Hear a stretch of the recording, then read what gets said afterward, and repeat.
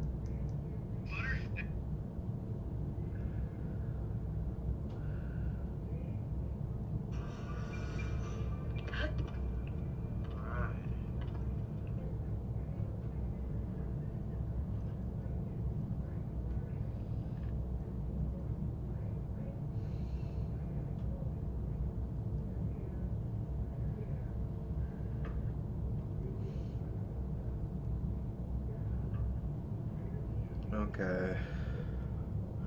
Well, chat's working again. I don't know what the fuck the problem was the first time.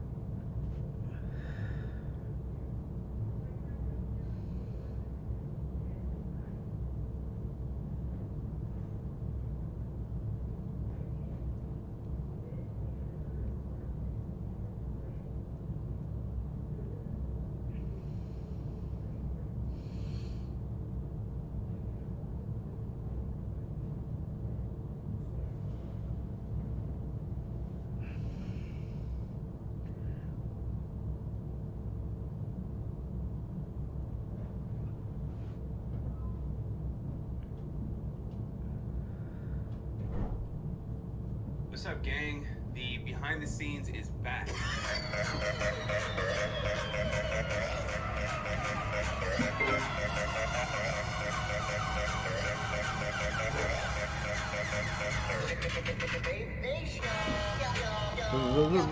Vape Nation. This behind the scenes, I want to include some footage from the Creator Clash because a lot of that footage has you guys in it. A lot of you beautiful people who came out to support me. I appreciate it so much. It means the world. Whether you support me in person or online, I assure you I would not have the courage to get in that ring if it wasn't for you guys. So thank you so much, truly. I tried to say hi to as many fans as I could, but oh, okay. See the issue they said, but try to say hello to as many people. I have to go back after the fight because they don't want us walking around. Okay, thank you guys. I really loved meeting you guys. It really meant a lot glad that you guys were there after the fight to support me and check on me. I felt so loved. I love you. I'm a prettier person. Okay, I'm getting the fuck out of here, dude. There's nothing there. Thank you for so much for like coming down to Maryville. I just stepped down from the balcony, but I had to say hi. I want to share with you guys a clip from my video I made on the Creator Clash on my own channel. Too lazy to reiterate it here, so here's the clip. I don't always have these thoughts anymore because it's been so long, but I get these sparks where it's like, holy shit, there's me and Lena, we met, we started dating, we were waiters for so long, you know, and before we got hired by Ethan, we were working shitty 9-to-5 jobs. Like, I don't know, like in that moment, you guys were all cheering for us. I feel like I saw, watching the footage back, I saw the 2 waiters being cheered on, and it was like, thank you guys for changing our lives. Yes, I'm sorry for letting you down by putting out such a short show. I really do appreciate you guys being there. Shit! I'm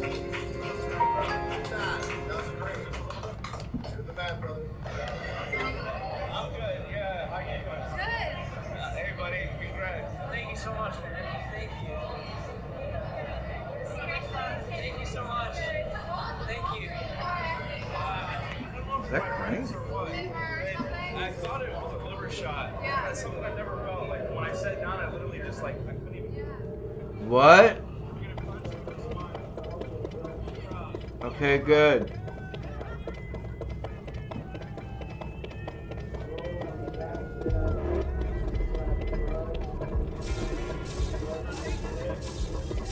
Okay. Oh. And then out.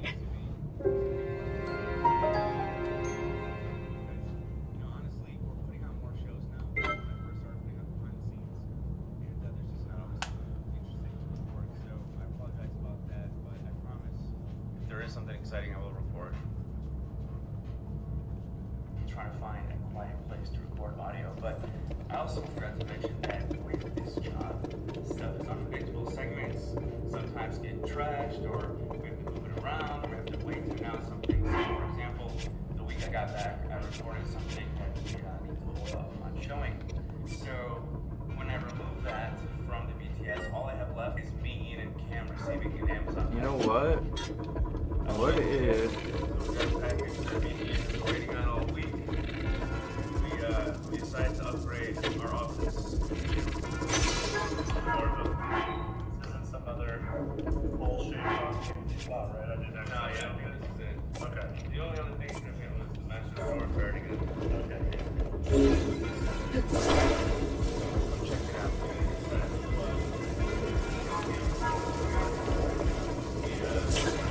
What? Bad boy.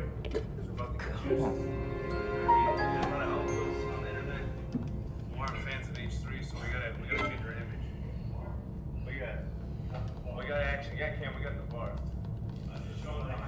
Is he gonna dress up as Link? Does he have the sleeve? This is like Jim Rat Excalibur. That's right. Alright. This is before. Look at us now. Pretty soon we're gonna look different. It's coming from William Bradley Martin. That's right. We're gonna have little shorts with our nuts out and everything, baby. Dude, we've been waiting all week. We just found out like the wrong size. This is a baby bar. We already have a baby bar. We're supposed to be men now. Bro, we can act like I was a baby bride. Send it to Kim Kardashian. This is a baby bar. Yeah, dude. Same shit. Same shit.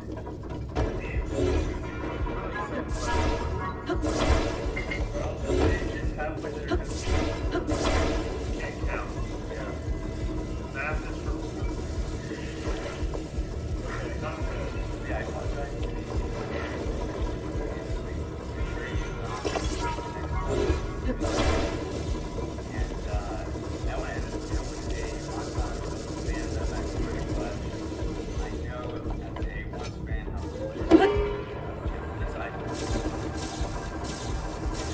Come on, no!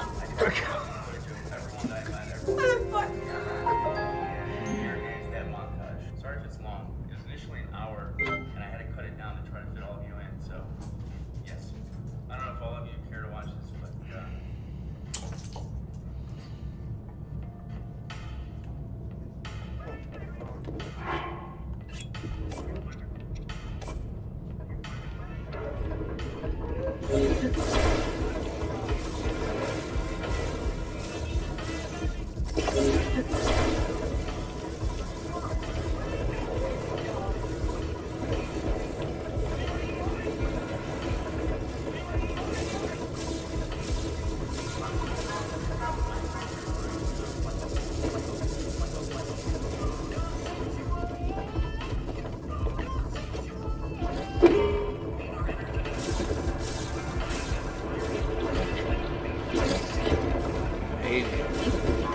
No, no, no, no.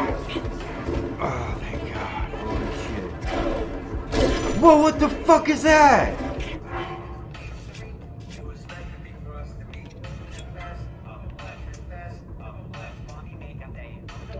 What?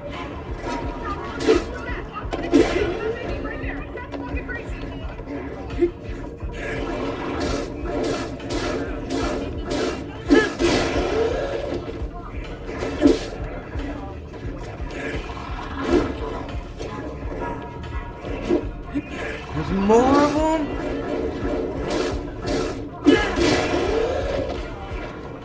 Oh no, dude, I'm fucked. And when they attack you, you lose your hearts. You can't get them back, so you can't heal. I guess my only choice is to run, because there's no way I can kill him.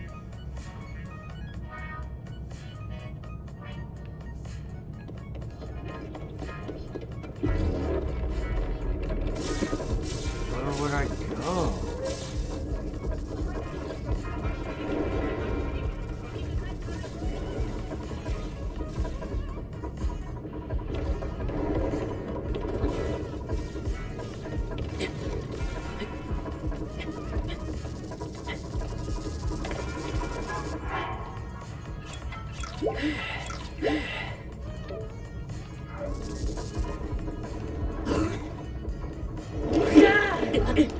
There they are. But there's nothing there.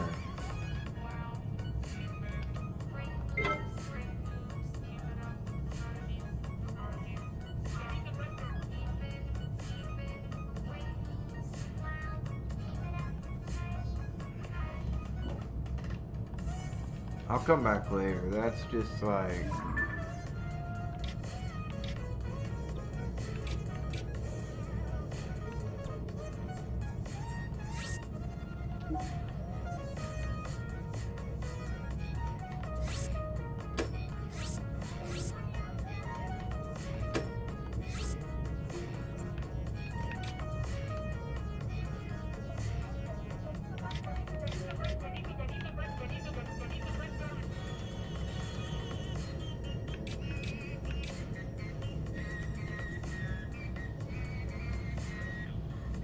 Wait.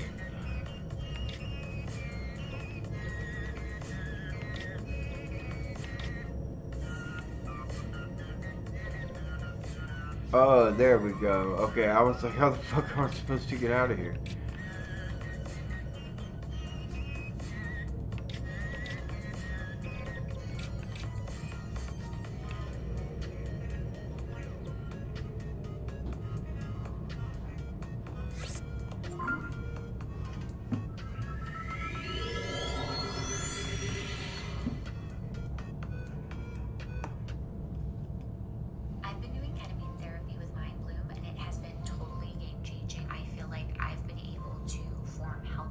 Donald Trump. You're here for Donald Trump. I'm here for Trump. He's back, folks. This is very controversial because CNN done did it again. They did it for us. Yeah. They want Donald Trump to be president. And, you know, it's content. Liberals Well, it's for CNN's town. What? Liberals can never, I'm learning about, I am learning that liberals can never win in these situations. Every time CNN's like, we're gonna get him. We're gonna bring him on CNN. No, we're gonna get him. I think they know. They know what they're doing. Okay. I think they know what they're doing. I think CNN's like, no, Trump is content. We want the ratings. We want him to be president again. Hall with former President Donald Trump. I'm Caitlin Collins. Tonight, President Trump is here as he embarks on a campaign unlike any other in the history of U.S. Where's my horse? I lost it. Please welcome the frontrunner for the Republican nomination, former President Donald Trump. There it is.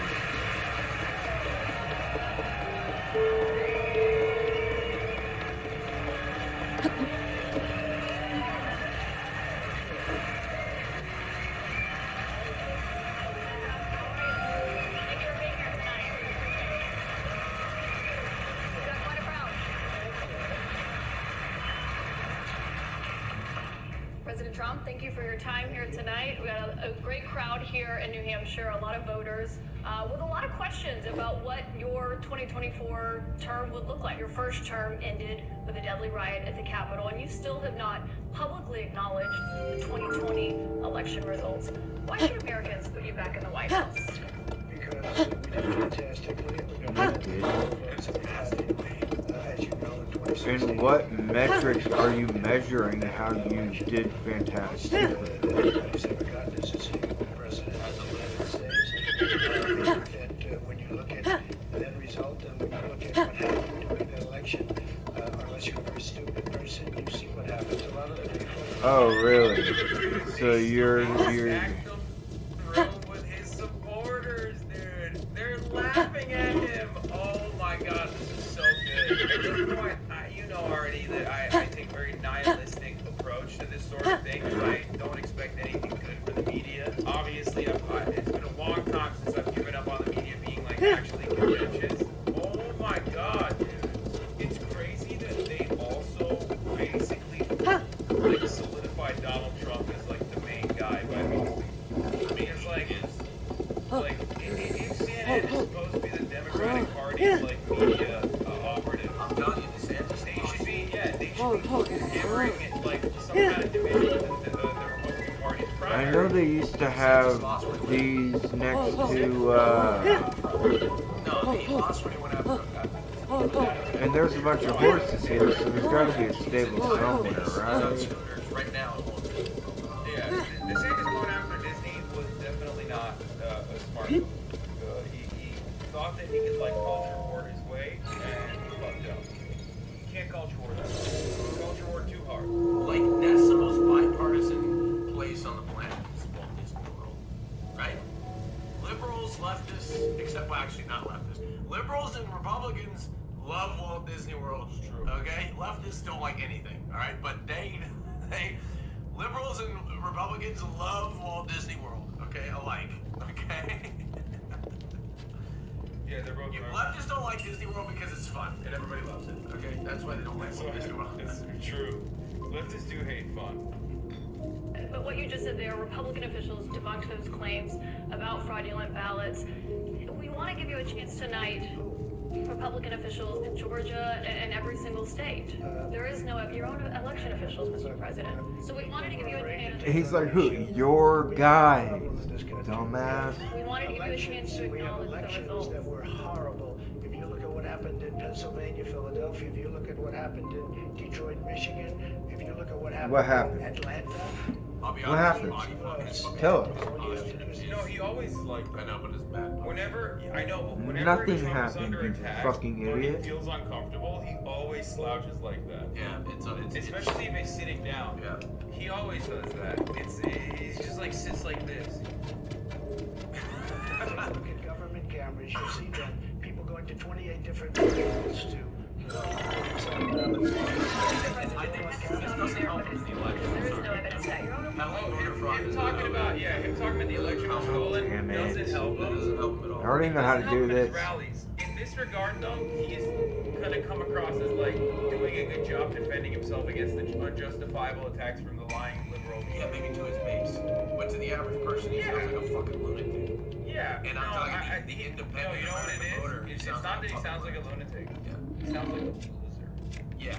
A He sounds sore like a sore loser. Everyone recognizes that, like, if you constantly talk about how hard you lost to Joe Biden, you automatically are making yourself look worse for no fucking reason. We have questions about the claims that you're making tonight from voters on this topic. I want to bring in Scott Dustin from Concord. He works in insurance litigation. He's an undeclared voter. That's what they call independents here in New Hampshire, as you know.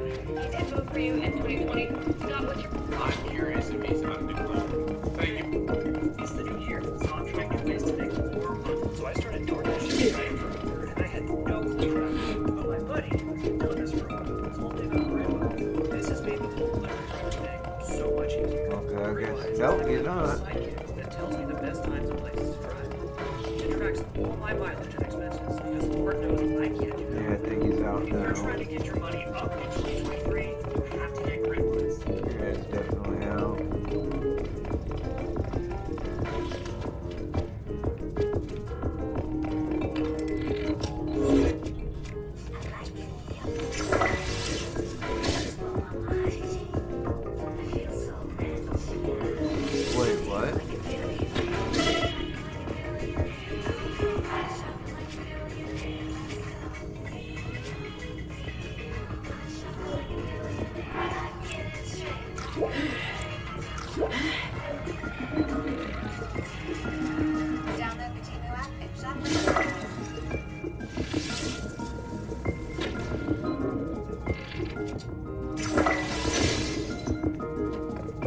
Jesus, dude, come on.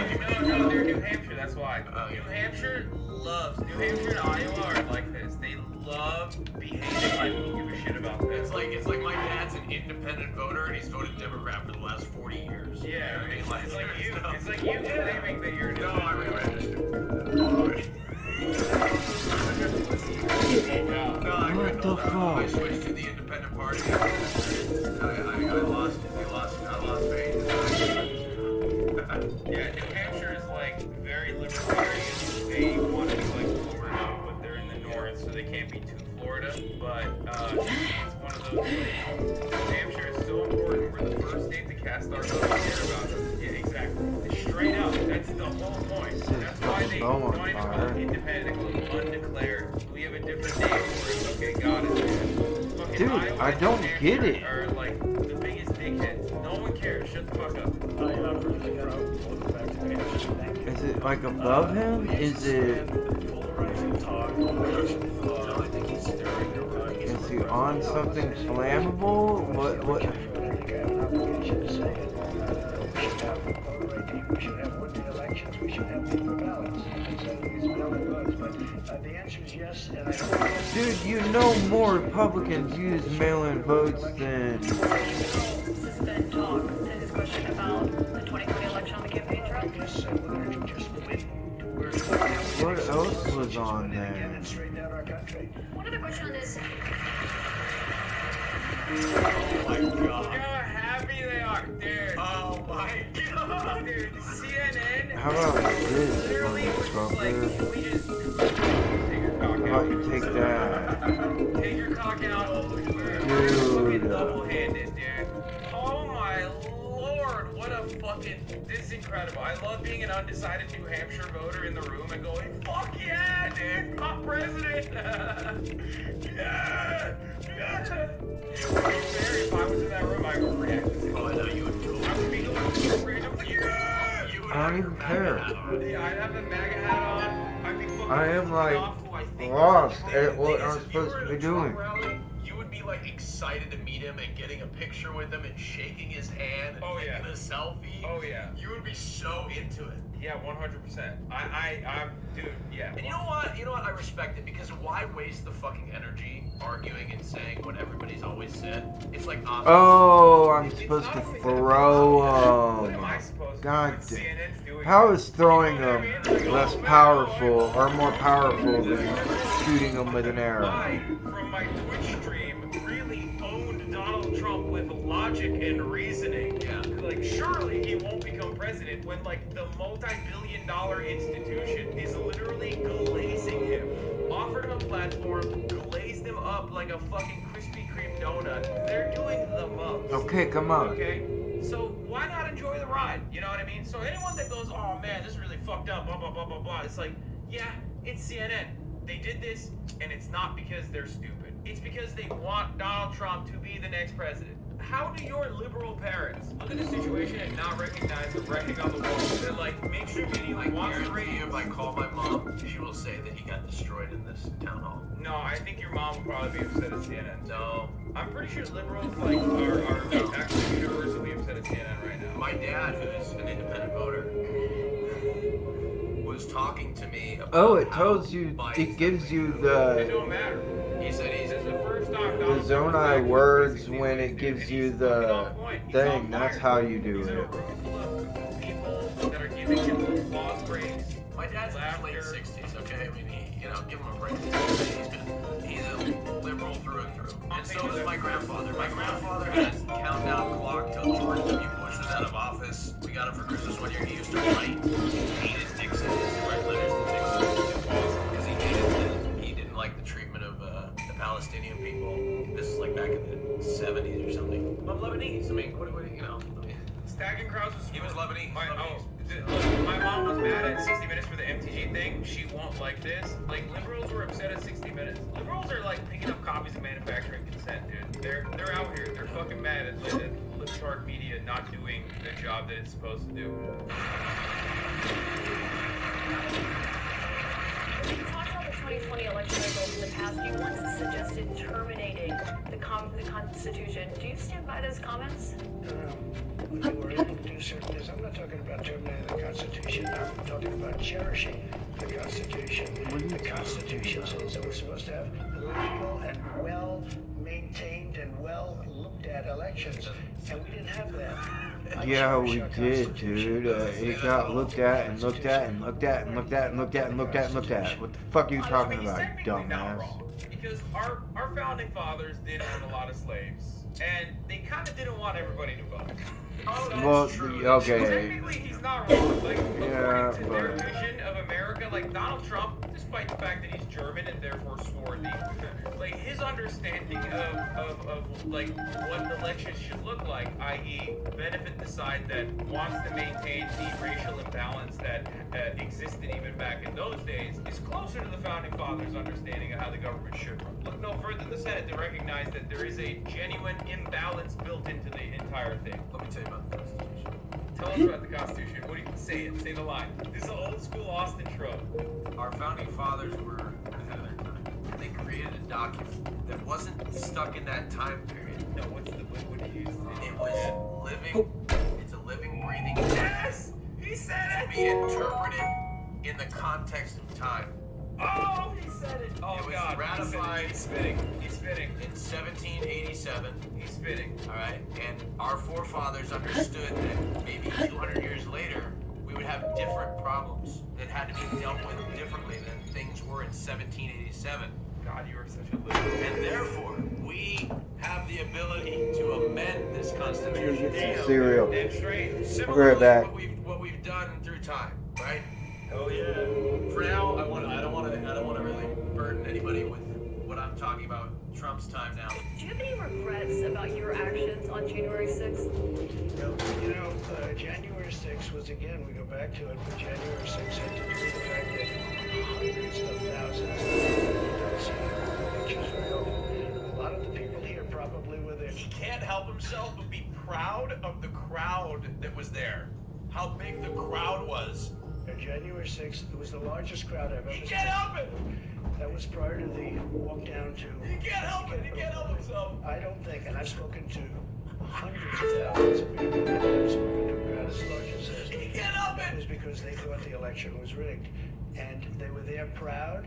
They were there with love in their heart. And it was unbelievable, and it was a beautiful day. Oh my What God. I was asked to do, I wasn't involved in it. Oh my I God. was asked to come in. Would I make a speech? I made a speech. I said, walk peacefully and patriotically, many different things. In fact, I brought a list of things. I don't want to bore the audience, but we can go sentence after sentence after sentence of Sorry. I can hear things you I said and things I yelling put out. like a hyena too. One of the big problems was that Nancy Pelosi, Crazy Nancy as I affectionately call her, Crazy Nancy Pelosi and the mayor of Washington were in charge, as you know, of security. And they They're did not in not do charge of their the National job. Guard. You're in charge of the They National are in Guard. charge. Well, I offered them National Guard. I said, we'll give you soldiers, we'll give you National Guard, we'll give you whatever you want. This is my favorite Trump argument, I think, or one of my favorite. There's so many good ones. It implies that Nancy Pelosi is responsible for the unrest that what also he simultaneously considers to be very peaceful. I don't understand it. Like, on the one hand, you started off by saying it was the largest crowd of peaceful Americans who love the United States of America, and then you immediately switch it around and say, and Nancy Pelosi is responsible for the unrest because she didn't want the National Guard to do what? To stop the unrest? Is that what you're saying? And also, he was the fucking president of the United States. Yeah, as someone said, it's like the Schrodinger's riot, where it wasn't a riot, but it was also a riot, but if it was a riot, it was because of Nancy Pelosi. Like, it doesn't make sense. He said Pelosi created a beautiful day. It's a compliment. True. It was a beautiful day, January 6th. Thankfully, Nancy Pelosi didn't want the National Guard there because it was a beautiful day, and it was not a riot. When they went to the Capitol and they were breaking into the Capitol, smashing windows, injuring police officers, why did it take you 3 hours to tell them to go home? I don't believe it did. Oh, let me pull it out. I have to pull it out.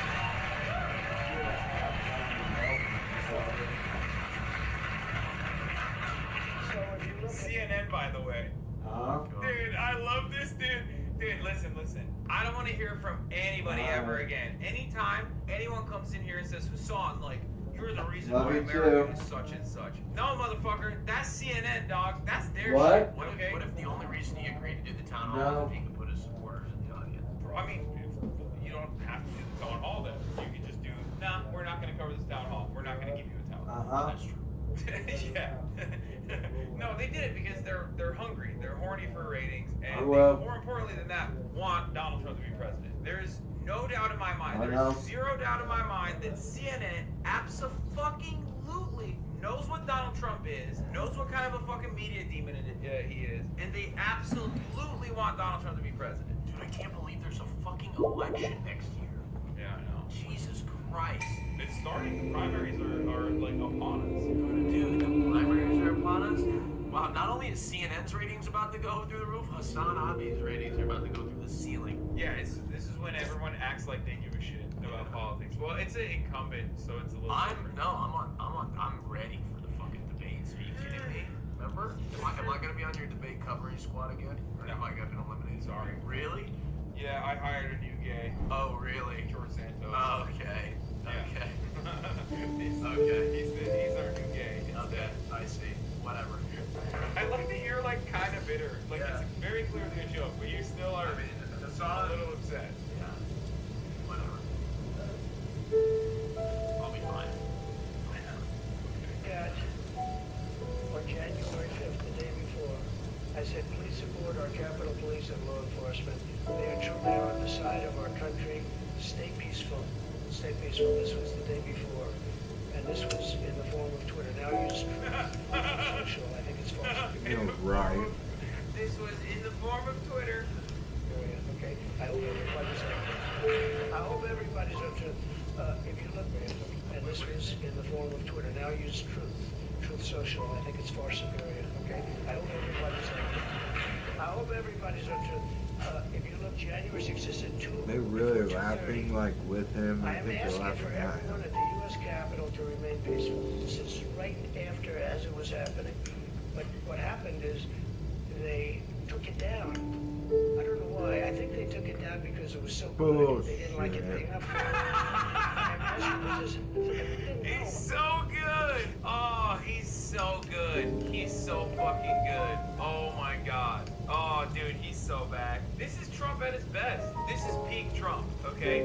Undefeated. It's just like, it doesn't get any better. He's out here. He's fucking quick on his feet. He's making jokes. He's shitting on the libs. He's owning them super hard. You could not have done a better job if you tried. Fox News couldn't prop up Donald Trump this way because Fox News doesn't have liberals. Because a principle of being a reactionary is reacting, right? You have to react to progress. Someone who is like supposedly a vector for progressive values. CNN putting up their Tucker Carlson writer Kate Collins to play that role so perfectly is incredible. Fox News having Donald Trump on to do his Fight 5, they do it every night. He goes on Sean Hannity sucks him off. He goes on Mark Levin sucks him off. He's getting his dick sucked by Fox News anchors all the time. Yeah, that's not that good. That doesn't get the job done. What gets the job done is when he's against a libtard that he is owning. This is literally better than what Fox News could ever put together. And CNN is playing the role Your perfectly. commentary is no different than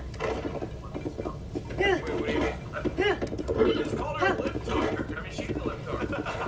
She's not. She's not even a libtard. She's like actually a conservative, which, I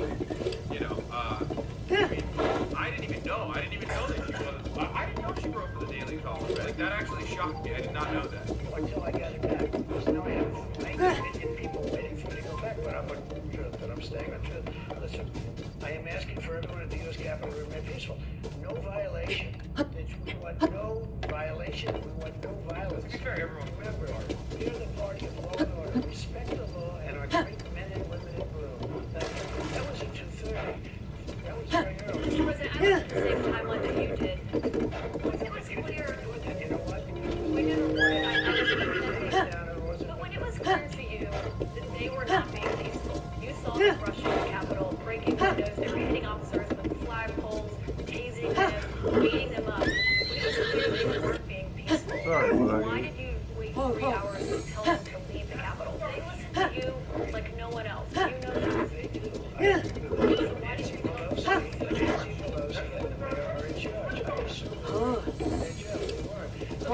Oh, what? No, bitch. You can't blame that on her, especially after all the shit you talked on her, motherfucker. What happened? The video. It came out months later after they had already tracked it down.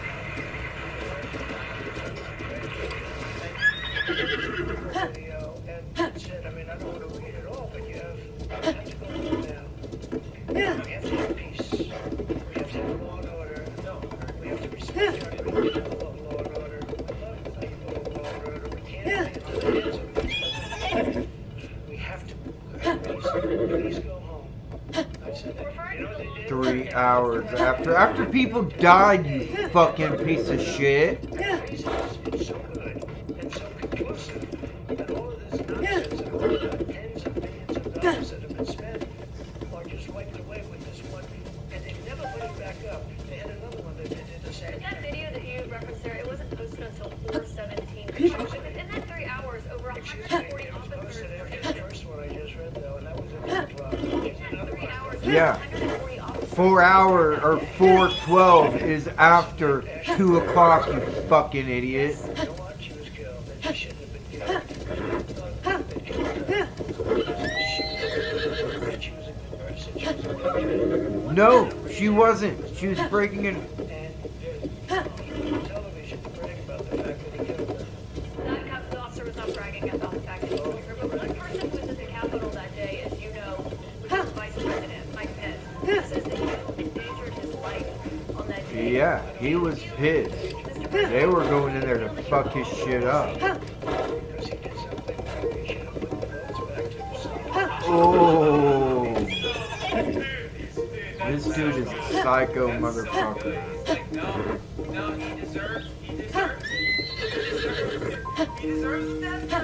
He should have done it. He should have stopped the process. He should have stopped the steal. It's a signature Trump in great content, but I also don't think it bodes well for him. No, I don't think it's good for his base. I know, but it's good for his owning a libtard. He's owning a libtard. I don't think this is good for him. I really don't. It doesn't It's matter. not He's good not for looking- him, he's not but looking his pathetic. base He will looks- love he seems it. strong. If anything, people are just probably gonna be like, yeah, whatever. He's just like he's petty, but he's just like pushing the same shit over and over again. Come on. See, I have some people agreeing with me in the chat. Okay, well I guess I'm wrong then. Yeah, you're absolutely wrong. I've never. This is not. Look again. Look, I called the last election. This is appealing to maybe 35%. Yeah, it's good base to have. Look, I'm not saying Donald Trump's gonna beat Joe Biden. Okay, Donald Trump lost to Joe Biden already, but that was also right at the heels of COVID, and not at the heels of like the sky high inflation, like real wage depression. That's the economy is a big issue for Biden. Yeah, so there's a lot of factors that are hurting throughout Biden right now. But also, one thing I will say is by all metrics, the Democrats should have been absolutely slaughtered in the election. Sure. But for some reason, an act of God, all the preconceived notions of what should happen based on statistics and what we understand should happen based on what's happening with the economy things seem to be different now.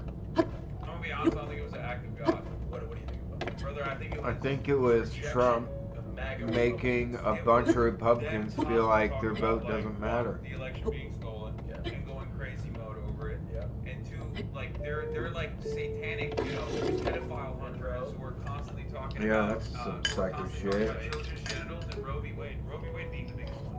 Yeah. Ironic because Donald Trump, if it was up to him, he would have tried to stop Roe v. Wade from getting eviscerated in the Supreme Court. Yeah. Like, he's fine putting the Supreme Court justices in that position, but if you were to ask him, Donald Trump, dead ass, straight up, do you think the Supreme Court justices should destroy Roe v. Wade, like in a private Yes. setting, obviously not in public? He would probably be like, what the fuck are you guys doing? Of course not, because it's always way better to dangle in front of the evangelical base as a carrot, not to actually give them that, because he knows how to read the room. So the Republicans kind of fucked him up. I don't think he could have stopped himself from saying absolutely. They're a victim of their own success. Different outcome.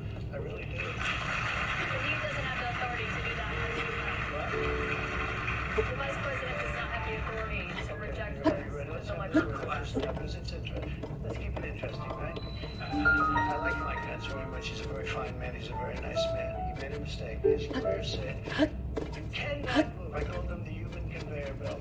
I said, even if the votes, I talked to his lawyer, even if the votes are absolutely fraudulent, he can't, yes sir, he can't circumvent. And the Democrats played it, and the rhinos played it.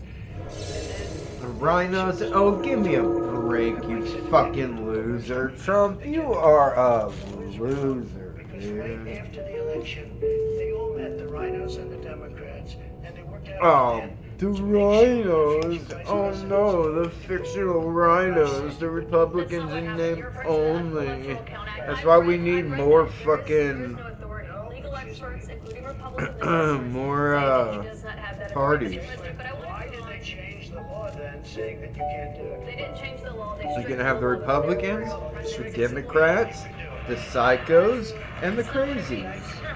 And they're the ones on the far end of either one of those. So, you think that doesn't look strong to independents? And then the Republicans and Democrats will keep most of the seats because the others are psycho and crazy, and of course some psycho and crazy people will make it. Now they're talking about something But entirely unrelated, even though it's totally related. They're talking about like minutia. the crazy, the ones that are crazy, super hardcore left probably won't mess too much up. No, I agree with you. And there won't be enough left of the I will be charitable. crazy right wings. He's winning talking points for no fucking They won't have reason. enough What you're power. supposed to do is They'll lock him just in be to really the main point of crazy. contention, which is No one like, will probably you sound vote like a for sore him. loser. Make him sound like a sore loser. Now he is unnecessarily Which winning means talking that, points that against everything his will probably be interlocutor, more who is a conservative if that well-spoken happens, and, but at least, like, kind even of though it's more liberal conservative, the presenting, conservativeness is Mr. less President, one of the conservative and less people crazy. who was convicted was a former policeman, but he was convicted of attacking a police officer. I should know. But when you said you are considering pardoning a large portion of those charged with crimes on January 6th, does that include the 4 Proud Boys members who were charged and convicted of seditious conspiracy? I don't know. I'd have to look at their case, but I will say, in Washington, D.C., you cannot get a fair trial. You cannot. Just like if Oh, shut up, Trump.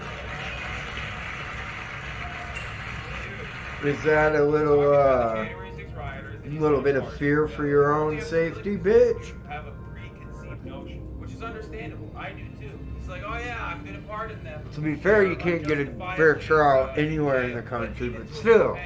If they look at like, the BLM riots, which, the media definitely fucking hammered on a similar narrative to Donald Trump, making it seem like, especially the local media, made it seem like riots were out of control, they were everywhere, they were left, they were right, and, local business owners were getting murdered by these scary black people, right? He's saying, without actually saying, January 6th they did something right, they should not go to prison sentence. He's basically just saying, what about it? He's basically saying, like, well, the BLM Antifa thugs never got any. It's not even true about it. There were plenty of people that went to jail and took lengthy prison sentences during the Black Lives Matter protests, right? So it's not even true, but what media perception of media coverage of this matter is that these people did not get any whatsoever. He's just hyper-focusing on the double standard. People love to see hypocrisy. Oh my god, they love hypocrisy among things. Like, he's doing a very good job of deflecting away from the main points of contention and conducting himself in a way that he did exactly like he did in 2016. In 2016, he probably watched Donald Trump. This guy's he's goofball, he's crazy, he's got his mind. Now, he's doing the exact same shit he did in 2016. Now, of course, there are major disadvantages that Donald Trump has right now. I saw your eyes. Okay, that's what I do when I think. Okay, well, one major problem is that Donald Trump is been president. We know what that looks like. It wasn't great. So much so that, like, people literally didn't vote for him. They voted either to stay home or they voted for Joe Biden. A lot of people voted for Trump. A lot more people voted for Joe Biden. So he lost already. You know what he did? That's a huge hurdle that he can clear. And unless he, like, shakes it up and, like, finds something new, rehashing these old conversations and ultimately owning the right way of ideas might not actually take him over. So there is a light at the end of the tunnel there. So fear not. However, having said that, this certainly is improving his chance. If anything, for no reason, as a voter, as an independent voter, I look at this and I say, you know, before he talked, you know, maybe I could see, you know, maybe Trump wasn't so bad. He's now reminding me of all the reasons why he's fucking crazy. Yeah, but you're a Democrat. You're a lifelong independent voter. You're a lifelong Democrat. You're an independent like these guys are independents. Well, yeah, you guys are both independents. I'm an independent American voter, and I'm saying, no, but even as a liberal, even as a Democrat, lifelong Democrat, over the time that's gone on, I more have seen Trump as like, oh, he's a jokester. You know what I mean? Like as time has now, I'm all reminded of all the fucking bad shit, craziness motherfucker is. Good. You're a libtard. So, Well, look, I think that will stand true with the American people. the real point here is, will it actually move the needle for him in a significant way with independent voters, which tended to favor the Democratic Party in the midterm elections? At a time when the economy was worse than it is now, because inflation has moved down a little bit, we have that soft landing. It may be. You know what I mean? It just entirely depends on what happens to the economy in the upcoming year and a half. But having said that, Donald Trump has a lot of negatives now working against him. He is very much a part of the system, so it's a little bit harder for him. The presidency, you don't need to be a candidate that came out of nowhere. That you should, you know, Fighting against the establishment, they drained the swamp, he became the swamp. He was fighting for. He is the establishment. Yeah. And he was like the underdog, the outsider. He's no longer the outsider, which is what he struggled with in 2020. Yeah, people were willing to you know, battle, especially against Hillary Clinton, who is the face of this rigid establishment. I actually think Hillary Clinton would have a better shot in the second time. Oh my God! Don't put that out. Don't put that out there. Do not put that out there, Austin. She will hear this and she will run. All I'm saying. Oh my God! Oh no! All I'm saying is, We're done, boys. It's over. It's over. all I'm saying. Trump is the next president. No.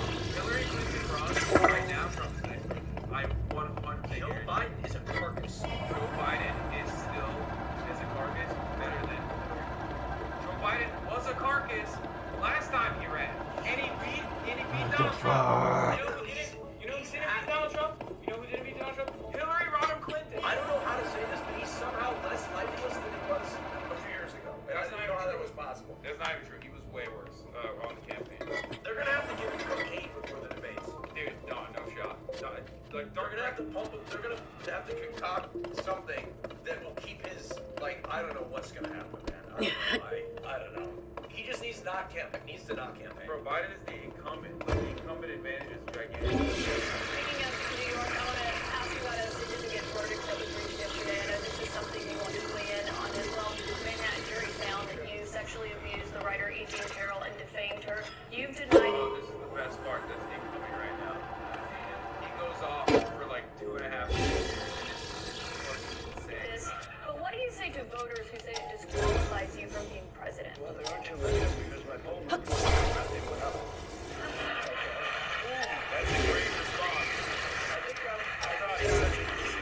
I'm the only person in history who had a charge like that. Usually, if you leave office, you say, I'm sorry, but I'm going back home. I'm back home to my family, and I'm going to be resigning. The poll numbers went up, and they went up with the other fake charge, too. Because what's happening is they're doing this for election interference. This woman, I don't know her. I never met her. I have no idea who she is. Yeah, because she was a one-night stand that you fucking... John Johnson, he was a newscaster, very nice man. She called him an ape. He happens to be African American. Called him an ape. The judge wouldn't allow us to put that in. Her dog, or her cat, was named Virginia. The judge wouldn't allow to put that in. All those things. But with her, they could put in anything. Access This is Hollywood. a jury of 9 people who found you liable for sexual abuse. Do you think that that will deter women from voting for you? No, I don't think so. Her cat. No. Her cat's name is Vagina. Why?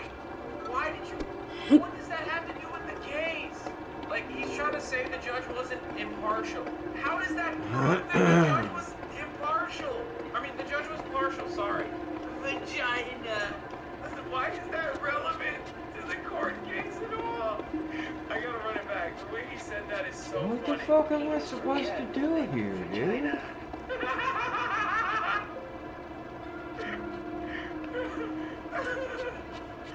Her cat was named Vagina. Why is that a part of the why? Why why did you bring that up? Why is that even in any way, shape, or form relevant to this conversation? Or why is that in any shape or form relevant to the court case? Of course they didn't say what that is. Because it's so irrelevant. I don't know, maybe I'm crazy. Just so you understand, ready? I never met this woman. I never saw this woman. I met her in the front door of Bergdorf Goodman. I was immediately attracted to her. She was immediately attracted to me. And we had this great chemistry. We were walking into a travel apartment, so we had this great chemistry. And a few Whoa, minutes later, weirdo, in dude. a room, a dressing room, Bergdorf Goodman, right near the cash register. She found that there were locks on the door, so she said, I found one that was open. She found one. She learned this at trial. She found one that was open. What kind of a woman meets somebody? Oh, I need my... Peggy in a dressing room out there. I don't know if she was married then or not. John Johnson, I feel sorry for you, John Johnson. Mr. President, can I need a thing first. I need my I wish deal. Austin was here for this. Austin! What the fuck? Are you okay? Okay, well you're missing really good parts, right? He's cooking, dude. This is a man who is liable to pay $5 million in a defamation suit that found him liable of sexual abuse. And he's over here completely reframing the narrative in an albeit humorous way. Is he defaming her right now? Yeah. While also doing the thing that he just lost the court case. It's crazy. You cannot sit here and tell me that he's not doing a good job on this. 大地を照らすとき守りの魂が肉体を得て蘇り再びこの地を席巻する I have no idea who this woman. This is a fake story. Okay, he's swearing on Tiffany. You know in his mind, he's like, I swear on my children, only Tiffany, not Ivanka. Tiffany can go. Made up story. We had a horrible Clinton appointed judge. He was horrible. He allowed her to put everything in. He allowed us to put nothing in. Mr. This is President, a you're fake recounting your version of story. events here right now to the audience. You referenced the trial. You did not go to the trial and actually That's right. testify. Do you wish that you had No, testified? it wouldn't have made a difference. This is a ring. Sorry, Hassan, you love Trump, but normal people gonna find him disgusting talking like that? Oh yeah, totally. Remember when normal people found him disgusting because he said, when you're famous, you can just, they'll let you do it, you can grab him by the pussy. Yeah. Remember that? Or when he said, like, Mexicans are rapists, normal people would find him disgusting. And then, of course, he lost to Hillary Clinton because normal people found him disgusting and they thought Hillary Clinton will win, surely. And then she won, and then she was the first female president of America, and the glass ceiling was broken. Oh yeah, that didn't happen. Because normal people don't give a fuck. Yeah, I mean, but like, why? I think we should run her again. Oh my god. Oh yeah, that's right. I had to leave it way behind somewhere. Hey, there's those. I think she would. Don't admit she would. I think Michelle Obama would stand a decent chance, but the problem. See, I'm being honest. Guys, you guys hate it out. Because Trump is not strong. The problem is Michelle Obama is still a relatively known entity, and you think that she would galvanize the liberal base, which is true, she would. But independents that voted for Donald Trump hated Barack Obama and went and voted for Donald Trump. And Michelle Obama is only a continuation of Barack Obama. What, dude? Don't make me slip down that shit. That's bullshit. Yes. Yes. The Obama. Okay, now let me tell you. The United States of America, you cannot win a larger voter base with positive campaign. You have to just make sure your opposition puts forward a shittier candidate and you press two people. Stop. We're not Trump, okay? Michelle Obama. I think she would.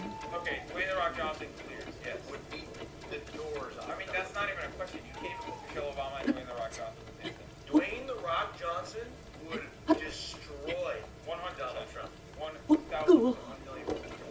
I agree. He would destroy the Rock as president of the United States. Yes, The Rock would absolutely clear Trump, Joe Biden, most presidents. And a third one, after a car crash, the lawyer you choose may be the most important decision you've ever made.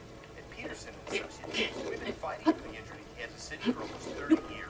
We've collected over $500 million for our clients. Peterson & Associates, when you're injured, Horse. results matter. There it is. Trump, Joe Biden, Oh, horse. And a third one was thrown in the ring. Last one. Very cool. Okay, now you're just doing idiocracy. You're just okay, dude. I mean, come on, dude. That's no. That's ridiculous. I can't believe you just said that.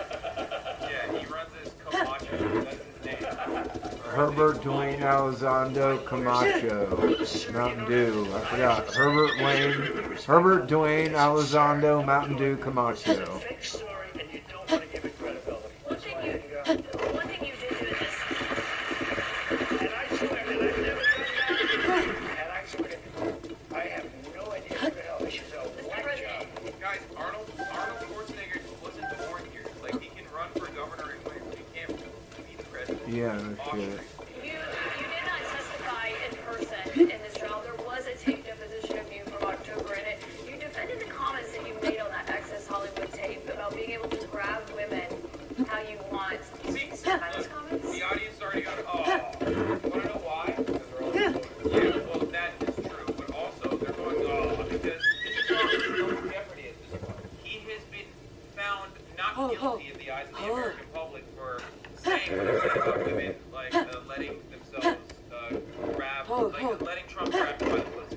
Because you became president after that. So like rehashing that over and over again is so fucking stupid. It's fine, I get why you feel shit about that. I totally do. But like, you're not making a good point at that point. Like if your job is to like belittle him, humiliate him, call him into account, then do a better job because no one gives a shit about that. They voted for him. They voted for him after the fact. It's been years and years. How is it any different than Trump constantly crying about Hillary Clinton, which he stopped doing, by the way? He doesn't do that anymore. Have you noticed? Well, yeah, crooked Hillary. But they try to apply the same things that they attacks on Hillary that they do on Biden. Okay, I gotta add 2 points here. One, I don't think Donald Trump is gonna win unless CNN keeps doing this shit. Because, oh my lord, I think Donald Trump has a shot at victory if CNN and mainstream media keep covering him this way. It's like CNN recognized that Trump's chances are shitty, and they were like, oh, we gotta fucking help him out. It's crazy. This is what I think Trump is doing. But I think he's well, you don't think the Indian dude is A balloon or an island? or DeSantis? DeSantis not even shit. He's not even running. Wait, he's not? Well, he hasn't announced it, and I don't think he will. He gets suicide, right? Because then he gets dragged through a primary, he becomes less likable.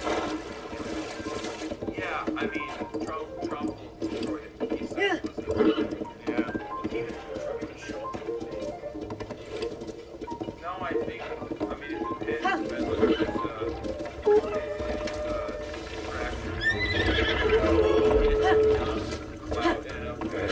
this, and they forced Donald Trump into the debate. And Fox News, I think, whoever the fuck it is, they're going to go up against Donald Trump. Because, like, at least for the primaries, they would want that to happen. Hey, my horn. Hey, bitch. Now, I want you to meet Julie Miles, a registered nurse from Merrimack. She's a Republican for you in 2020. Julie, what's your question for the president? Thank you, Mr. President. I appreciate you answering this question today. How do you plan to appeal to women voters in New Hampshire who are concerned about the Dobbs decision and how states may change their laws? It's such a great question, and it was such a good victory, and starting to understand it now. You know that they wanted to bring it back to the states, but that was probably the least important part of that victory. Getting rid of Roe v. Wade was an incredible thing for pro-life because it gave pro-life something to negotiate with. Pro-life had absolutely nothing being stuck in Roe v. Wade to negotiate with. And now what's happening, I see it all over. Deals are being made, deals are going to be made, and look, everybody that was president wanted to get rid and tried to get rid of Roe v. Wade. You mean 50 years to go. I agree with that. Here's about it. Abortions are at an all-time high in popularity. The women's right, women's body. This is perhaps the most important question of the town hall, and he's currently flubbing it. Because normally he avoids this. Women's bodily autonomy is incredibly popular. Normally he fucking avoids it. In states like Kentucky, right? Kentucky, they do the right. They do. To women's body. Yes. It's not popular anymore. It's never been popular. But it was always liability. Sorry, once horse, they I'm taking actually that acted on it. That is literally the If reason I can why get was him like in the "There's no last way game. they'll actually repeal Roe v. Wade. That's crazy. Like, there's no fucking way. The reason why I always said that was because, like, it is so stupid. It is such a major misstep. Like, it blows my fucking mind. Why I'm shocked. Because Donald Trump usually is not this, like, open and shut, not this cut and dry. He's way more shifty and he's way more dodgy. He's still trying to dodge it, if you notice. It's like, well, you know, it's good because now we can negotiate. Now we can negotiate. That's how quick it is. He also said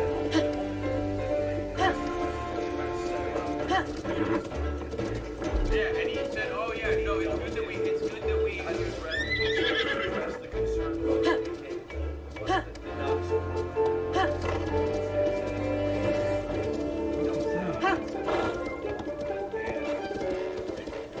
Look, this is the truth. Donald Trump knows it.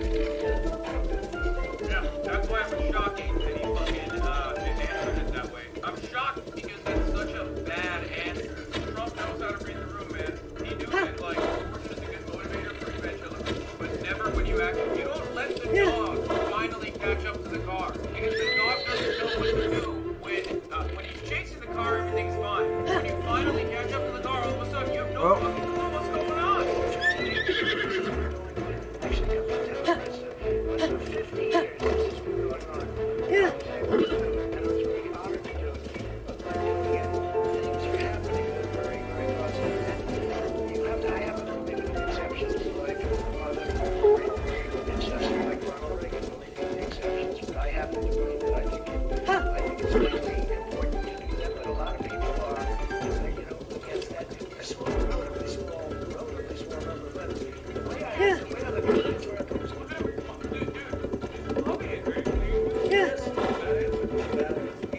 He's behaving like a Democrat right now. He's trying to reposition his stance. Abortion is murder. Now it's like, well, you know, there's some exceptions. And you know, some people are against it. I don't know. It's a small group of people are against the exception. Come on, let me up.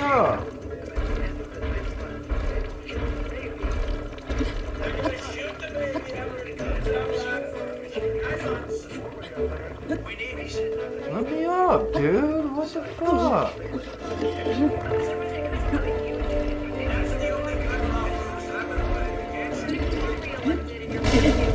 And you get legislation to your desk to sign a federal abortion ban into law. What I'll do is negotiate so that people are happy. No, you won't. As I said this, That is a lie. I want to do what's right, and we want to do what's right for everybody. What's right? But now, for the first time, What's right? people that are pro-life have negotiating capability, because you didn't have it before. They killed the baby in the ninth month or after the baby was born.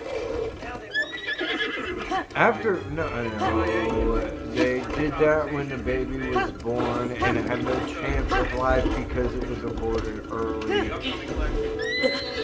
Until people basically normalize that kind of like violence against women, and there's still It was born technically alive, but with no way to survive. It's not like they were killing born babies. What the fuck? You lying bastard. why they are forced to triangulate again and figure out exactly how to mess it up. So Trump's shitty ass fucking solution to that problem was to say, oh, I eviscerated abortion protections in this country so that the eventually have a say in the process. Well, then he's also saying, he's asking him a direct question if he's going to codify it into law. He just got done saying it's a great victory for pro-life, yada, yada, yada. I don't know what I'm going to do. We'll see what happens. You know what I mean? You don't know if he's failing. This may be a way for him to downplay it. Yeah, no, I don't think it's successful messaging. Trump is simple. He's a simple man. He knows his audience are a bunch of fucking baboons, okay? They're a bunch of cackling hyenas. He just gives them meat, okay? He says yes, no, wrong, lock her up, build the wall. Trump doesn't say, well, you know, there's exceptions to the pregnancy of the mother and the viability of the womb and the 8 months and the 9 months and we're really getting negotiation tactics now for the pro-life movement. Like, no, he doesn't do that shit. He's doing it now because he's forced to. That is incredibly weak for perhaps one of the most important issues of this election. It's like, that's unacceptable. You can have like all the E.G. Carroll, like, I called her cat a vagina. Oh, all that stuff all day, every day. But ultimately, elections are for adults. Elections are for suburban, upper middle class, white moms and dads. Okay, those are the guys who vote. And those guys are very pissed off that the sweatiest, most psychotic losers in the Republican Party have been able to get this massive electoral victory without an election, okay, by way of the Supreme Court, by weaponizing these like elected people that they are not elected, sorry, appointed people. They're pissed off because it harms them, it harms their daughters, it harms their sons, who might accidentally knock someone up. Americans get abortions, Republicans get abortions. The fact that you criminalize the process and continue pushing to criminalize it and to codify that criminalization is a really fucking bad idea, which is why I thought Trump would move away from that immediately. And here he is trying to basically say, oh, no, this is for normalcy, this is for reason, so that we can actually find a reasonable middle ground for abortion. Nobody wants that shit, dog. No fucking way. You're not Hillary Clinton, okay? No one in your party is voting for you because you are going to be the moderation guy. You're going to be the triangulation guy. You're going to be the guy who, like, is, focus grouping every kind of, That's what's fair for the country, but the fact that I was able to terminate Roe v. Wade after 50 years of trying, they worked for 50 years. I've never seen anything like it. They worked, and I was so honored to have done it. We are in a very good negotiating position right now, only because of what I was. If it's a good thing, why are you talking about the triangulation? If it's a good thing, why are you talking about 3 months, 6 months, 4 months, 8 months? If it's a good thing, why are you owning it? You're owning it on the one side of your mouth, and then you're disowning it on the other side of your mouth by moving the goalposts away, shifting everyone's attention away from basically owning it. If it's that fucking good, why do you keep saying, well, it's great for negotiations? Motherfucker, what negotiations? You won. You took the dub. In this situation, if you truly were on board with the action, you would say, we took the dub. We saved lives. President Trump would like to meet Jennifer Simmons. She is a stay-at-home mom and former town selectman from Wyndham. She's a Republican and she voted for you in 2020. Jennifer, what's your question? Good evening, Mr. President. Title 42 is expected to expire tomorrow. Our southern border and now our northern border are experiencing record migration. She lives in New Hampshire. You don't understand. She lives in New Hampshire. No, you don't understand. They're under attack, dude. She lives in New Hampshire. Hey, you little fucking bitch.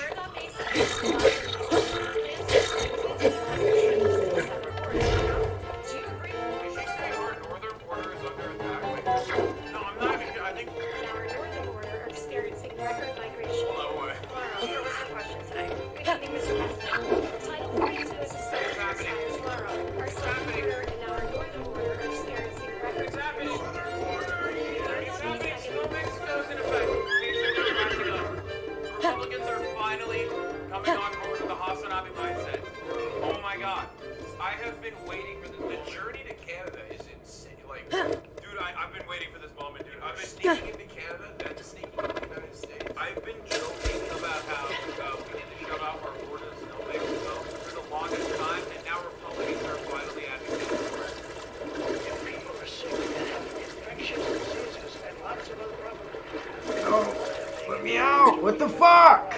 Right now, we have problems like we've never had in the history of our country. Mr. President, the reason it's ending is because the health policy, the COVID-era pandemic emergency is coming to an end. That's what Title 42 was. You put it in place because of COVID. When it comes to big questions about what for immigration... I love that, like, that was even ever a point of contention. Like, this was a serious health policy from the guy who just said COVID is fake over and over again. Yeah. I mean, I guess everyone already kind of knew, so it doesn't really matter, but it does feel kind of interesting to watch Donald Trump and even the Brandon administration, like, openly fucking uphold Title 42 as a mechanism of, like, immigration control to stop people who have both the legal and moral right to seek asylum in this country. These are asylum seekers that are not allowed inside of U.S. borders, specifically because of some bullshit fucking CDC rule. Some of your Republican rivals have criticized you for not fulfilling the promises that you made on the campaign trail, like finishing the border wall. So how do voters know that you... CNN is insane, bro. She just said you lied and didn't finish the border wall. That's hilarious. That's an insane thing to hear from CNN. Well, I'm curious what he said. We'd get those done if you're reelected. I did finish the wall. I built the wall.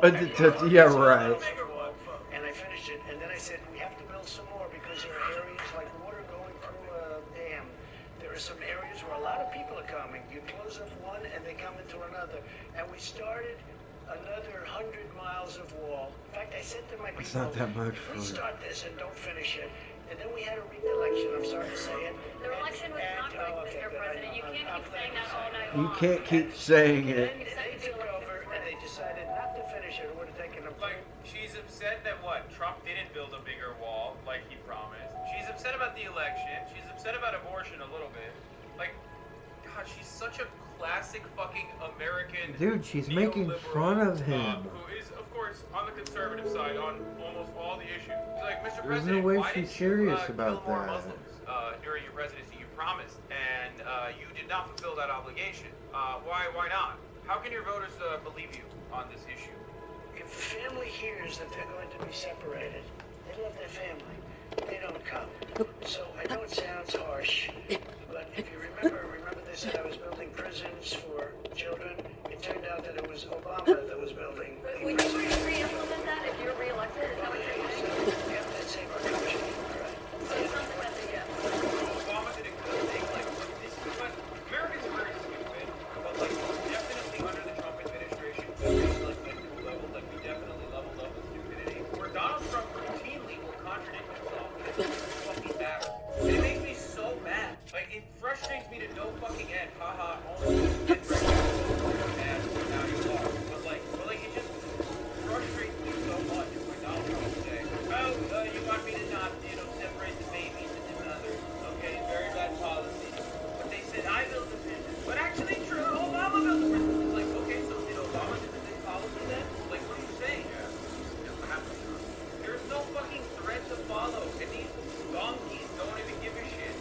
Brings me back to the original point about the donkeys. Because the donkeys don't give a shit. And they're just like responding to shapes, colors, and like. What the fuck? When you try to get a gotcha on Donald Trump by being like, he didn't build a wall. What's up with that? That's never gonna work on no independent voter is gonna be like, oh yeah, that's right. I guess maybe I don't want to vote for it. And no fucking Republican gives a shit about that anyway, because they don't think Donald Trump is ever wrong. So who are you trying to win in that? You know what I mean? There's no reason to bring stuff like that up. Like, oh, Mr. President, you just got back here. What you're doing, you look like a nerd. And in this regard, you kind of look like a nerd who really wanted the wall to be built, never was disappointed that it didn't, that it didn't get built. Look at New York City. Look what's happening. They're living in Central Park in New York City. The city is being swamped. Los Angeles is being swamped. Iowa is being swamped. Our whole country is destroyed. Millions of people are coming into our country. Iowa? Yeah, nobody lives there, so shit, like, who's gonna fact check it, you know what I mean? Iowa? Well, they don't even have internet. People in Iowa would have did their windows. Yeah, it's just porn. They're like, Mexican corn. Okay. And you know what the number is going to be? In my opinion, you're not going to be a million anymore. I think it's going to be 15 million people. And it's people, they have no idea where they come from. They come from 129 different countries. I want to get to another voter. Caitlin Boissonneau is a student here at St. Anselm College. She's a Republican. This will be the first election that she has voted in. What's her question for President Caitlin? Hello, President Trump. Thank you so much for coming. The current administration has made it clear that we should continue to provide military Oh no! so that they can defend themselves. Do you support this decision?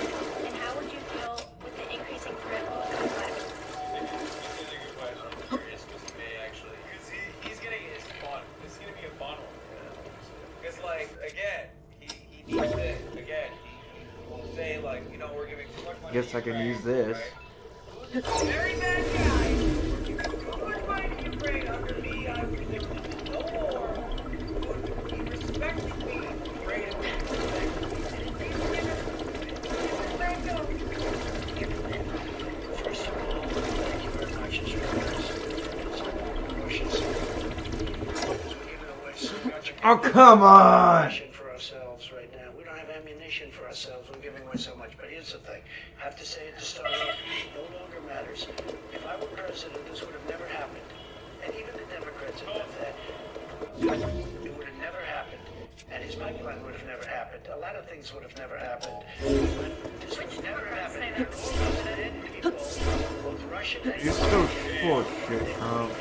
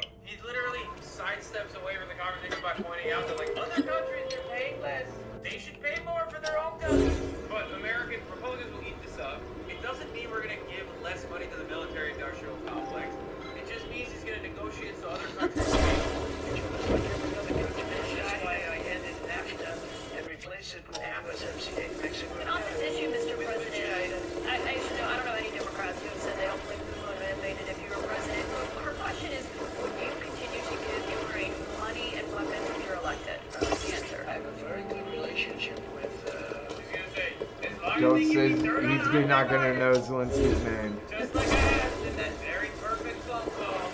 President Zelensky, because as you know, he backed up before the impeachment hoax number one, when he said the president didn't do anything wrong. So I have to like him. So I have to like him. Dude, it's so funny.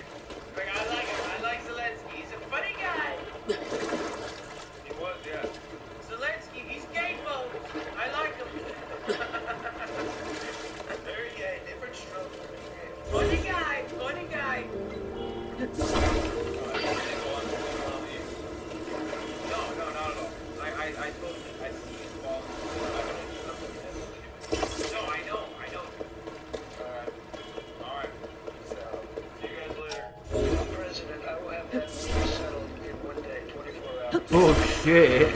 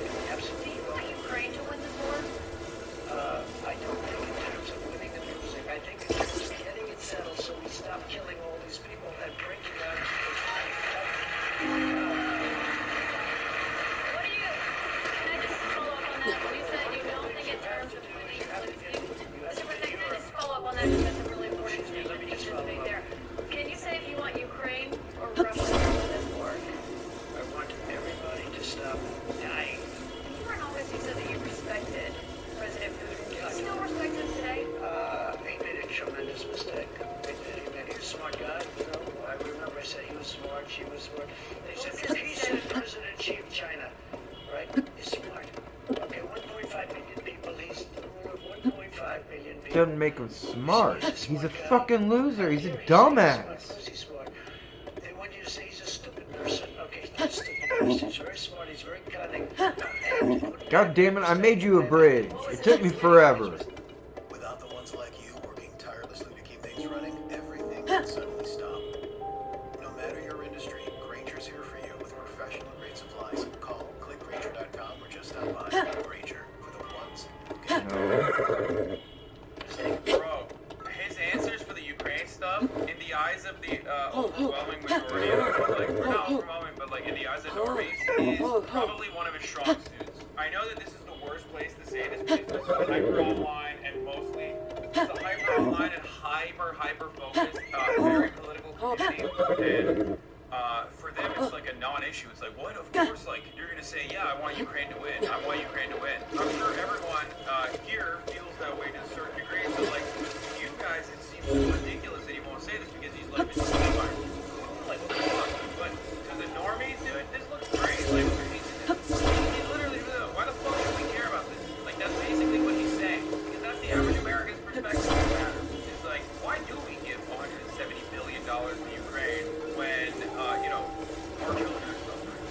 gotta be kidding me. Horse. Propaganda that's been running for years, dude. No, you don't have to be pro-Russia. You just have to not give a shit.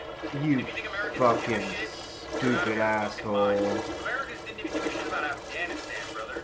Are you crazy? After like Horse, I 5 years, hate even you. the Afghan war, they were like, ah, fucking I'm, what do we do? but I've been working so hard to keep you. Really think that Americans who don't even give a shit about their own wars give a shit about Ukrainians fighting against Russians who are invading their country? Get the fuck out of here! If you asked the normie if they wanted Osama bin Laden to win, it wouldn't be I don't care. Yes. But if you ask normies, why the fuck is America in Iraq? They would say, I don't know. Yeah, it's expensive, it's costly, people are dying, it's kind of stupid. If you think they asked the average fucking person.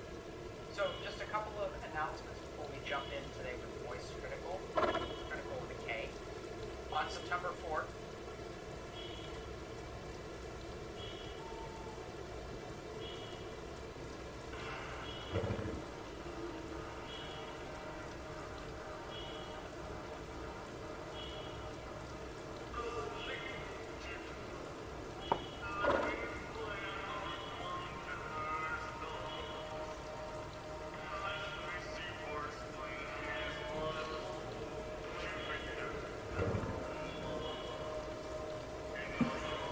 This is such a good opening, holy shit. Let's say we play the whole thing.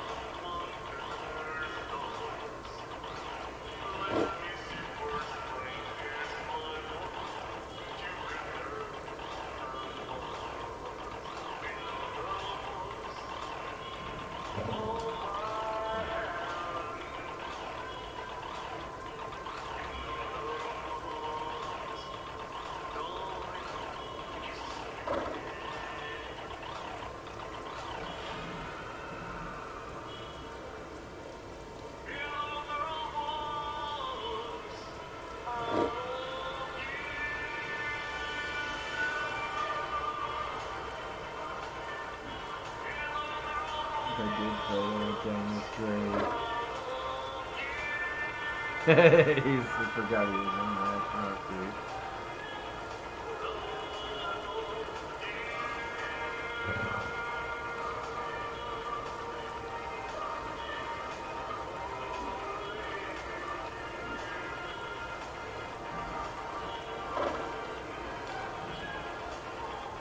Wait, that's their one for leftovers. Now that's how you start a podcast. Thank you to Bees from Space. I'll tell you what, man, there ain't no way to get hyped up. That, oh, it went my way? People think they're 4K. Okay, I'm into this one. A new Bees from Space. They're deciding that this is the way that they're going to express like who they really are. This is what they're gonna do. What do you need to have to be attracted to women? No, I wouldn't say so. Right. Jimmy, I love Jimmy. Yeah, I don't think I'm just naturally attracted to women. Right. So do I need to connect the dots or you got it? Jimmy. Sweet, sweet Jimmy Lee.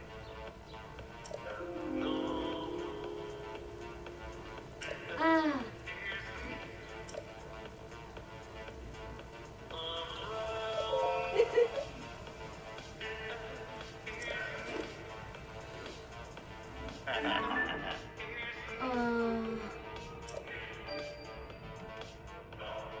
Yo. You need to have humility. I have more humility than you do. Do you see what That's you such just a said? hypocritical thing to say. You literally just did it.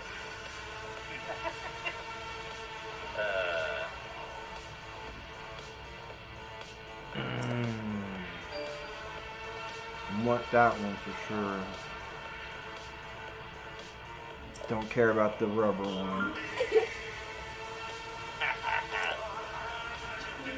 That's a chatty shot if I've ever seen one. With a big ass boxing glove. Who's a better salesman, me or you? Oh. No, I don't know why you're asking me this question. Because I fucking sold your ass a hoodie, bitch.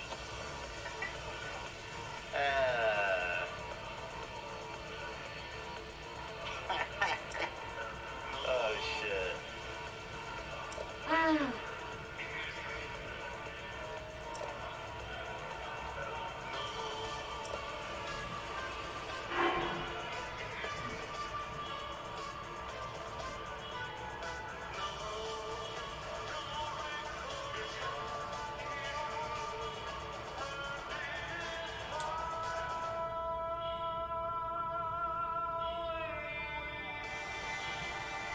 Yeah, I'm gonna need an official album of Bees from SpaceX.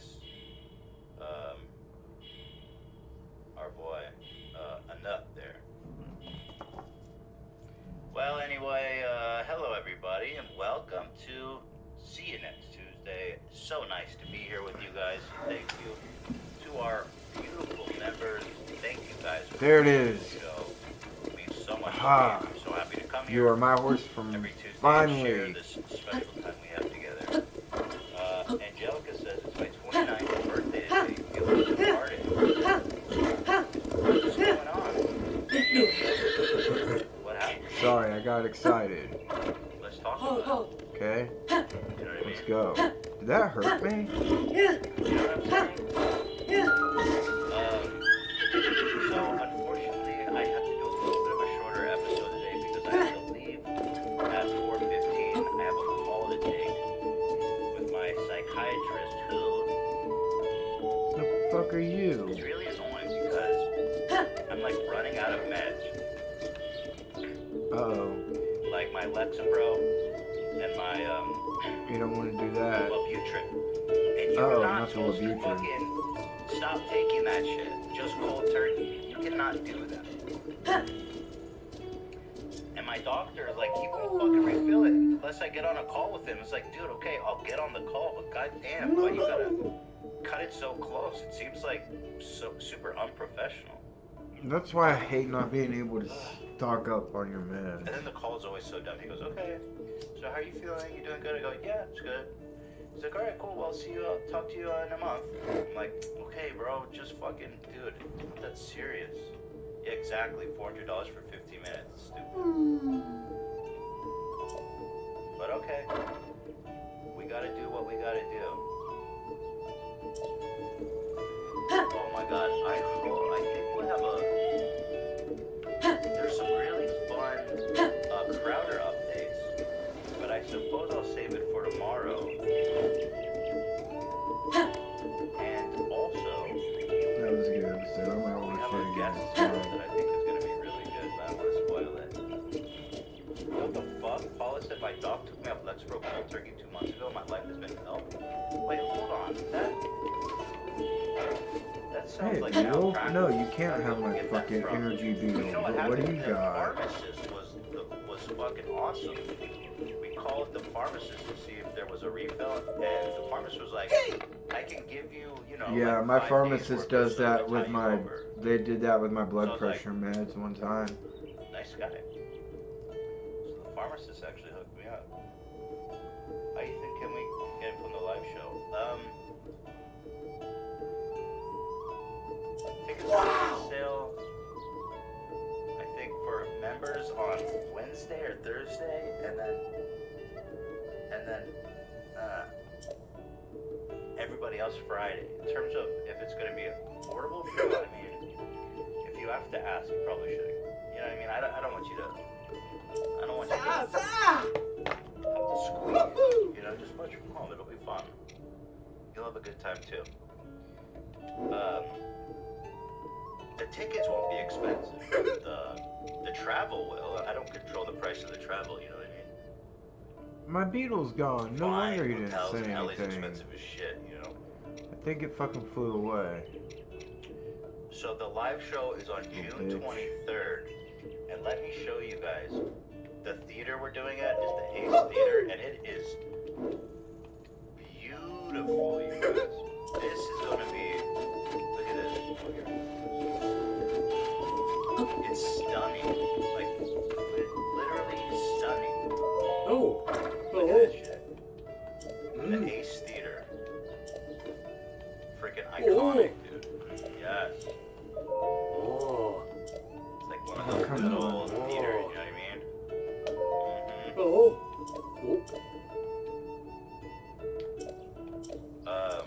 So I'm very excited. It's gonna be super fun. I hope we sell the That's tickets. strong. This one's got a lot more, well, I don't know how many seats does it have. Ace Theater seats. Or seats. Capacity. 1,600, so that's a lot more than the last one.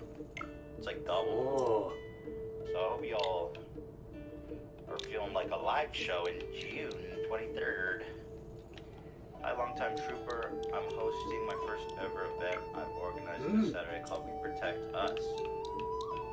Super nervous. It's a climate justice event in Appalachia. Hope to build solidarity. Let's go, Maria. Go for it. I love that. Save us, please. Ethan, you're a goat. I was a Lance Stewart fan until I saw your vid on him. This month is my 2-year anniversary month as a member. Wow, thank you, Kai. Also, my sister just had her firstborn today. Peace and love. That's quite a pivot from Lance Stewart to an Ethan Klein fan. Thank you so much. Ashley says, I'm a sophomore in college and I have finals next week. I'm so unmotivated, I might just give up and drop out. You know, there's so many times in college where that seemed like a better alternative. Because you just fucking dread it so much, bro. Oh my god, to study, to prepare for cram, for finals, for tests, for essays. Like, I don't know why, but it's just miserable. I mean, I've worked a desk job for 5 years. I've done all kinds of shit I don't want to do. But nothing compares to the amount of I do not want to do this as much as dealing with finals in college. You know what I mean? Yeah, I don't know that. So to the point, and this is jokingly, like not for real, but you're like, damn, dude.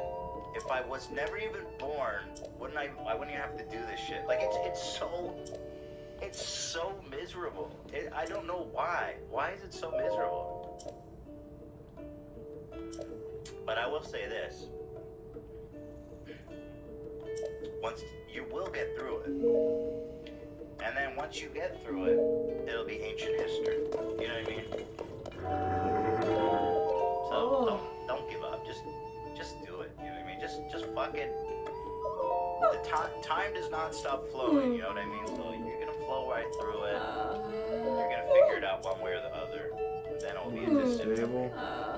I still have nightmares about the school though. I swear to God, I'm 37, am I 37 or 36? Whoa, I'm 30. I'm not 37.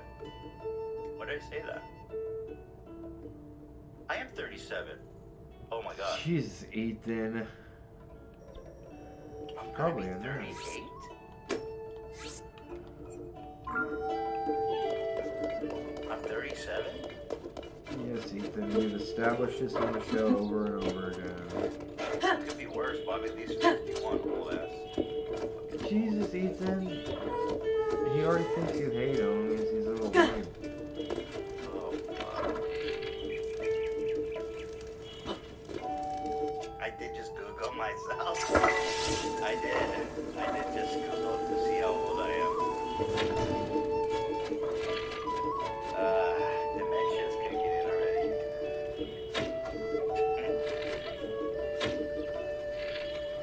So what do we do here with our limited time? Let's see. Let me check my document. Got a little document of fun stuff to do together. You understand what I'm saying? But if I was in college and I had papers I to write, guess you if know you what the go fuck I for a would. certain amount of time, the arrows just disappear. Like again, I majored in literature. Oh, there's one. The other one probably went on. And you would have to write like long analytical essays on bugs. One of them, for example, was Titus Andronicus by Shakespeare, I remember. And I maybe I did this on stream, but I went to ChatGPT. I said, write me 500 words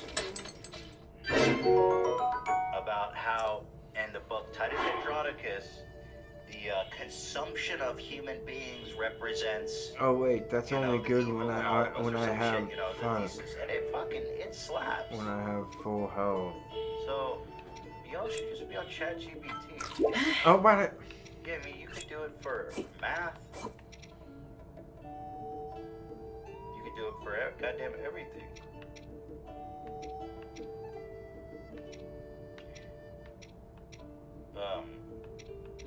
Can you react to the video I posted about you and Crowder? That's what to do. Trout sniffer? I'll look at it. Let's see. Trout sniffer.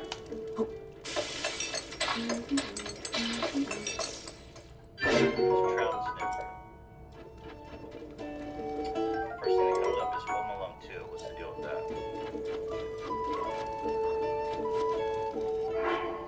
Alright, if I'm going, this is it. This is what I'm finding. It's just trout sniffer. oh fuck, I can't run away. You know? Ooh, can I eat it? Looks like he's making It says it gives some me a kind of heart. hook. Lure? Okay. Yeah, I can eat a bone flower. Okay. Okay, I see what's happening. The hole is getting wrapped up. Very good. Puppy. Thank you for the suggestion, trout sniffer. Appreciate that. Oh, is this it? This is 2 likes, bro. You said me 2 like videos, 60 views. Alright, let's give trout sniffer a shot. The amazing thing is that this guy doesn't even attend his kid's birth. But if you recall, right, like when he backed out of the first sort of time that he had invited us onto the stream for that sort of like surprise debate. Oh, there he is! Oh no, Sam Cedar! What a fucking nightmare! I had no idea this was going to happen. He told Ethan. So, is this just a retrospective kind of thing with lots of bushes? Okay. Okay. Trout sniffer with the wishes, with the cinematic wishes. Thank you. And not even go to the birth? Oh, yeah. It's one thing if you like it. It's one thing if you... There it is. Do you want to proceed back on? Yeah, I would love to proceed back on. Ethan, I can get world-renowned AI scientist Stuart Russell on the podcast with him, and he talks about ChatGPT AI. You can? Send it to one of the guys. Let's watch them. The time's gonna get by us real fast. So we've got... Wait, Tana and James reconciled? Oh, brother.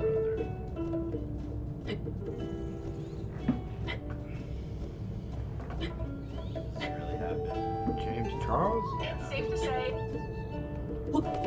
Wait. Alright, am I gonna watch the spill video right now? A lot of drama happened over the course of I can't do it. I can't do it. We don't have enough time, but then we'll sit and watch a tea spill video. Too funny.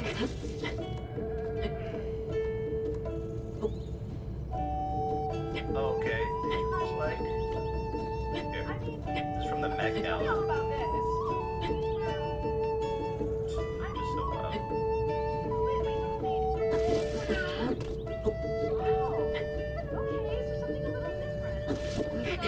What was your inspiration for tonight? Be honest with me.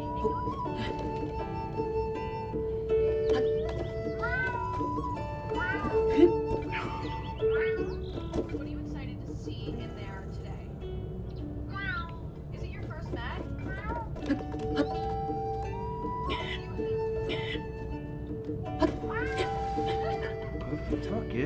stop doing I that don't know why noise. that I made me hate it. uncomfortable. I like them both, but that made me uncomfortable. Yeah. Okay, I know we all stand Emma Chamberlain, but am I the only one that thought her outfit was kind of, well, I don't want to bad. Met Gala 2023, y'all. Let me find it. Let me get a full body shot. She's out here with tube socks, y'all. Dressed like, she wears the same socks I do. So, she looks good. You know what I mean? And again, who am I to judge? Well, that's a nice photo, actually. Here, you guys want to look at all the photos together? Let's see, Chloe Feynman. I don't know who that is. I know. Jesus. I know So who what's she the is. smoke Drama shit? queen. Oh, I know all about you. Oh Cindy. no. So, my thing about the Met Gala is, to me, the most Okay, lame I guess- outfits are the ones where people just show up like Guess normal as just shit. smoke. Fuck it. Because that's the whole fun. is that Wait. you're supposed to get like weird as fuck with it. Like Lil Nas X, he understands the assignment every time. That dude does not ever disappoint me. And that's what it is. Like, come on, put some damn effort into it. Lil Nas X, Met Gala. This guy is just, come on. Look at this shit, dude. So sick, crazy. Like, what the fuck? It is fucking. It's one of the dudes from the fucking. That's what it's all about, right? You gotta go, you gotta do that. That's what's fun. You can't just show up in a suit. The street You can do that dance. anytime, anywhere. Jared Leto, I haven't seen this. Hey, Jared Leto, you guys know that. You wagging's perfect. Oh, what a fucking dumbass. Why What is he would covering his hat? happen What is if that? I just shook it apart? Oh, I This isn't a can't. furry Fucking bitch. fucking motherfucker. But that suit is pretty good though, like in terms of the quality of it. That face is like spot on, eh? I wonder if that's too realistic looking for furries. I think so. Right? I don't think furries would be into that. But okay, let's look. So Sydney, let me zoom a bit. Sydney drama. So I mean, it's a nice dress, but it's not wowing. You know what I mean? Oh, Like, on a holy shit. scale of Why is he over there? Lil Nas X being like 10, wow, like all out, which is what I like to see. She's at like a 5. What the fuck is Kilton doing out Again, in the daytime? like I don't understand what this is. Are you doing like Westworld? Are you trying to, you know what I mean? Do you work in a bar? Are you a robot? I don't understand this one. This is like a 2. I mean, and I know the lore is supposed to be a callback on some outfit, but I don't care. I don't care. You know, the original. Thank you. So that's a fat diamond. And I'm not saying it's not. The dress is beautiful, and she is beautiful. She looks beautiful, right? So again, this is on a scale of Lil Nas X to, and at the bottom, it's not that I hated you guys. Understand what I'm saying? I'm just saying it's the Met Gala. Don't show up like goddamn Westworld. You know? That's all I'm saying. Emma, in my opinion, serving one of the worst looks of the night. And again, who am I? The tube socks are killing me. I'm sorry. Dude, I think she looks fine. I'm sorry, dude. What the fuck? Why is she wearing tube socks, you guys? I don't know. Maybe she's cold. What the fuck? I don't like tube socks. But To what the me, I fuck? just don't get They're it. not I don't get the offensive. look. She looks good. She seems all over the place. But she's the host, so maybe her job isn't to go all out, but just to look nice and then interview people, right? She looks like she's a little caked So with maybe makeup. it's All these okay that people she here dressed like do. this It's again, so 'cause she's weird. interviewing Why do people. they She do don't that? wanna I I know they do it because it looks better for the cameras or whatever. That's what they say at least. Are you guys with me on the tube song? No, their cameras are so good, it just fucking looks weird. I mean, I wear tube socks. It's just a little weird. Those aren't even tube socks, those are just socks, dude. I don't know who,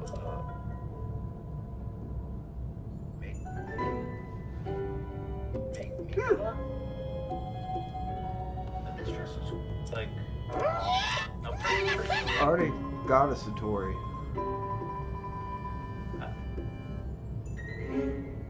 I guess I don't know what I think about it. It's like, looks like a lot of work went into it. I got a bunch of those, and that's not gonna help you. But I don't know if it's a little. It looks like my aunt's couch that's covered in plastic. And again, listen, I don't know anything. I'm just a hater, okay? Don't get mad at me. I'm in the military, stuck in Guam for 4 years. Treasure? I don't know if I want treasure. I can get all the treasure. That sucks. Guam. Good luck up there, brother. Hopefully it's You guys love this one? Okay. See, I never know. Yeah, to be honest with you guys, I've ridden them, I I've know. seen Like them. when I watch Top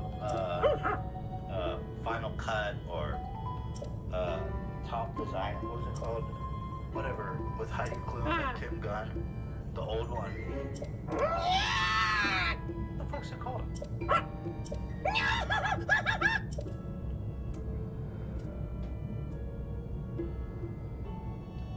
Nobody knows. Oh man. He's not about to give me some bullshit, is he? Project Runway, thank you. Like, someone will send an outfit down the runway, and I'm like, I have no clue what the judges are going to say.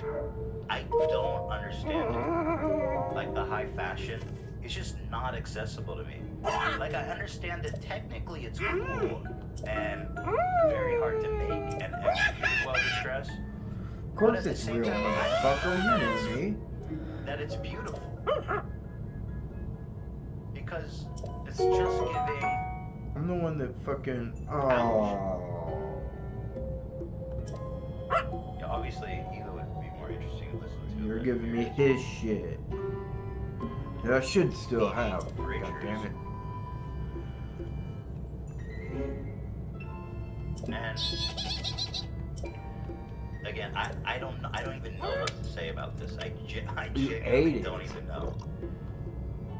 Idiot. But I think it's okay. It's not great.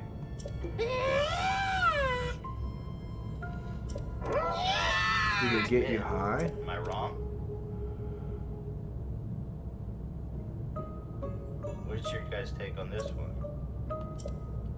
This dude is a Just junkie. fine. If I ever Okay, saw one. okay. You love the dress. Okay, I don't understand. Some people say boring, some say it's amazing. Some people say Emma's outfit looked fire. She looks stunning. Yeah, she's very beautiful, but okay, I mean, yeah, okay, cool. It's cool.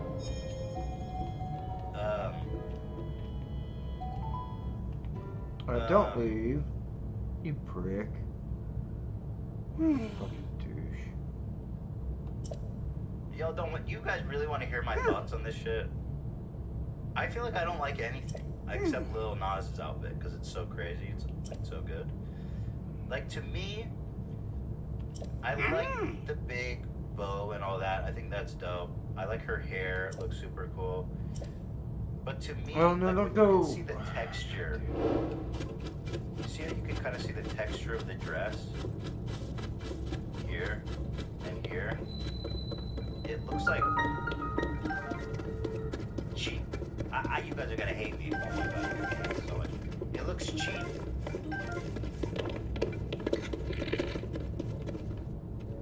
That's a 1 out of 10. Okay, okay. Oh,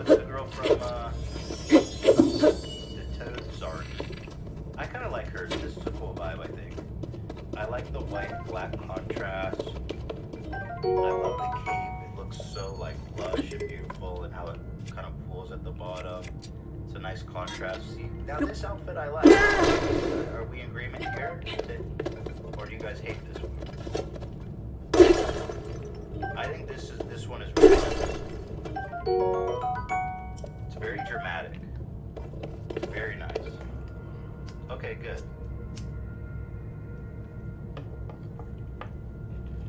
I think she's crushing it. Okay, cool. There's some common ground here. Okay. Giselle, stunting after her divorce. Now, to me, it's giving. It's like, okay, you're single. You know, you're trying to be a Victoria Angel again with the whole, you know. Let me show you. It's okay. It's okay. I'm not feeling the things. That was for you, baby. It just feels like she's trying to go back to the angel days. Although I do wonder where my horse went. Who does like it? It's okay. It's just white. You know what I mean? I need some texture. It's just white. Have I already met you? Oh? You know what? Sydney Sweeney, drama queen. I'm just gonna come out and say this, and I know y'all. I don't like her outfit. I don't like The it. fuck is I that? don't think it's flattering. Bro? Actually. And I don't really get it. I don't understand the flow of it. How it kind of pushes off here, and then it just lays down here. It's not really dramatic or interesting. The silhouette is pretty flat, except we just put some like gems on it. I do not like it. You guys agreeing with me so far? Edgar Jones, I don't know who she is, but I actually like her dress. Again, I like her dress. I think it flatters her. Oh, there it is. It's a little unusual and interesting. Kind of cool how it like silhouettes both Hey, kinds of there's my gems. buddy, baby. It looks really well made. And I'm assuming that's like sex or something. Just really, what's the word?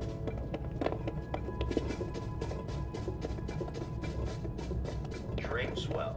It drapes well for sake. It's okay. It's not like the most exciting, but it's nice. Okay. Halle Bailey.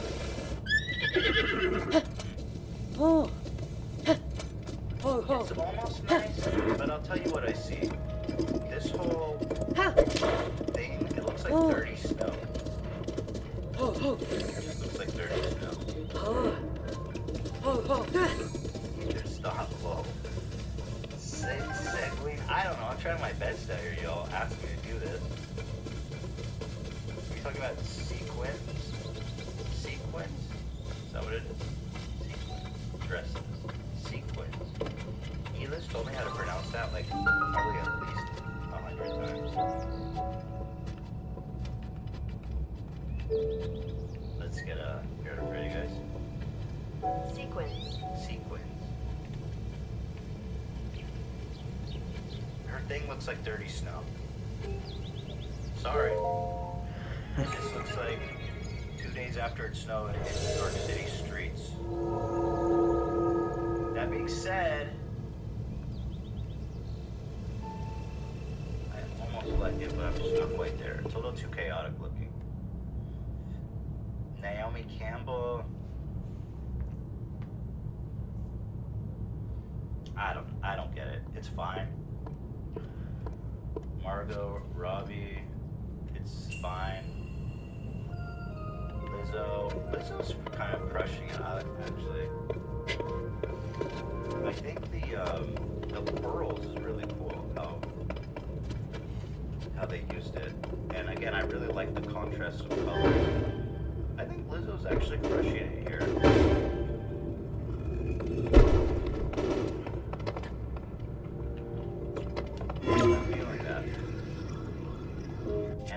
right?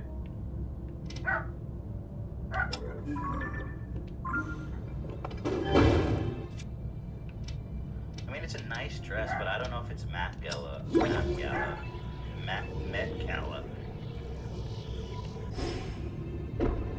It's nice, I guess. I don't know. Mid.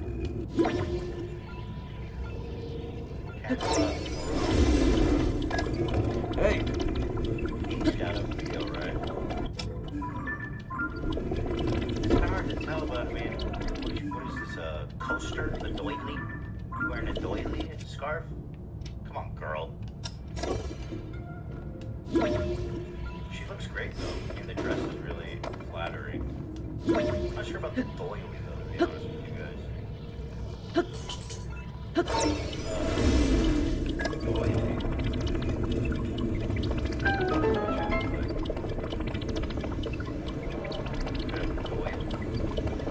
This is her ass. Here, you can buy this for $8 on Amazon. She's wearing a straight up doily rather than.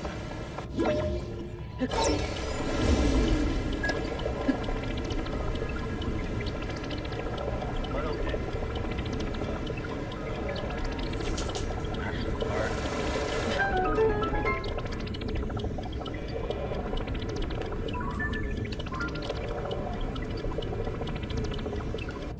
I don't like it.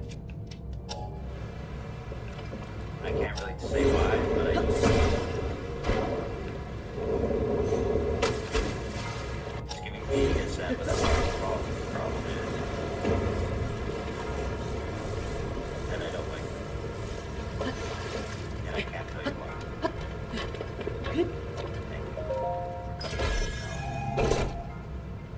Oh, that's it? Ooh, nice. I'm gonna look at like the bad ones, because this is just the good ones. Because I didn't even like most of the good ones, I'll be honest. Alright, let's do a poll now. I wanna know how much this is. I'm gonna do a poll. Do you think Oh, it's only gonna go there? high fashion? Do you guys say yes or no? Did you agree with me? Do you think I was insightful? Or do you think that I have no idea what's going on? I'm gonna go look at the new picture. Oh my god. Okay, hold on. We're both. It was 60% yes or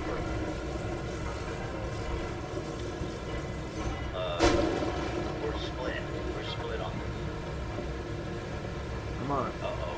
I'm losing out. 51% says no. Okay. Okay. Ooh. Every look from that gun. Best pictures of those ones.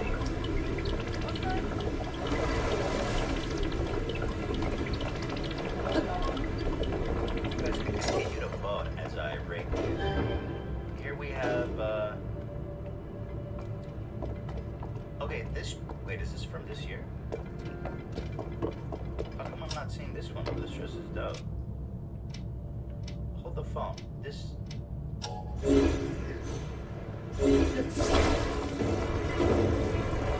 it from this year? Is this dress cool? I don't want it. How come I haven't seen it?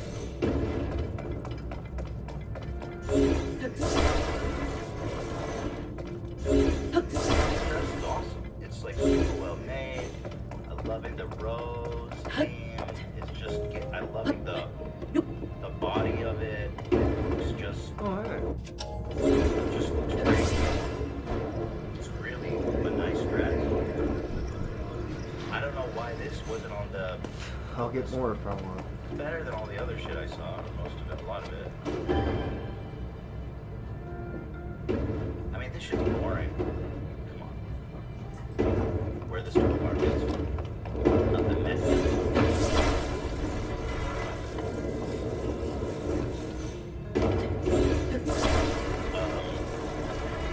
Lots of black and white play I'm noticing, but I actually like the black and white play. This is nice. It's not like amazing, but it's nice.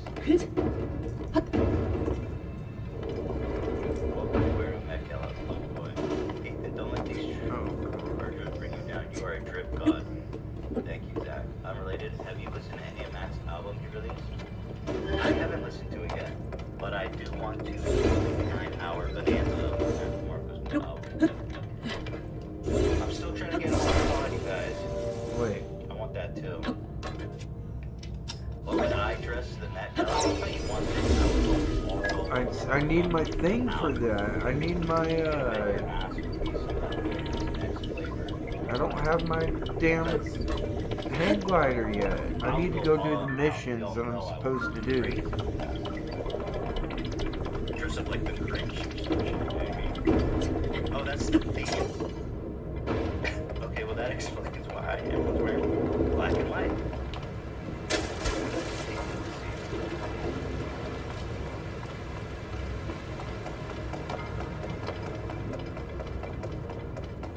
Trying to find it. Here, let me just read that. What is the theme of Met Gala 2023? In honor of Carl?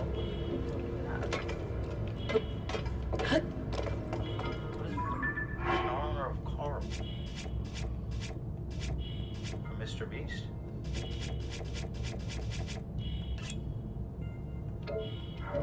This goes in honor of Carl. Could somebody tell me what the fuck that is? Okay, this dude.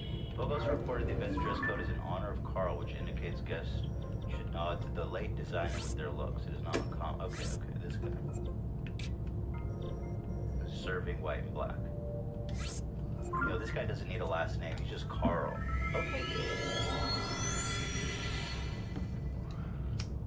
Get after Carl. Yeah, Karl Marx. I mean, it seems a little paradoxical. Alright, moving on. Man, it's pretty nice. It's nice. Let's check out Bad Bunny. This is pretty dope. I saw this. I like it. You know, it's harder for the guys in a way to shine. Because I feel like as a woman, there's a lot more you can do. However, I do like when the guys get out there and shake their dicks. And I do like this by Bad Bunny. It's a vibe. Thank you. I mean, dude, this is the worst thing you know. Just the black pups. Shame on you. Stop it. I gotta say, I don't really get the cat thing. The dress is okay. This I don't get this. I don't like it, and I mean, listen, maybe it's just Jared Leto. I just hate Jared Leto. That's the fact. You tried so much brighter on this. I thought that was a blue beat. And Okay, it's one of those it's birds. incredibly well done. But everything he does is just attention grabbing. I don't like it. Wear an outfit. Don't wear a fucking thing. It's an outfit. He's wearing a damn mascot outfit. It's a braid. Carl's hat. I don't care. What Fine. is that? Carl's hat. Fine. I don't care. Fuck Jared Leto. Okay, so then Doja did it better. If she's dressing up as his cat, at least she dressed. Zoto was here at one point, and I got some stole her flowers. So Doja takes the dog.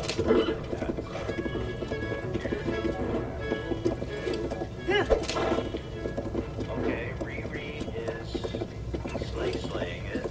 I love this dress.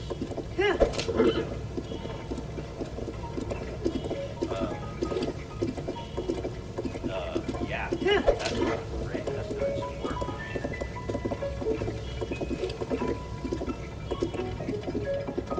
Hey, what the hell would you do that for? Top of her, she's looking kind of naked. Kind of in a giving grimace McDonald's shape. Delicious chicken wing. And some roses. And he's ready for Met Gala, right?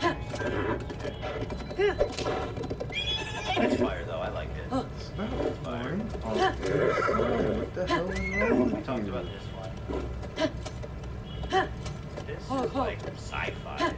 What? She looks like an extra from Stargate. Nice. What's with the braces? I'm not feeling it. Cross on me. Doesn't look expensive.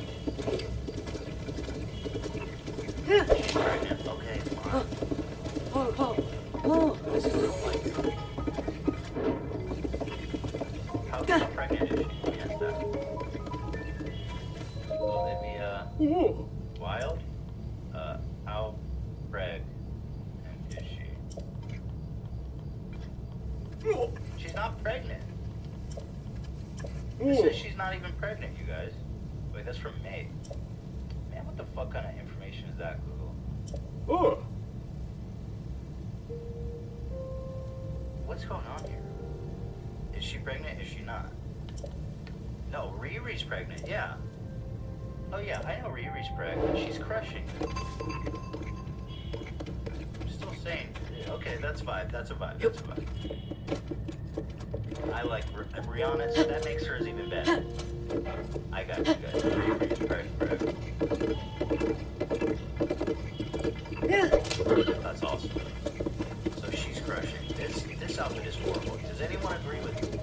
Can we get some L's for Olivia Wilde? This is straight Party City. Next. Love her hair. What?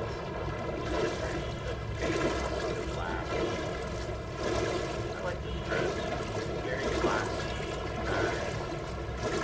Flattering. I feel that a lot of the clothes people wear And no, is it was just not this shit. flattering. And so they don't look good. Do you know what I'm saying? It looks like a pad. Oh shit, that's true. She's straight up wearing a pad, y'all. Now I'm gonna have to put something here. But this is just goofy. This is really flattering. She looks beautiful. It's just, you know. Why are people saying same dress?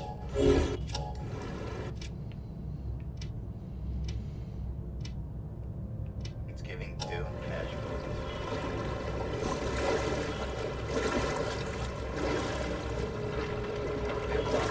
The same dress but in black? Are you serious?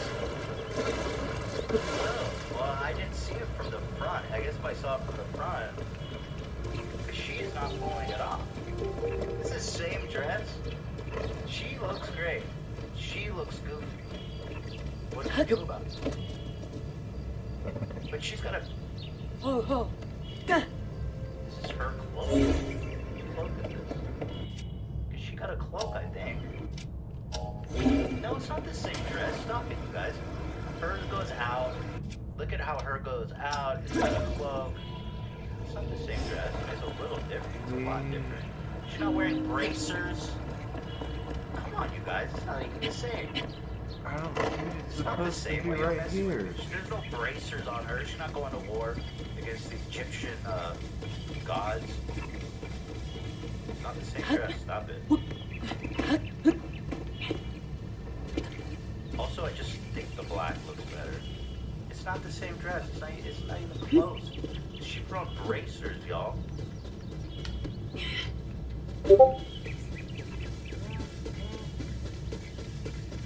I would like to see the front. I understand the front is the same. I'd like to see how she wears it. But I don't have a front shot. But maybe we can get one actually. Here, Margaret Zhang. Zhang. Let's see. Here, let's get a cool.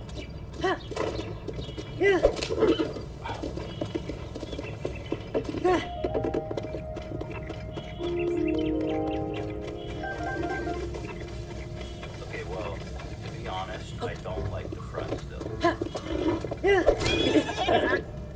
But I will say this. Of the two Did women, not expect that to happen.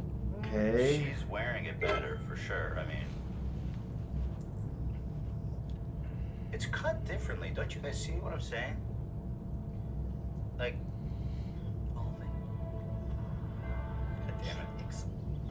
You guys see how it's cut different? Like this is straight here. And so it's kind of like open and floating more, which I don't like. And here it's more contoured to the back here, which keeps it a little snugger against her body. All that being said, I still don't like it. There's a giant pad. As someone pointed out. But okay.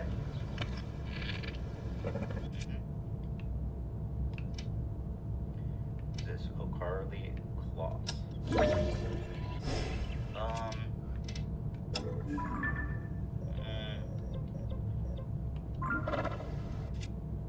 It's not doing anything for me. I'll be honest with you guys. I'm not feeling this dress. Amanda, save me.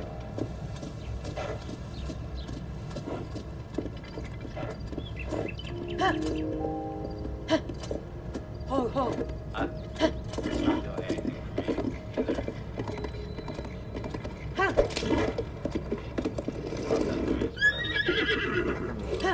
Here we have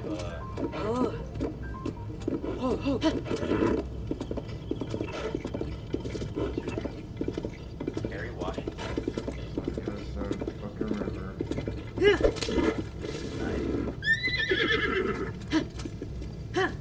I think. No. I think I like it, but I don't know. Guess I'm on the fence. It's nice though. It looks nice. It looks well made. It looks nice. You know. But,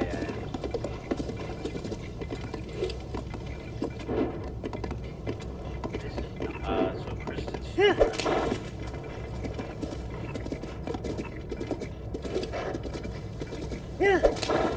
I gotta be honest with you guys, I am not feeling this look.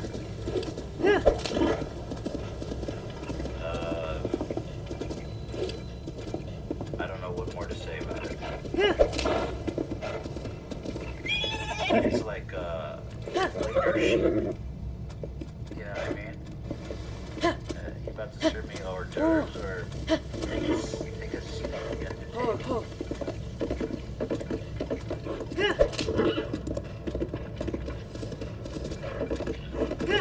It's waiter chic, you guys. Giving butler. Come on. I'm out. You're Jessica Jackson. Seems nice. You know, a lot of these, it's hard to get a good read on it because it's just one photo, but it looks nice. I like her hair colors playing really well with the black.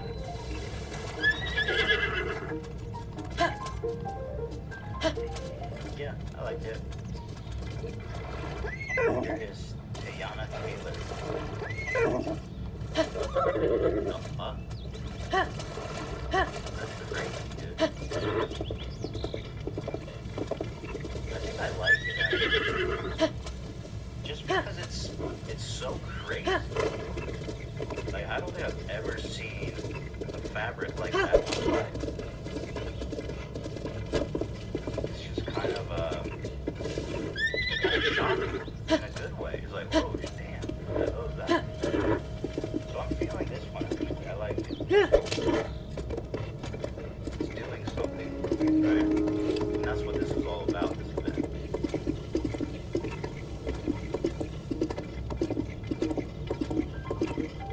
I'll take some guesses, guys, as you continue to vote. Thank you. Thank you very much. Okay, now we're getting to the dudes here. Let's take a look. Our boy Pedro Pascal showing off some leg, which is a very interesting choice, my friends. When is the last time we saw thigh-high shorts? At the Met Gala. Let me take this in. Now, Now I know we love Pedro taking this there. I'm taking this. I to be honest with you guys, I like it.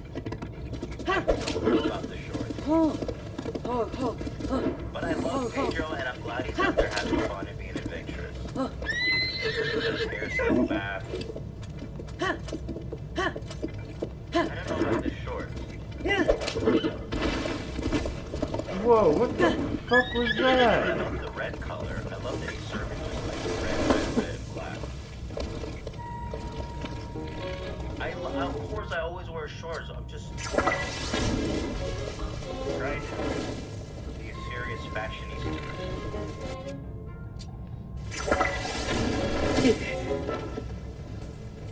Let me get more photos. We need more photos.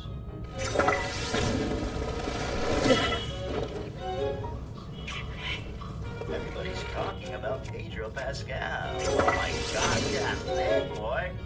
Okay. Look at all that thigh.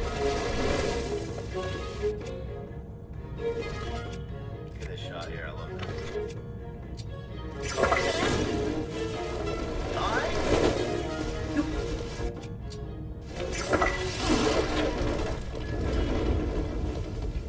Oh. You know, again, it's hard for the guys to have as much fun, so I like that he's out there. You know, good. Why are the trees? Do I love it? Fuck that tree, dude. What the shit? That wasn't even worth it. But I have to be honest, it's not amazing, and I'm sorry, but that's just my take. As a world-seasoned fashionista, sorry, peace and love. It's good. It's a 6 out of 10. Here's our boy, Russell Westbrook.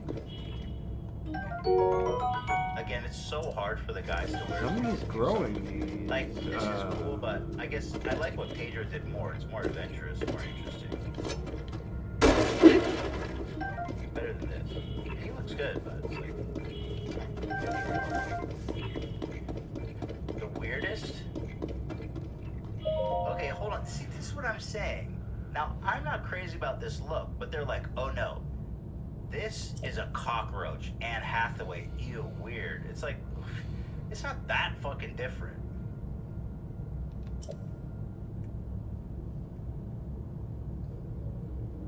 You know what I mean? Who are you to make that call? Oh, this is the worst look? Okay, whatever. I mean, it's not great, but like, not like worse. This man brought a bicycle. Dressed like Dr. Evil. Not feeling it. Suit coat's all... It's all wrinkled and shit. Hell no. Rami? Man, what the fuck is wrong with you, bro? How dare you show up like this? Yeah, I mean, if I compare it to the other ones, Pedro is crushing it on the guys' roster. Rami, shame on you.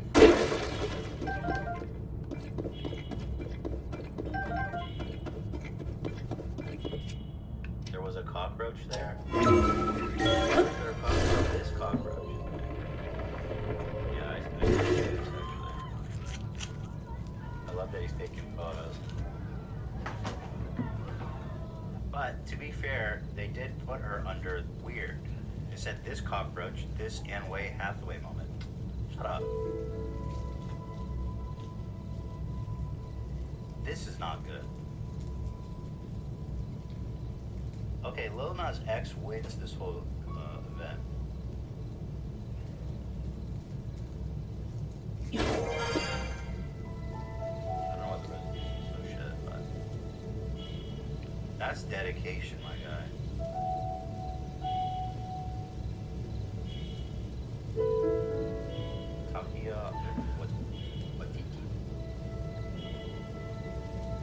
Justification, but it looks like a psycho.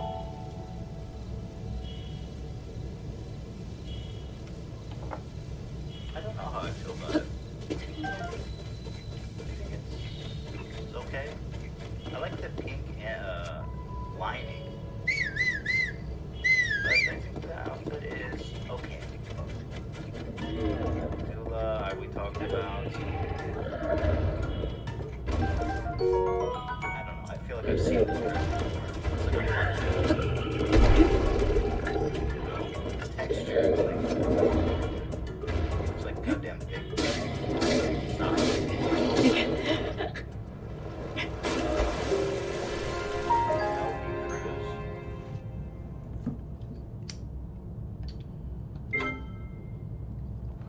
Can't fight like it's the other game, dude. I gotta fight like it's the beginning Can of I that just game. say no comment? I feel like I'm gonna say the wrong Got thing. everything taken away You know, from if me. you guys are saying move on, this is the show, right? Like, I feel like I'm dedicated. I'm in too deep.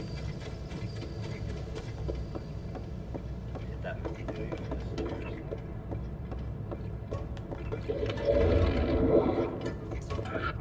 Because I don't want to say the wrong thing here, but it's giving.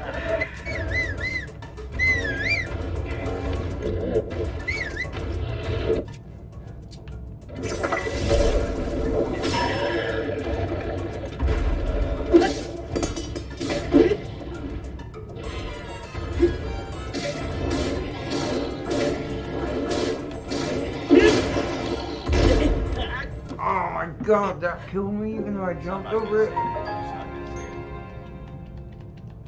Dan is holding his breath. This is Rachel Brosnan.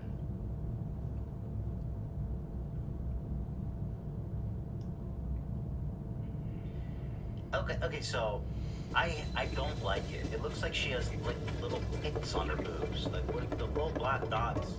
It's not a vibe. She's got the nose crawling.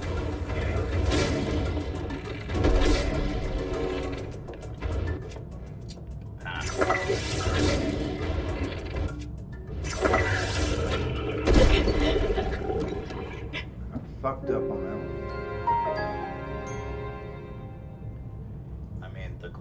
The leather gloves are either O.J. Simpson or you're a driver. I'm not feeling the leather grip gloves. I feel like that ruins the outfit. Not it. Next. Again with the leather gloves. What is going on? No. Carl Hill. That's it.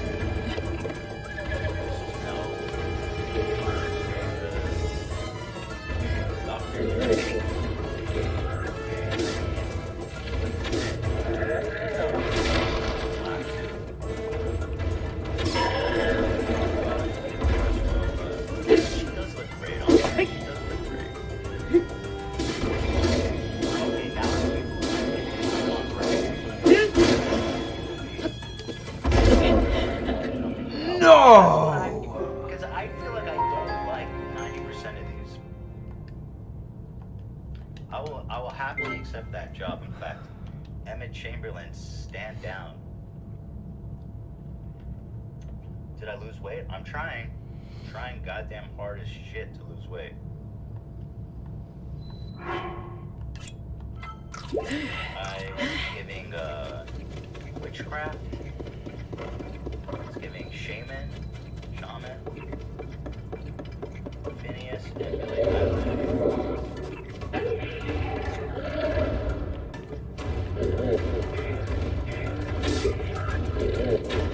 I like Billy better than Phineas.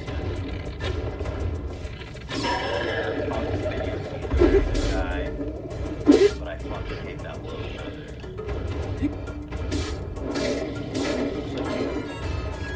Playing aggressive.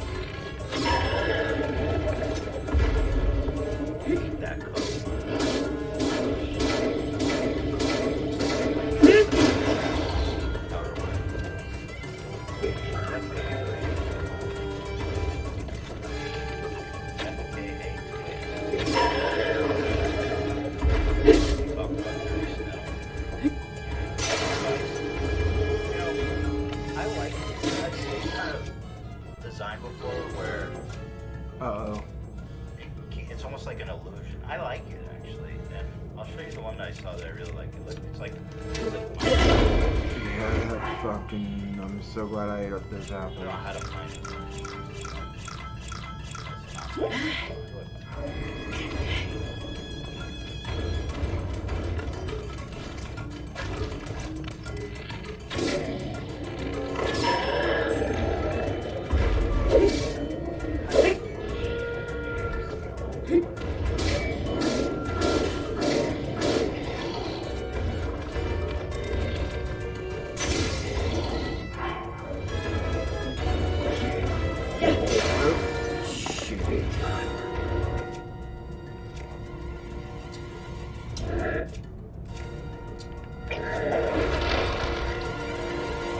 Yeah, horse, don't fucking run away from this thing at all.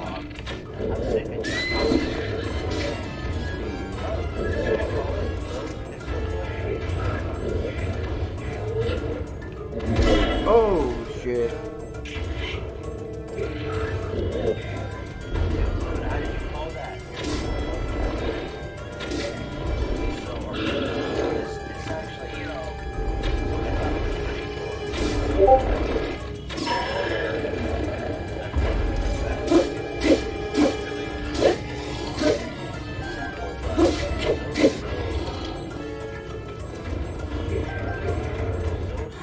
strong on the eye. Yeah, I'm feeling it. I like it. Do you guys agree, like, fucking Jack Harlow, this is hell no to this look.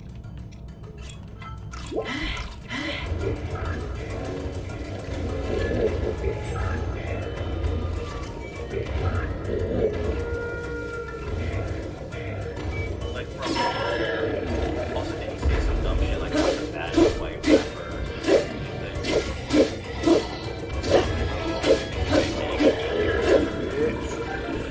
Got the rest of the script too. Took your ass out. The fuck is that? Is that a porn? Yo, it's Johnny Fastlane. Hit me with it. So, Jack Harlow says he's the hardest white boy rapper since Eminem. Let's talk hip-hop. Alright, Joe, this situation is crazy, See that horse? Because Jack Harlow says that he's the hardest white boy rapping since Eminem, right? So over the weekend, he dropped a surprise album, right? And on that album, there's a song called They Don't Love It, right? And in the song, he says, I'm the hardest white boy since the one who rapped about vomit and sweaters. And hold the comments, because I promise you, I'm honestly better, right? Which is crazy as hell. So, of course, a lot of people on Twitter were like, what are you talking about? The hardest since Eminem. Really, they were talking about Paul Wall and Mac Miller the most and saying, how could you be better than Paul Wall and Mac Miller, right? I mean, I agree. This man has like no credentials. The fact that he's so famous is odd. I think he's just like early life for some reason. He's got like that. I don't know why y'all like him so much. I mean, he's fine, but like Jack Harlow discography. I mean, has this guy ever made like a good album? You gotta chill before you start with all that. Gazebo. Yeah, I mean, all this recent. I don't know. No. This dude is the hardest. This is the hardest dude. The hardest white boy. This is the dude y'all let thirst trap in for.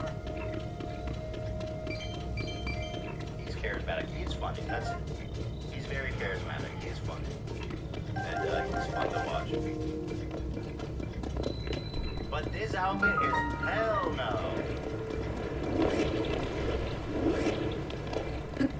Next. Okay, this I like. This I like. Why wasn't this in any other monotone shit? You guys want to wait while I do while I call the doctor? It probably won't take long. It's supposed to be right here.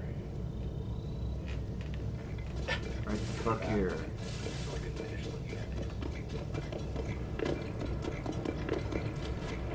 This is done. I love this concept.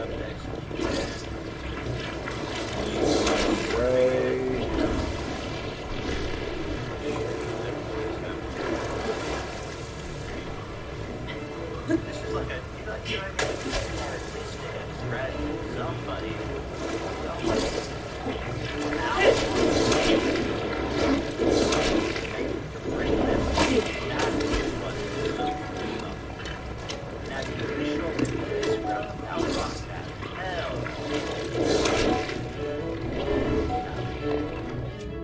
This pajama ass looking stretchy cover.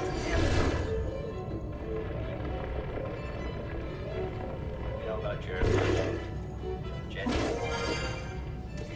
from the block? It's simple but elegant. It's nice. It's very simple though. Dude. So, I'm sure. It's kind of nice. It's nice. Dude. Here's Jenny from the block. I don't know. I don't know how I feel about this one. Again, it's so hard for dudes to pull it off. So, Pedro's still winning. Kenny? Kung Fu Kenny? Wish I had a better shot. What the fuck is this? Can't see anything. This is wild. This is not good. I don't know what to say about it. And her cape looks like a tarp. That's all rings and shit.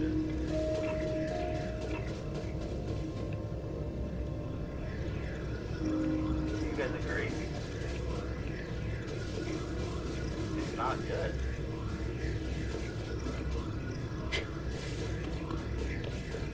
It's like it's made out of duct tape.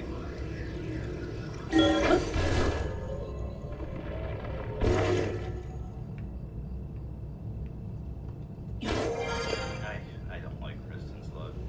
What the fuck? I'm like exactly where it's supposed to be. This is fire.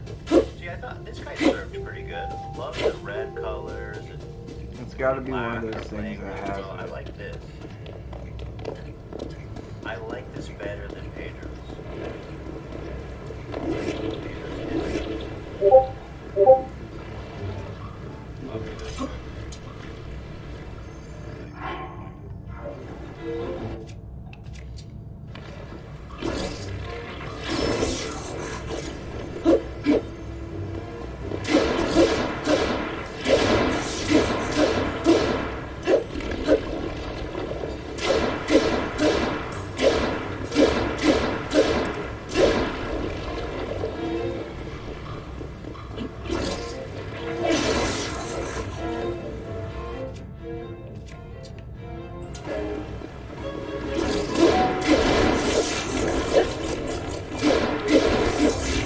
So back, asshole.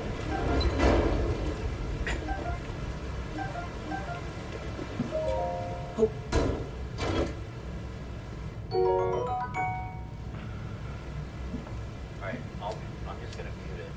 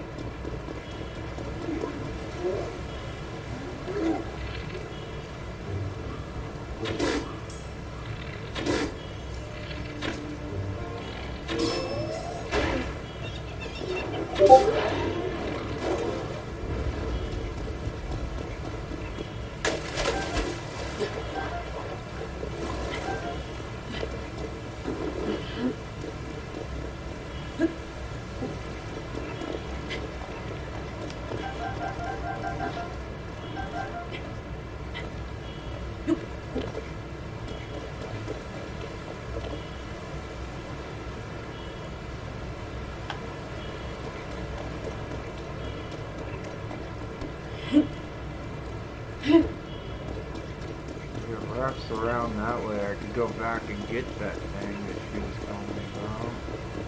What the fuck is under there?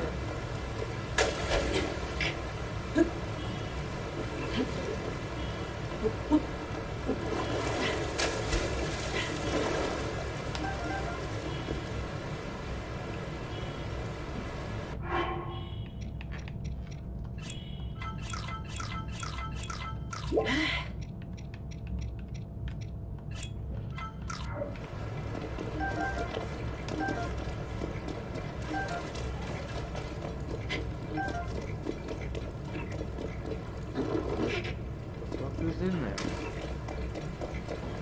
What's in there?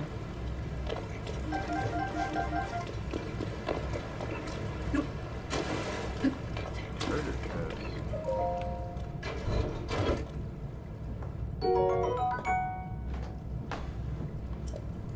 Yeah, boy.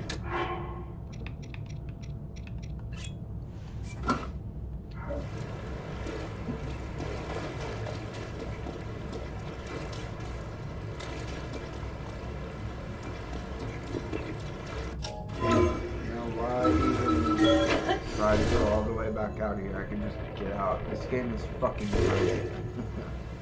Whoa, am I in another cave?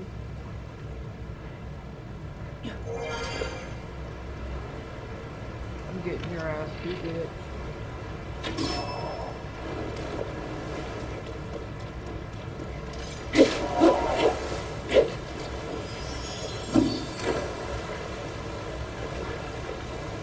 Where'd the whoopie go?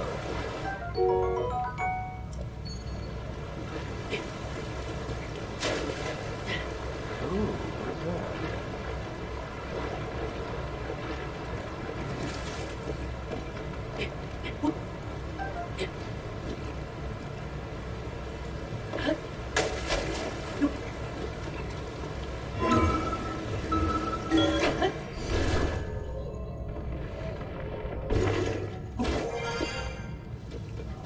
Would have never expected that. What the hell is that? That's where I'm supposed to go. Those are not my horses.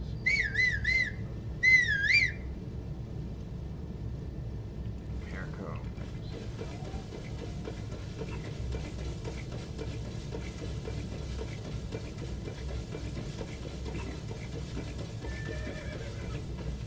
There's my good horse.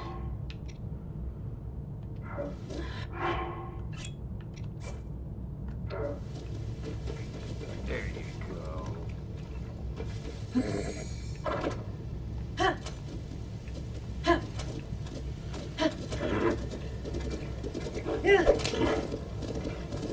And that, my friends, is how you spend $400. Let's go. How long was that call, actually? It seemed like Hey, Impa, what you doing? 5 minutes, that's maybe less.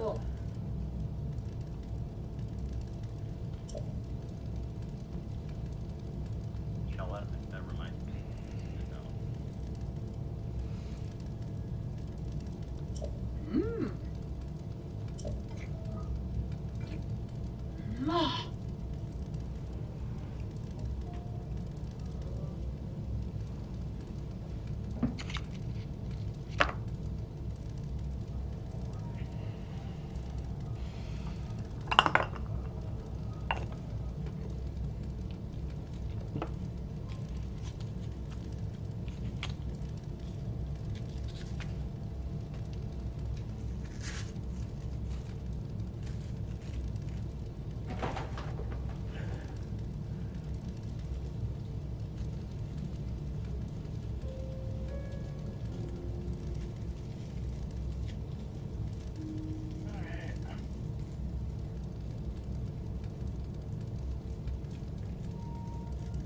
Alright, let's finish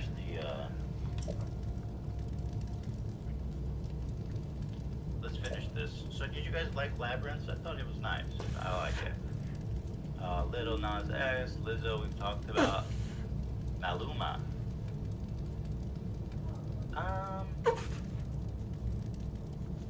Not sure how I feel about the sleeveless look. In general, sleeveless looks are just not it. You know?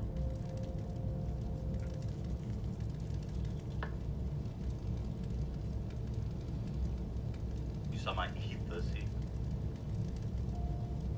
Put some sleeves on, bro. I know you got guns and tats and all that shit, but come on, cover up. Mary J. Blige.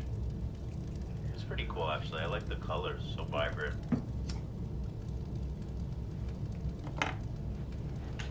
Olivia Rodriguez, this is awesome. She looks great, and I love that dress. Super cool. Very unique, very creative. Loving it. So interesting. Pete Davidson out here looking like a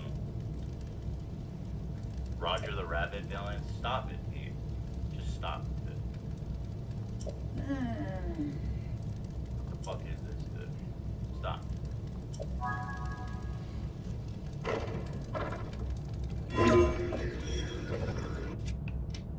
Am I wrong?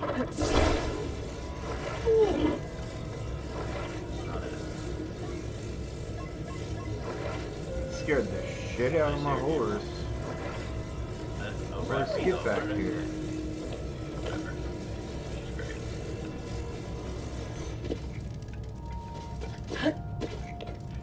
Kitty boy. Maybe we looked at Pusha T. Kind of cool. I like it. It's a vibe. Okay, P. Diddy out here like Game of Thrones. This I'm feeling. I love that he went there with it. I love that. P. Diddy. That's what I'm talking about. It's like Jon Snow. Chic. Let's go. Skepta, I don't like the blanket. Why are you wearing a blanket, dude? We can go take a picnic. Are you cold? Leave the blanket at home. I don't get it. Stupid. Just showed up when she left. Oh. Oh, it's a Zoni. That's cool. Really nice. Really nice. Beautiful dress. Like it. We talked about this one. Usher. Stop it, Usher. You gonna show up in this? No. No. Come on, dude. This isn't a wedding. You know? It's not a bat mitzvah. Put on some nice clothes, man. Oh, I will say, you know, I think Usher put a ton of color black spray on his head to cover up balding spot. I was watching it on TV, and I was like, Thank yo, God for giving me another paraglider. Thank fucking God. see if I can find a video of it.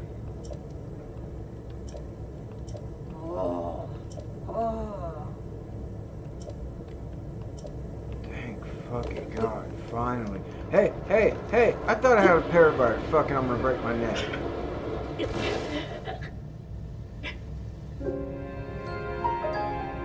don't care about them. I just want to see Usher's dome.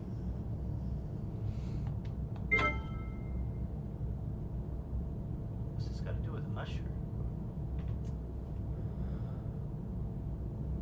Yeah, it'd be nice if I had a paraglider. Okay, here. This is good. Let's take a look. Dude, his dome is shining. Oh. Look at that. He unleashed a whole can of black paint on his head. Straight Jimmy Lee'd it.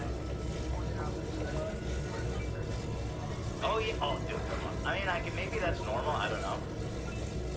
But his head is glowing, glistening, my friends. Look at that. said the first thing I know is Ed was listening.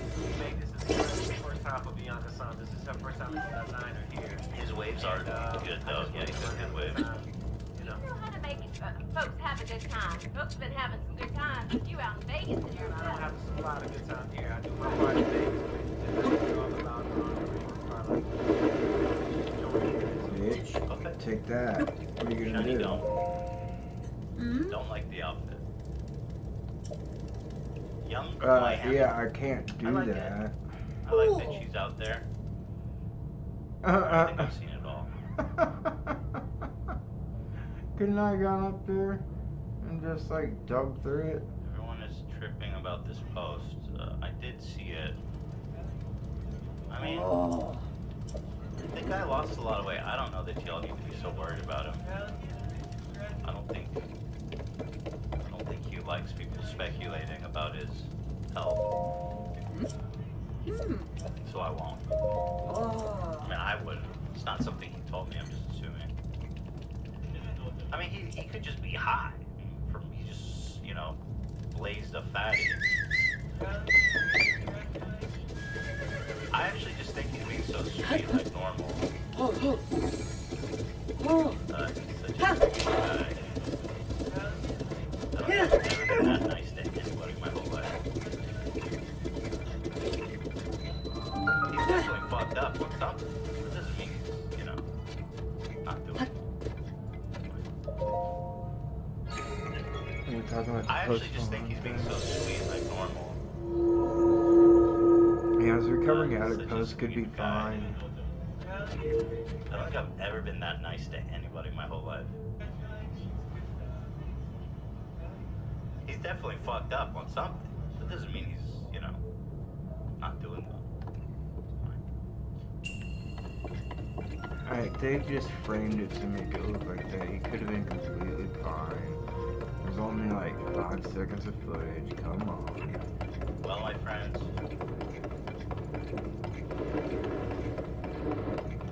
I believe that's it. That was the Met Gala episode. Tomorrow, actually, I need to do some prep. Liam's back.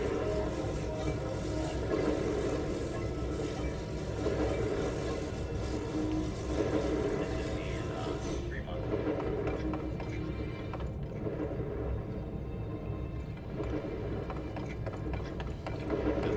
You guys like this? I look a lot better.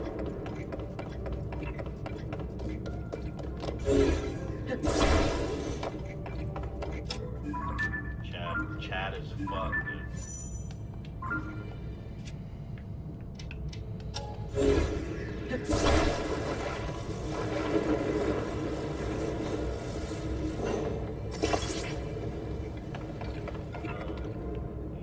The Ryan Captain. Rented a warehouse way back. You can check it out.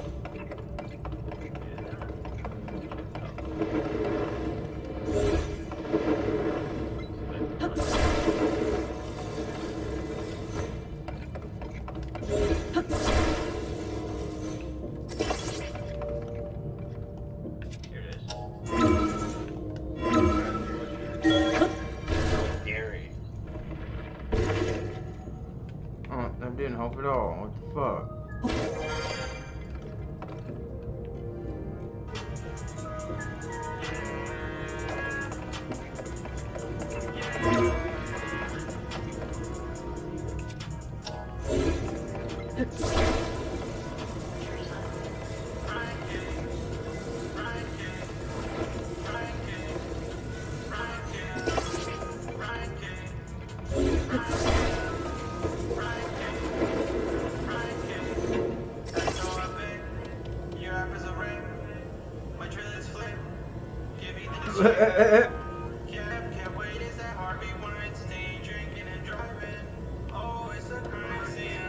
Oh, come on. Oh,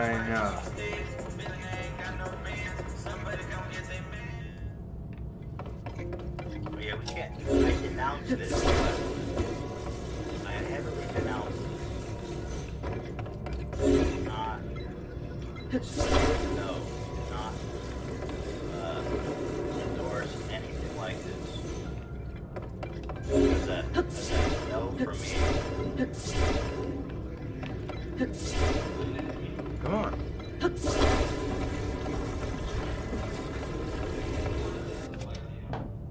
That's 1 star.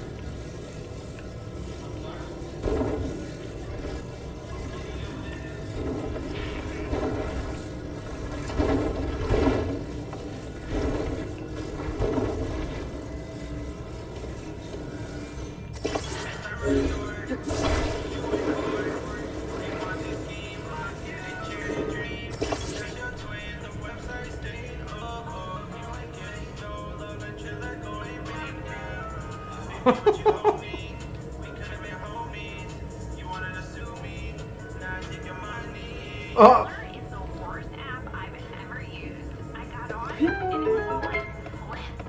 And Kevin Hart wasn't even on there. It's like a cheap TikTok ripoff.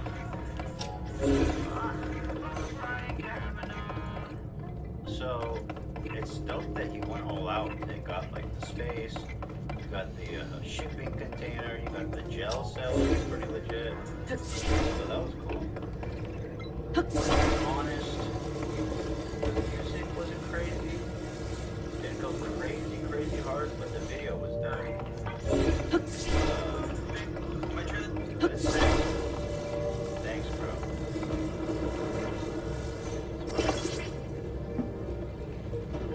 Sorry that we didn't look at it. Our boy Derry out here. But a few years ago. Wait, you just uploaded an hour ago? Fuck. I'm confused. You just uploaded it 1 hour ago.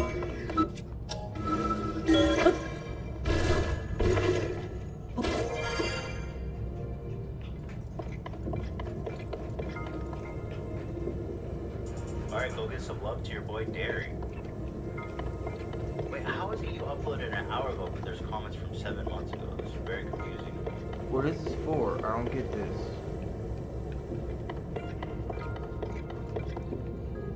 Alright. Guys, thank you for being here. Love y'all. Thank you so much for supporting us. Members. It's everything. Thank you for your support. And we'll see you guys tomorrow. We're off the rails. I'm very much looking forward to it, so thank you guys and see you tomorrow.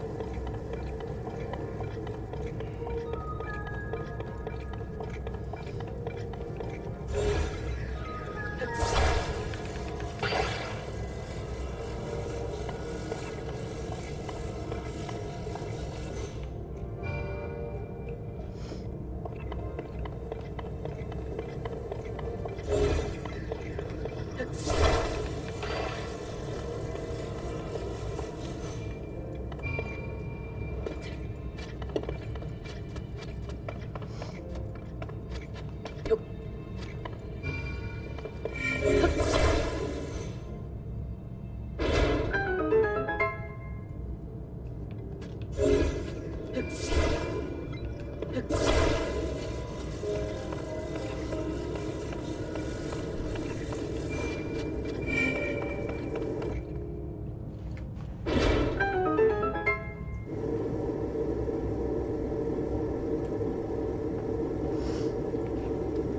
this better be the fucking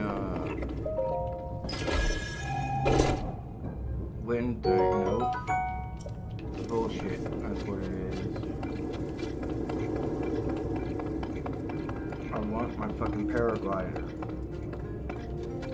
It sounds like I'm already supposed to have it, so what the fuck's the deal with that?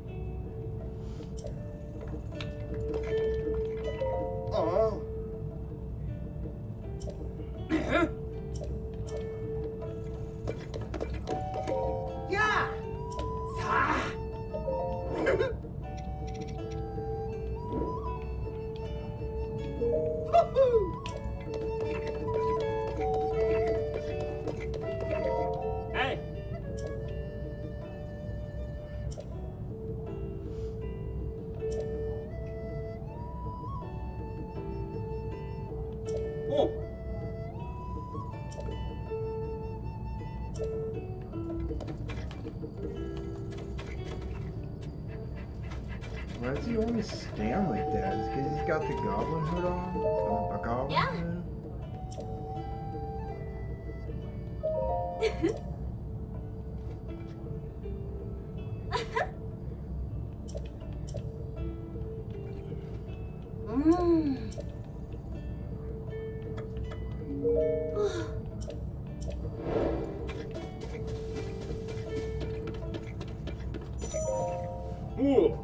Hey, Sheikah.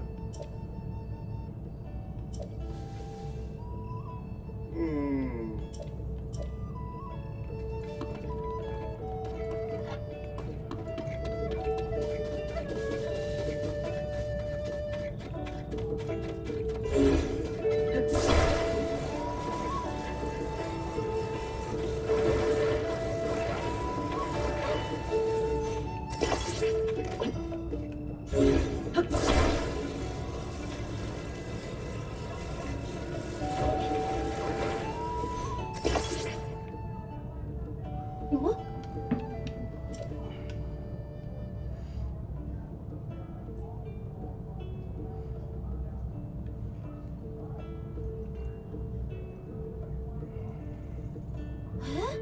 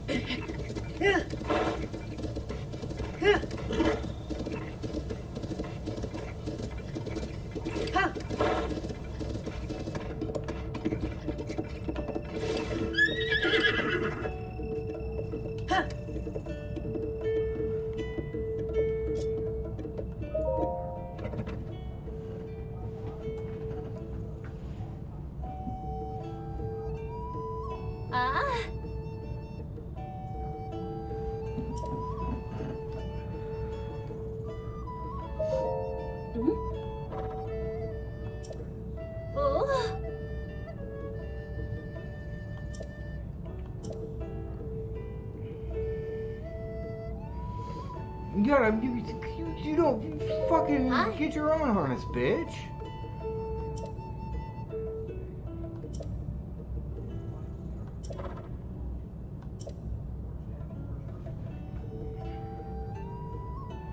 Yeah, go fucking sign the horse up and get your own harness.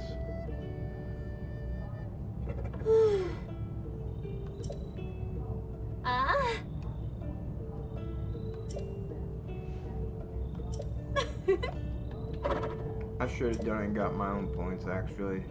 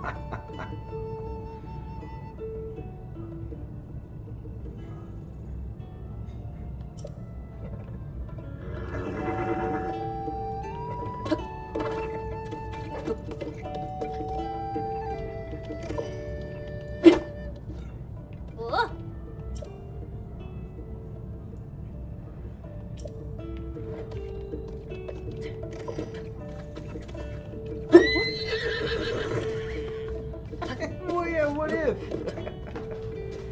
Bitch.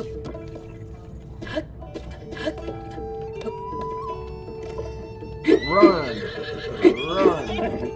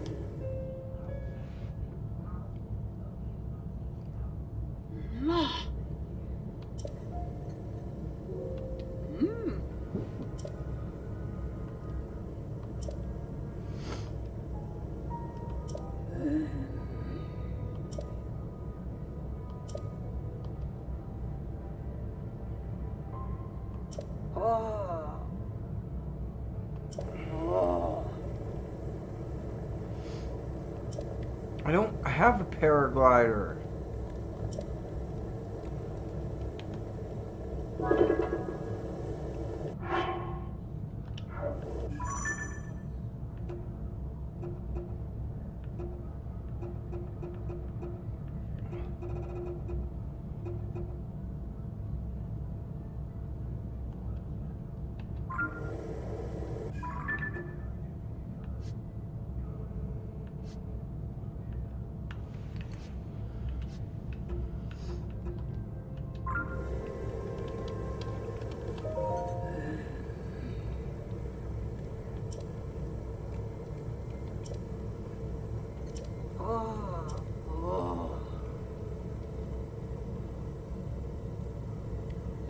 I don't have a paraglider. I burn this thing to the fucking ground, huh?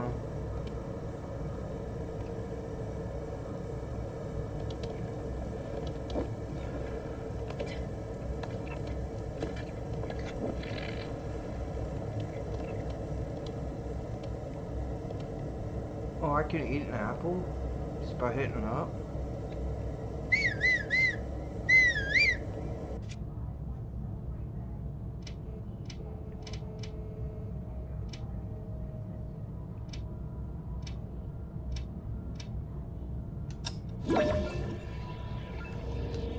Sorry, but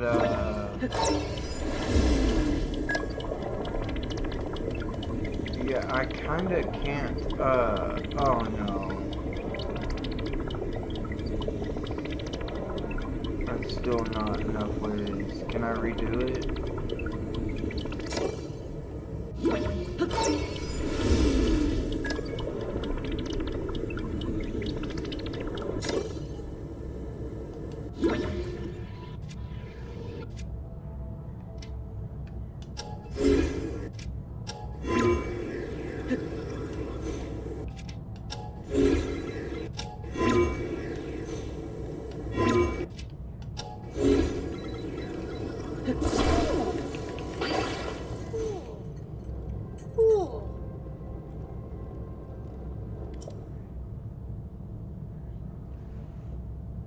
What the hell was that? It's fucking stupid, that's what it was. I just went on the goddamn ground. If I'm supposed to have a paraglider, why don't I have it?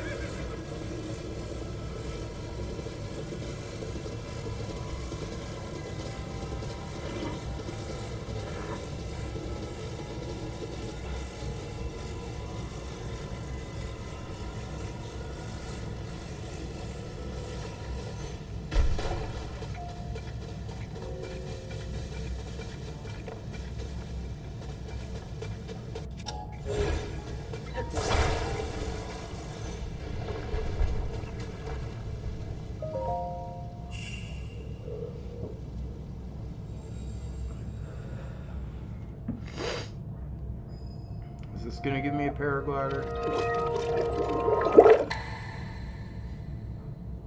Nope, it's gonna give me a teardrop.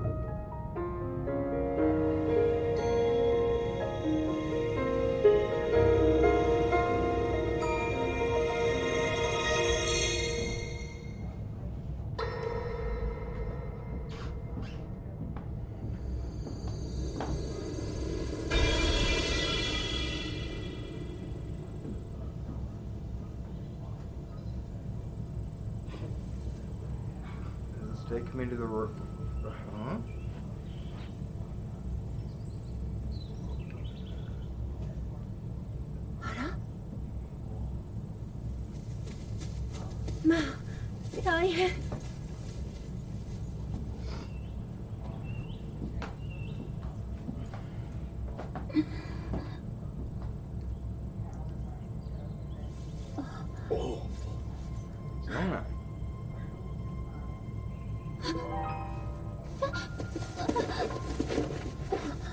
ここは驚かせてしまったようね。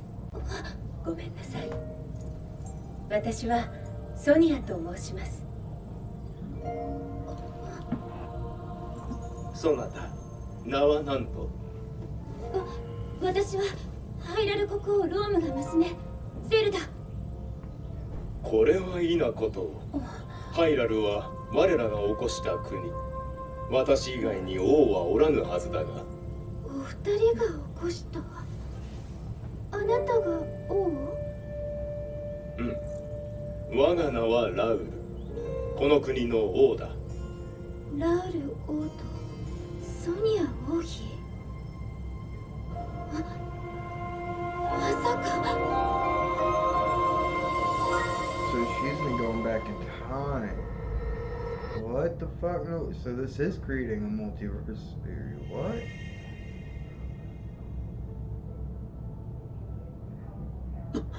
And they've always been connected, and he's always been able to use these things to see through her.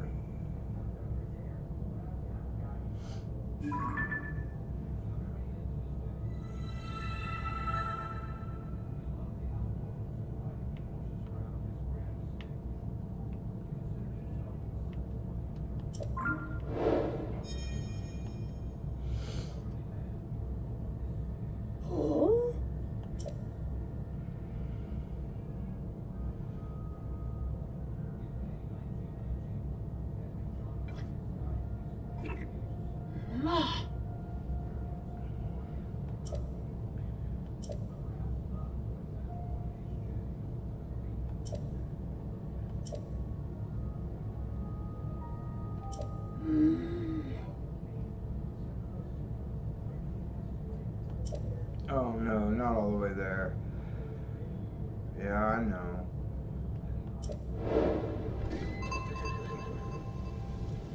I am not going there without a fucking paraglider. I've got to find out how to get the paraglider.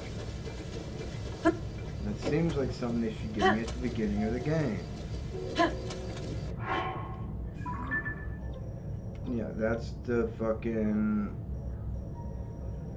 Hebrew amount. Yep, I don't want to go there.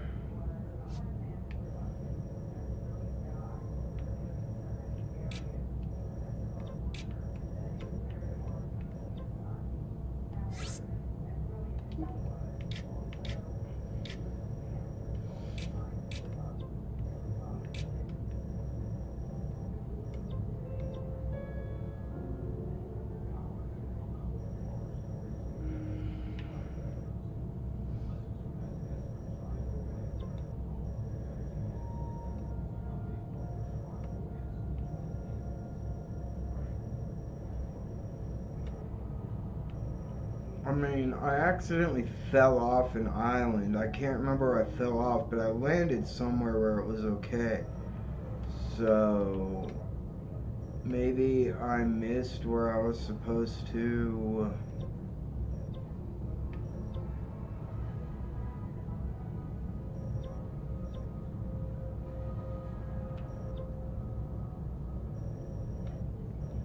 get my paraglider.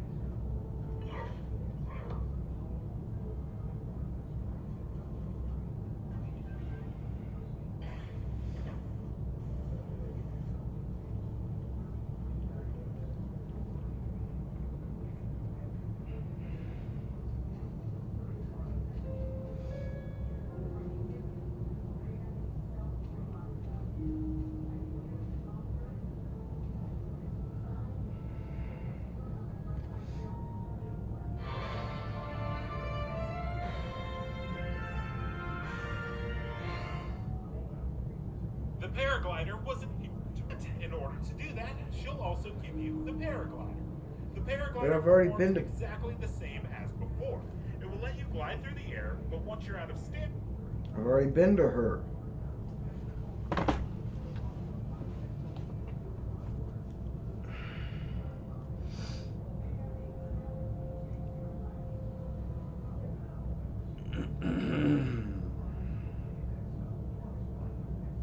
Have you ever seen someone so out of touch with reality that you have to ask yourself if they're even living on the same planet? The New York Times just dropped this glowing profile about none other than convicted fraud Elizabeth Holmes, and at this point, I'm not even sure if we're living in the same universe.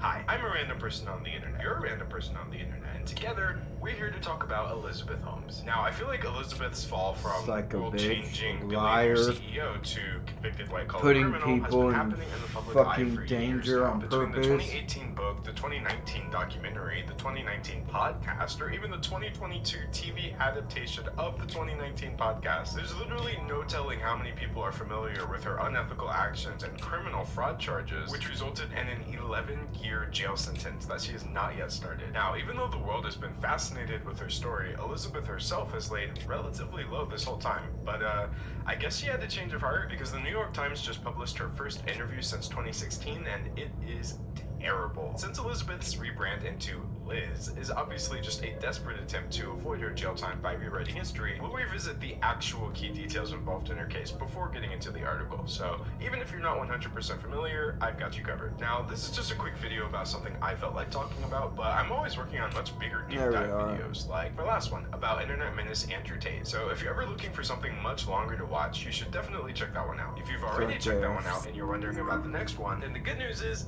I've already started it. I won't tell you who it's about just yet, but I will tell you how you could possibly get a shout out in that next video. So stay tuned until the end of this one. Anyway, before we get started, let's take a quick look at today's sponsor. Today's video is sponsored by Grammarly. You know what? Let's talk about AI for a second. It helps a lot with communication, but it's still really important to make sure that everything I write still feels true to myself. And that's where Grammarly Go comes in. Grammarly Go provides generative AI communication assistance that is personalized, so it helps you not only be more productive, but stay creatively authentic while doing so. I'll show you 3 ways I use Grammarly Go right now. So first up, writing. I click set voice, which lets me personalize the tone and overall style that I'm going for. And Grammarly Go helps me create high quality communication that's professional and personal at the same time. The second thing is ideating. Sometimes getting started is the hardest part, but now I can provide a prompt and Grammarly Go can provide some ideas. It can be so helpful to use these ideas as a launching pad as I create. The third thing Grammarly Go helps with a lot is rewriting. Sometimes I already have something, but I may want to make it even more effective. Grammarly Go can instantly rewrite text, helping me get that much closer to what I'm going for. Now it's time to see what you can create with Grammarly Go. Sign up at grammarly.com/Wallace and get 20% off Grammarly Premium today. Now, let's get into the video. I'm not going to go super in-depth into Elizabeth Holmes' whole backstory because, like I said, we've already been doing that for years. So instead, we'll just review the main points. In 2013, medtech company Theranos announced a partnership with drugstore chain Walgreens,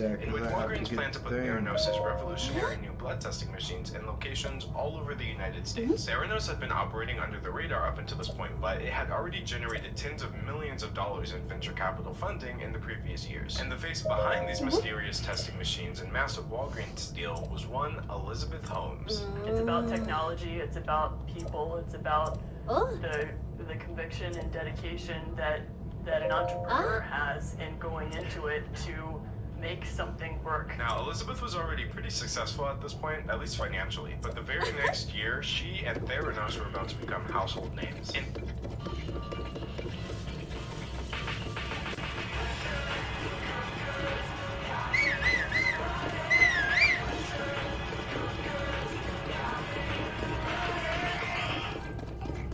In 2014, Theranos' valuation soared into the billions, and Elizabeth Holmes made history as the world's youngest self-made woman billionaire at only 30 years old. But Elizabeth wasn't just here for the money. She was here to change the world. See, Theranos' revolutionary new blood testing machine was called the Edison, and according to Elizabeth, it could run over 200 tests on a single drop of blood. No needles required. If her claims were true, this would have been a revolution for not just medical science, but accessibility as well. If you understand that early that you're at risk, there's a lot more that you can do about it.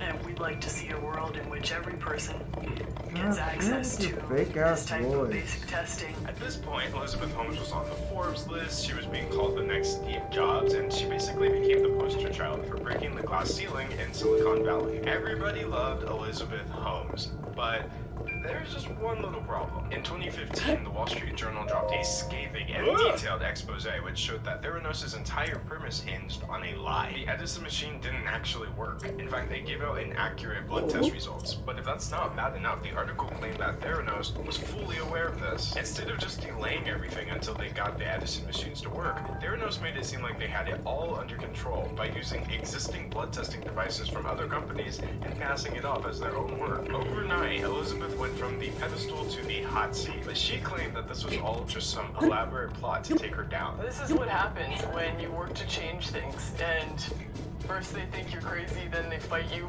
and then all of a sudden you change the world. So what was the truth? If Well, you Elizabeth never was were right, gonna then why change was this the world. condemnatory Your shit information never coming worked and it directly couldn't from work whistleblowers from within because it's Theranos? physically But if the Wall impossible. Street Journal And was all right, the then idiots surely there there would be some are sort of just official consequences, right? fucking It was 2016, scientifically and illiterate. yeah, Let's the be official honest. consequences had officially begun. After a visit to a Theranos lab revealed a bunch of faulty equipment and bad practices, the United States federal agencies has banned Theranos from owning or even being involved with any blood testing services for 2 full years. Theranos was shaping up to be a massive disaster in every possible way. Now, while it was easy for Elizabeth Holmes to push back against the Wall Street Journal, arguing with United States health regulators was obviously not going to be a good look. So all of a sudden, instead of defensive, she was Devastated that we did not catch and fix these issues faster. One thing I want to highlight is that Elizabeth's actions were extremely dangerous. CMS said that the Theranos laboratory was being run so poorly that it posed a, quote, immediate jeopardy to patient health and safety. Elizabeth Holmes was knowingly endangering people who could have had serious health issues just so she could convince investors that her magical blood machines were worth billions. Of course, because America is an extremely normal country, the consequences for playing with the health and safety of innocent everyday people were nothing compared to the consequences for misleading the ultra-wealthy investors that backed Theranos. The United States government agency that handles market manipulation is called the SEC, and they went after Elizabeth even harder than CMS. In 2017, the SEC launched a deposition where Elizabeth was grilled extensively about her involvement with Theranos. The deposition was long and frustrating, but it definitely made one thing clear. Elizabeth Holmes was not innocent. I signed many of the Walgreens agreements. I don't know if I signed all of them. And yes, I mean, I'm the CEO. I'm the ultimate decision maker for the company. And then, at this point, she kind of just disappeared from the public eye. In 2018, both she and Theranos' COO, Sunny Balwani, were charged with multiple counts of criminal fraud. Her trial was delayed multiple times due to COVID-19 and then a pregnancy. But in 2022, she was finally found guilty and later sentenced to over 11 years in prison, which she'll begin serving at a currently undetermined date. And the entire time this was happening, she made no media statements at all. No media statements, that is, until literally earlier that's this why week she when got the New York pregnant. Times published their now infamous interview with her. So If now you that we have have the like facts about less than a Theranos and few Elizabeth's years to actions, get, I say you it's time to can give this article. keep your baby, but Liz she Holmes wouldn't. wants you to forget about Elizabeth. The black turtlenecks are gone, so is the voice.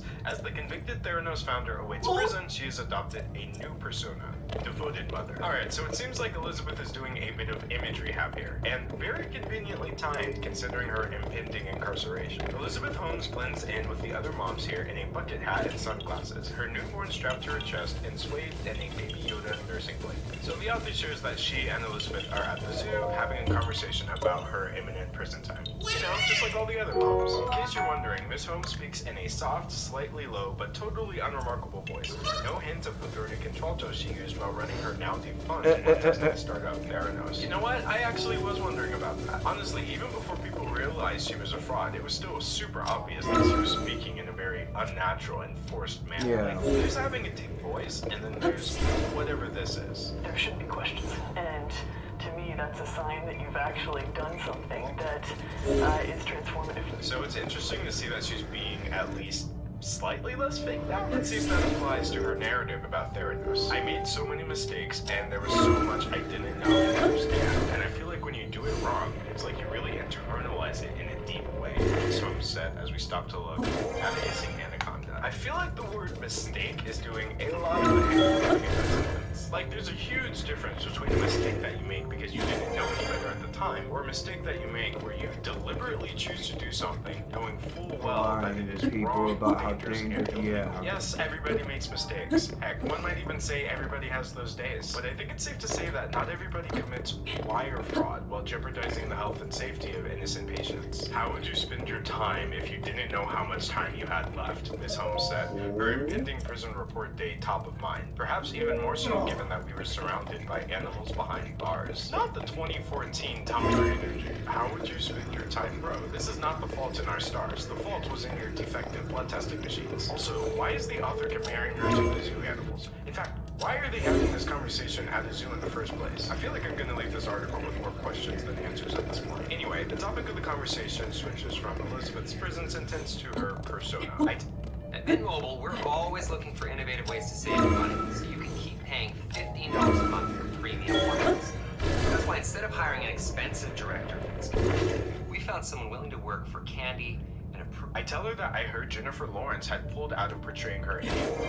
She replied almost reflectively, "They're not playing me. They're playing a character I created." You know, unlike most times when people pull the "I was just playing a character" card, I actually believe Elizabeth in this case. Everything about the way she presented herself in the Theranos days was just so glaringly fake. It's almost like she was some sort of misplaced character actor. So she goes on to explain why she did this, saying, "I believed it would be how I would be good at business and taken seriously, and not taken as a little girl or a girl who's gonna have good technical ideas." She goes on to say, maybe people picked up on that not being authentic since it wasn't. Now, I understand the reasoning here, because in our society, women do have to work harder to be taken seriously, especially in a male-dominated field like Silicon Valley. But the issue here is that regardless of how she presented herself, she did not, in fact, have good technical ideas. Theranos' entire premise was just a pipe dream. Anyway, the author wraps up the zoo encounter and gives a recap of Elizabeth's actions at Theranos and the resulting trial and sentence, including this great quote from her lawyer, by the way. Lance Wade, a lawyer for Miss Holmes, said that his client made mistakes, but mistakes are not crimes. But, like, yeah, it can be. This logic is so ridiculous because it basically just because not all mistakes are crimes the is not. entire I mean, world. some Like, mistakes yeah, I are kidnapped your crimes. dog or whatever, but I now see that as a mistake, so was it really illegal? But yeah, we already know the series of unfortunate events that led up to the big jail day. But what this article shows that we didn't know before was exactly what Elizabeth is doing as she waits. They were counting down the days until April 27th, when she had been required to report to federal prison camp in Bryan, Texas for over 11 years. The author then describes what Elizabeth was doing, from ordering takeout to singing along with music at a breakfast place, going for a walk on the beach with her partner Billy Evans and her dog Teddy. On the second day we spent together, Mr. Evans asked me what the most surprising part of spending so much time with Miss Holmes was. I told him it's that I didn't expect her to be so normal. Now, I think this is an understandable reaction because, in fairness, I wouldn't expect Elizabeth Holmes to be very normal either. But where this writer really started to lose me was where she starts trying to paint this really complex other side of Elizabeth that we never got to see. I realized that I was essentially writing a story about two different people. There was Elizabeth, celebrated in the media as a rock star inventor whose brilliance dazzled illustrious rich men and whose criminal trial captivated. But she wasn't brilliant. And there is Liz, as Mr. Evans and her friends call her, the mom of two who, for the past year, has been volunteering for a rape crisis hotline, who can't stomach R-rated movies, and who rushed after me I bet. towel to wipe a mix of sand and her dog slobber off my shoe. So I think there's two main issues here. Number one, yeah, I'm these are sure not she's two had a different big, people that you're complete writing change about. of This heart. is the same person who Sure, did she all of really these cares actions. about Something as people small now. as wiping off someone's shoe, or even genuinely great things like volunteering for You a know, she crisis was willing hotline. These to are lie great to areas for them and Elizabeth have them to be get fake focusing her energy. surgeries And so that they it's did. nice to see that, I guess. But this whole, hey, look, guys, she has human decency angle would only work if she were to admit and acknowledge that her actions in the past were completely And and she utterly isn't indecent. And up doing until this that. point in the article, I haven't seen any of that at all. The second thing is, how are we even supposed to believe that this is the real Elizabeth in the first place when she admitted in this interview that the previous iteration of her was just a complete fraud? But this is actually a question that the reporter had as well. So how could I be sure that Liz wasn't another character that Miss Holmes had created?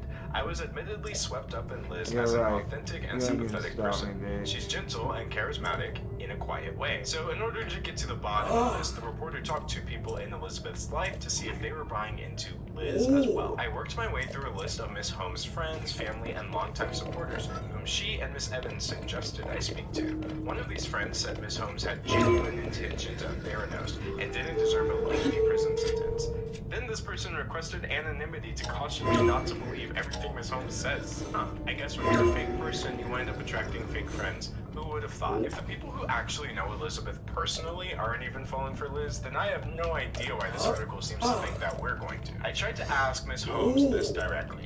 How do I believe you when you've been convicted of basically lying? Wait, why is basically in parentheses?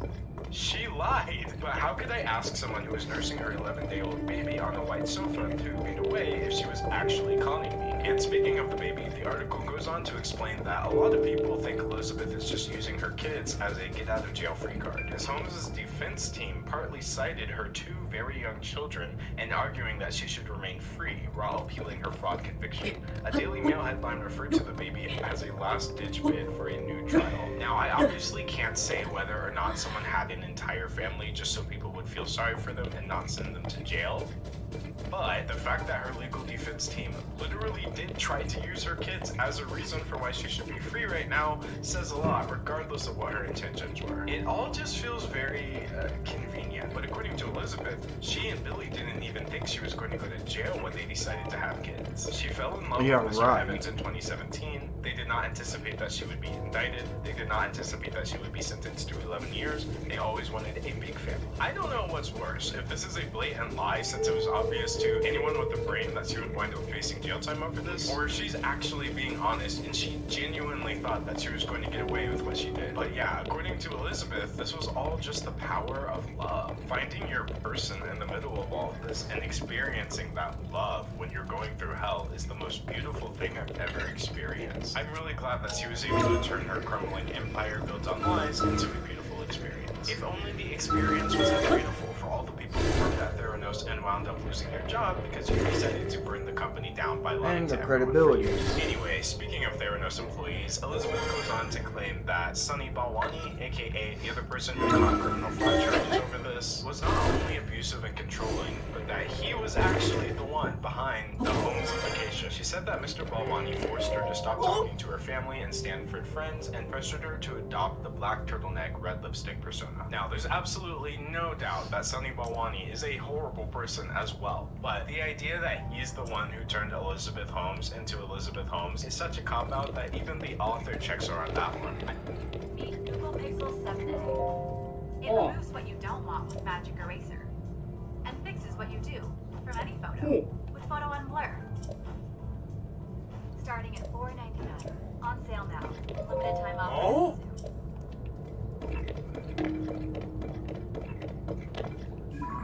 Big sale is coming. Up to 90% off. High quality sneakers only $1.20. Lightweight. Non-slip. 3 colors and various sizes. More than 17,000 customers have placed orders on Temu and given good reviews. Shop on Temu now.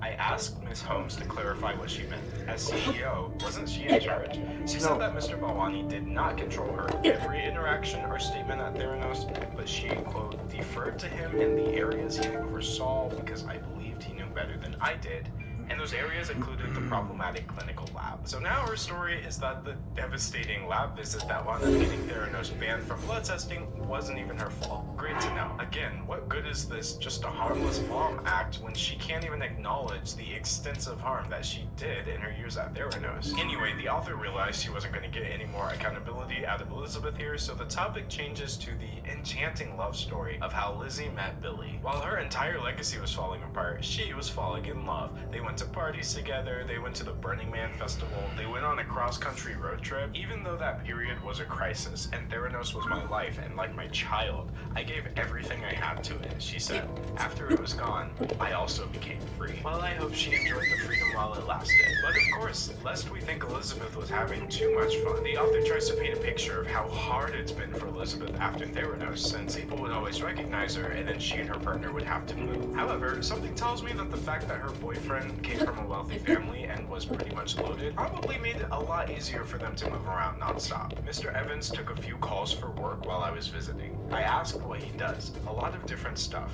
Investing, starting companies, he replied without elaborating. With the absolute lack of substance in that answer, this man should have been a PR spokesperson for Theranos. They then mentioned Billy's father, who has the deranged take that people are more critical of Elizabeth Holmes than they are of literal terrorism. By Billy's father, William L. Evans' tally, there are over 67.6 million web results on Miss Holmes, all of them negative, compared with 21 million results, many of which are positive for Osama bin Laden. Yeah, I'm not even going to try to formulate a response to that. Elizabeth's own father has a similar stance as well, that people are being overly critical of her. Everybody got on the train that Elizabeth was evil, and it was great copy, and they took it and ran with it, Miss Holmes' father, Christian, said. Yeah, but like, everyone was ready though. It's not like this was just some small thing that people blew out of proportion. Elizabeth Holmes was a billionaire who exploited people less fortunate than her, aka literally everyone. That is pretty much the textbook definition of being evil. But if that was not bad enough, Elizabeth and her supporters actually go on to claim that all of this happened not because she was this evil, fraudulent billionaire, but because she is a woman. Miss Holmes' defenders, stretching back to childhood, said in letters to the court and in conversations with me that the feverish coverage of Miss Holmes' downfall felt like a witch trial, less rooted in what actually happened at Theranos and more of a message to ambitious women everywhere. Don't girl boss too close to the sun, or this could happen to you. Once again, Elizabeth is trying to twist the very real issues of sexism and misogyny into this contrived fantasy that will magically excuse her actions. In reality, Elizabeth Holmes made things far worse for women in the field, because now, if a woman has a startup, she's gonna have to beat the Theranos allegations before she can get any sort of funding. But even at that still was not the most delusional thing she said in this interview. By far, the worst, most delusional take in this entire article comes when the author asks what would have happened if people weren't motivated to take her down just because of her success as a woman. What does she think would have happened if she hadn't garnered so much early attention as the second coming of Silicon Valley? Miss Holmes does not blink. We would have seen through our vision. After all these years, after the deposition and the trial, and the sentence, Elizabeth Holmes wants us to believe that Theranos would have actually been a viable company. And if that's not bad enough, this article is trying to convince us that Elizabeth actually believes this herself. When Miss Holmes uses the messianic vernacular of tech, I get the sense that she truly believes that she could have, and in fact, she still could change the world, and she doesn't much care if we believe her or not. In fact, the article literally just starts defending her at the end without even trying to hide it. She didn't seem like a hero or a villain. She seemed like most people, somewhere in between. I'm running out of ways to say this, but most people did not scam their way onto the Forbes list by endangering innocent patients. Sure, this article successfully presents Elizabeth as a mother or a partner, but it doesn't successfully present her as being a better person now, because it's really obvious that she's not. Over the course of this 5,000-word article, Elizabeth Holmes does not use the word sorry even once. There's not a shred of remorse here. In fact, the only thing Elizabeth actually expresses any sort of sadness over in this entire interview is the loss of her company. No matter how you look at it, Elizabeth is a lot closer to villain than most people are even capable of becoming. As Miss Holmes broke down thinking about what her children will be like in 11 years, I kept going back to her central promise at Theranos. The technology that she invented would, in her words, create a world in which no one ever has to say goodbye too soon. And there she was, preparing to do just that. And there we have it. The article ends by trying to frame Elizabeth Holmes as being just just as much of a sympathetic victim as the people she was endangering at Theranos.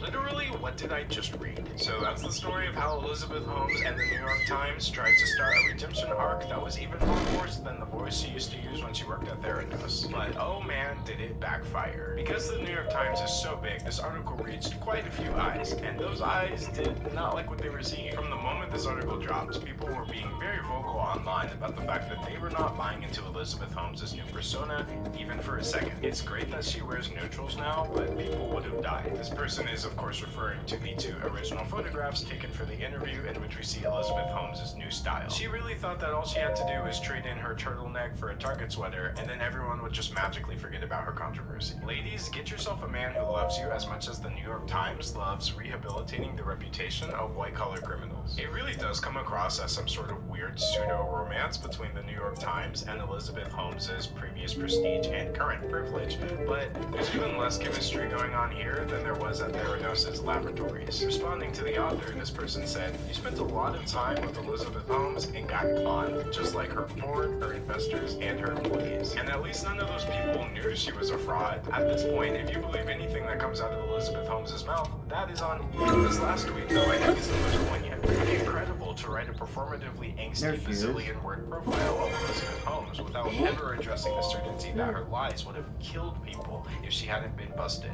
or the equal certainty that she herself knew this. The fact that the New York Times would platform someone like Elizabeth Holmes without challenging any of her assertions or even bothering to hold her accountable for her own actions is just sad. However, this is where things get interesting. It's pretty common for people to come together online and call out things that don't sit right with them, but in this case, it wasn't just the people. This article was such an affront to journalism that even other media outlets started calling the New York Times out for this.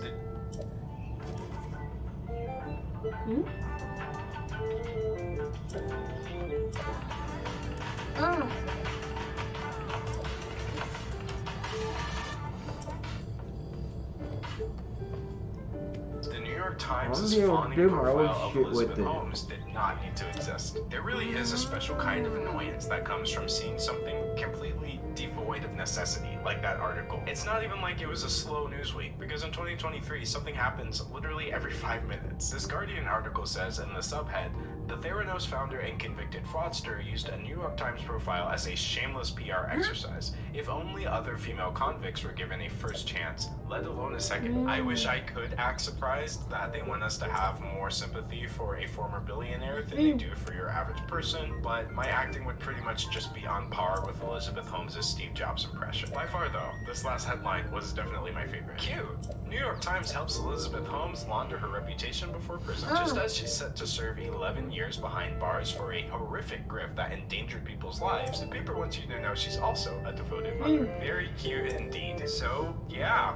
Elizabeth Holmes in the New York Times, folks. Yay! She may be a rightfully convicted criminal, but hey, she's a rightfully convicted criminal with a family. A family that, by sheer luck, manifested at the perfect time to keep her out of prison temporarily. Except this is all ultimately pointless because her sentence still stands, so she will still be going to prison regardless. Nice try, Liz. But yeah, that's the video. Thank you for checking it out. Real quick before you go though, here's how you can get a shout out in my next video. So all you have to do is guess who it's about. In the comments, tell me not just their name, but the reasons why you think they would make for a good deep dive video. I'm only going to give you a single hint. In some ways, this person kind of reminds me of Elizabeth. Now, I know that even with that vague hint, a bunch of people are still going to get it correct, but I'm just going to choose one correct answer and feature it in the beginning of my next video. And speaking of that, the next video is coming pretty darn soon. But yeah, as always, thank you so much for the support. Thank you for watching if you happen to make it this far, and I can't wait to see you on the next one.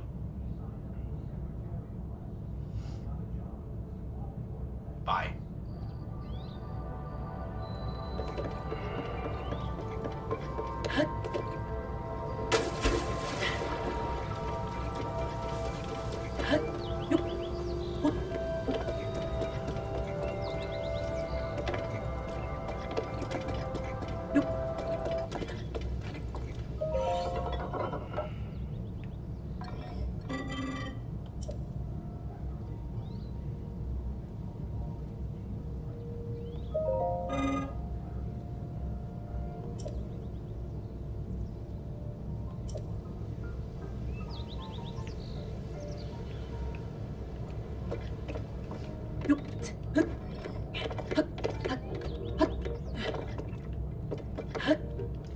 Where's my thing? This is a deadly game without my fucking deal.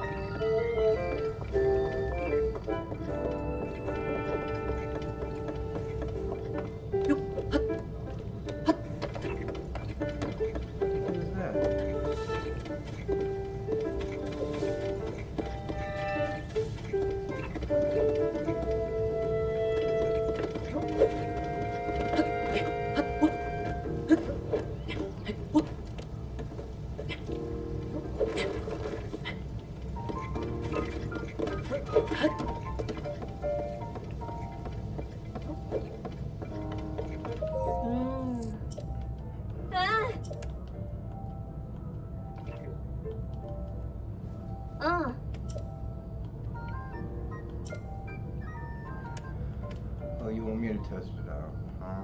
Oi! Hi!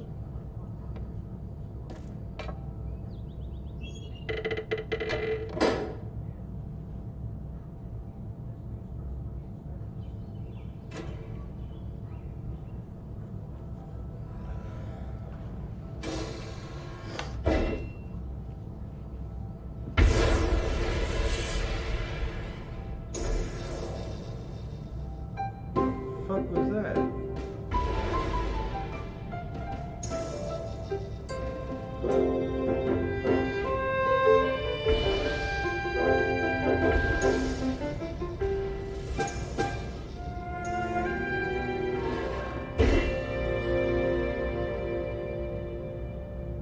The fuck are the Sheikah Towers? Ooh!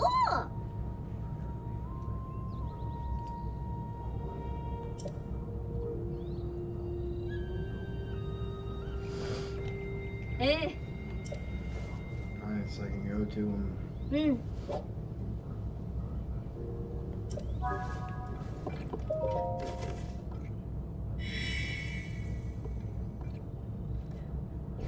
know, you didn't have to change the name. You could have kept calling it the Sheikah site.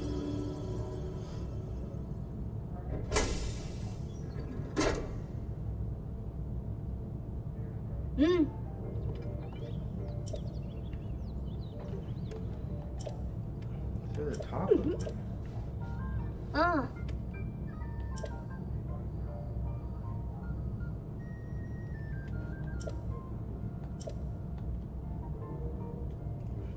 Yeah, how am I gonna travel up that without a fucking hang glider? Give me one. Yes.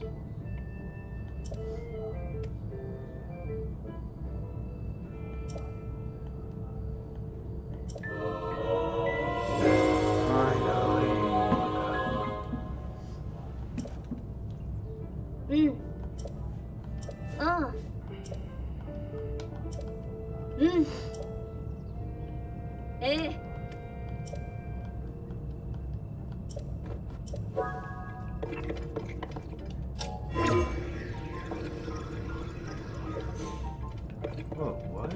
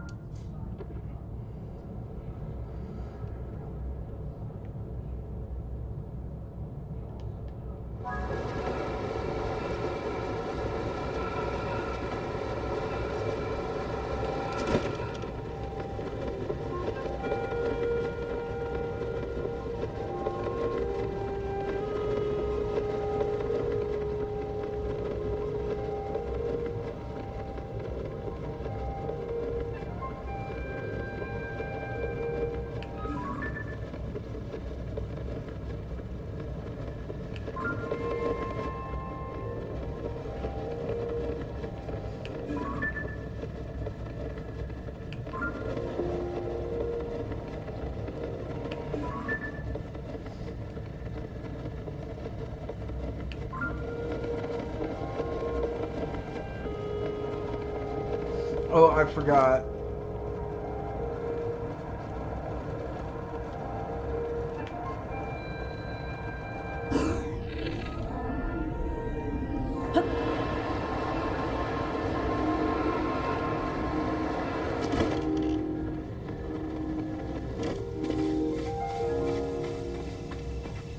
I completely forgot about that.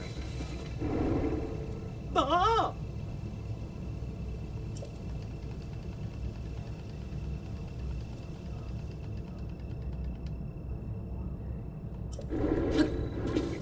Ooh, that almost killed me.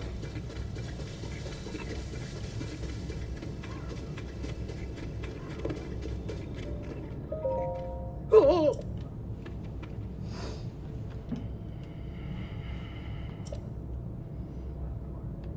Yep. Oh. Oh. Oh.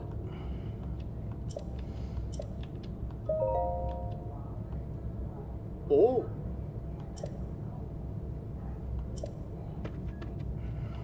Oh. Oh.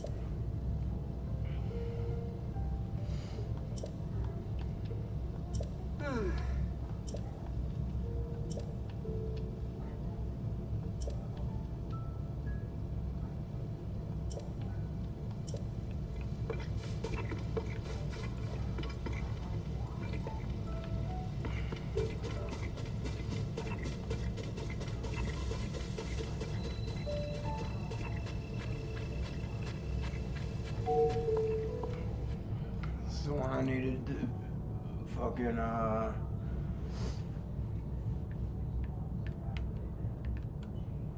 yeah.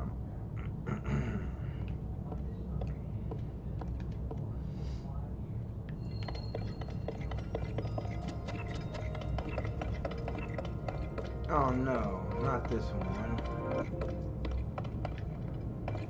I already beat this one.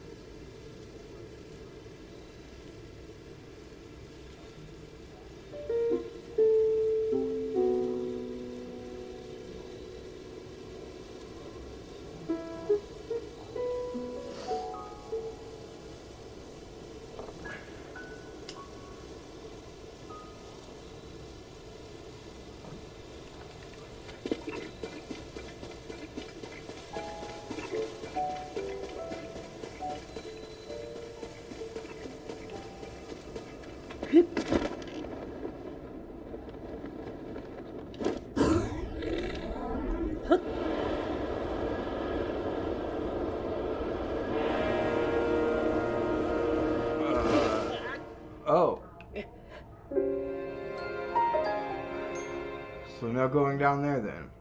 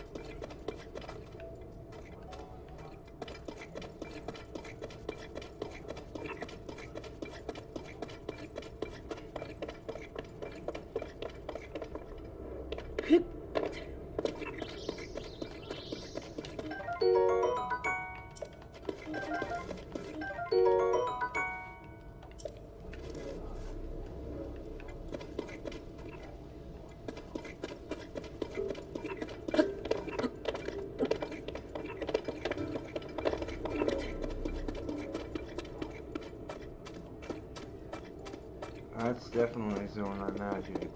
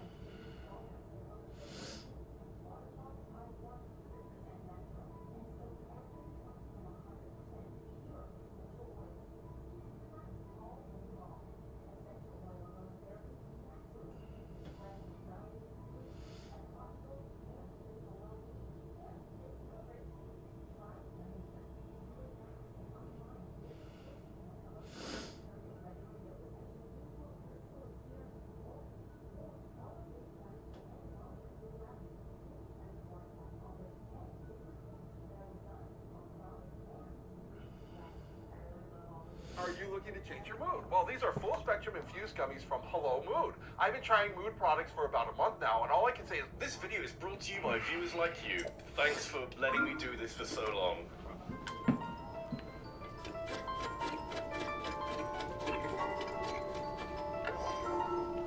If you want a difficult game to play that keeps you occupied on the same problem for hours on end, Zelda games aren't usually the place to go.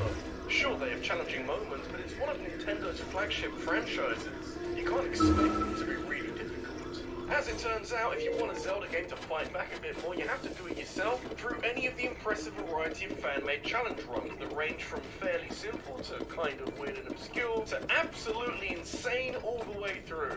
My task today is to find some of the hardest and talk you through all the ways they changed the games you know and love, with the added personal challenge of writing and editing this video before Tears of the Kingdom comes out. If any of these challenges carry over to that game, we'll call it good foresight.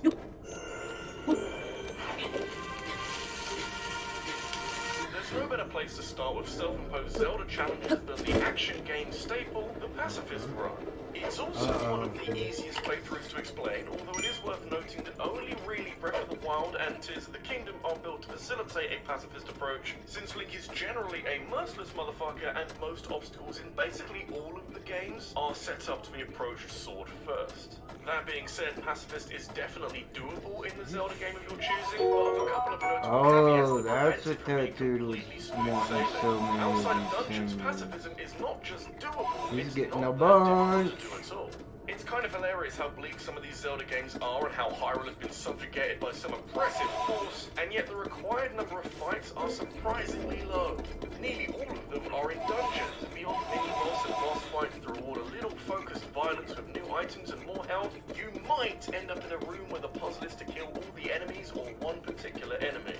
True pacifism is, of course, impossible, since Zelda loves a boss fight, but it can be a lot of fun going down a route that gives you the next best thing.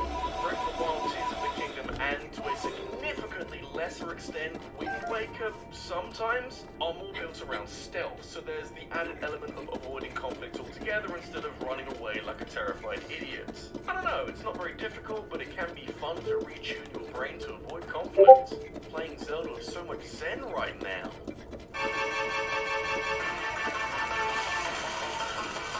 Call me a star starving video game Is that a journalist fucking, like, Malice Talus? What the fuck? Proud, because I'm about to compare The Legend of Zelda to Dark Souls. No wait, don't go, I have original things to say too. Yeah, okay, so this was fairly inevitable given how I'm talking about how to make a generally easy franchise so much harder, but digging down into the specifics, the dynamic of the 3D games changes so much by ditching your shield. I know swords get a lot of the focus in these games, and no defensive items ever get the same kind of fanfare as the Master Sword, but some of the harder fights in this franchise do necessitate a decent understanding on how to use a shield properly. So logically, taking the shield away can have a pretty dramatic effect on how you work your way through a Zelda game. While possible in 2D games, won't notice any significant difference until you give this a go in a 3D game, where suddenly, hey, now you don't have a safety net. It's a little hard to judge this challenge across every Zelda game, but you do get some interesting outcomes, like how Ocarina of Time funnels you nicely towards using the Goron sword since you don't need your other hand for anything else. Wind Waker puts more of an emphasis on parry timing since screwing those up will You now gotta hurt have a the fuck lot out, more. man. And Skyward Sword, oh, Skyward Sword. Shields are very important in this game, and not having one forces you to approach combat with a bunch of enemies in a completely As long different as I way. don't go too long. Declining a shield in Dark Souls helps to speed up combat since you can't just turtle behind a lump of metal the whole time. And I'm not gonna lie, Skyward Sword hits some of the same notes sometimes. Please tell me I'm the first person to compare this game to Dark Souls. For the love of God, tell me that's true. Hey guys, real quick, my channel has been approved for YouTube memberships now, so if you fancy supporting my channel more directly, you can become a member for as little as £1 a month and gain access to some nifty perks, as well as being featured on my channel page. Hit the join button below this video, that's how it's going to yeah, you. Thank you, and let's get back to the video.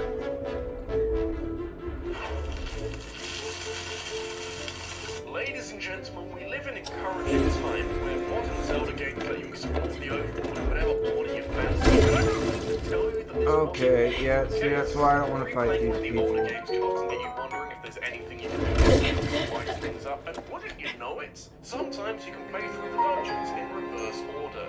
That may sound bananas since Zelda games have long been married to their set order of obstacles and the freedom has only been there for the last decade, perhaps? But surprise, surprise, with the right glitches, you can do whatever the fuck you want.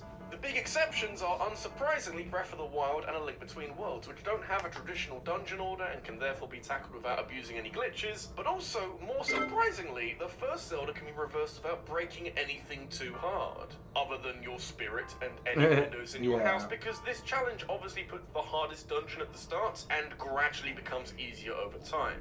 But going to Death Mountain from the start is, oh man, it's a lot. The other possible games are extremely reliant on glitches to an extent that they barely resemble the base game. But I want to highlight Ocarina of Time in particular for being the most popular game for this challenge and already having some reasonable flexibility when it comes to dungeon order, although maybe not to this extent. Seeing Jabu Jabu done as an adult, man, what a world.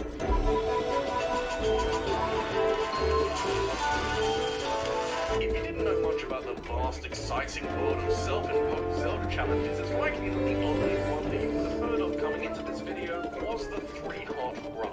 It's easily the most well-known challenge around and one of the easiest to implement. You're basically playing the game as normal, but you're not allowed to increase your health by picking up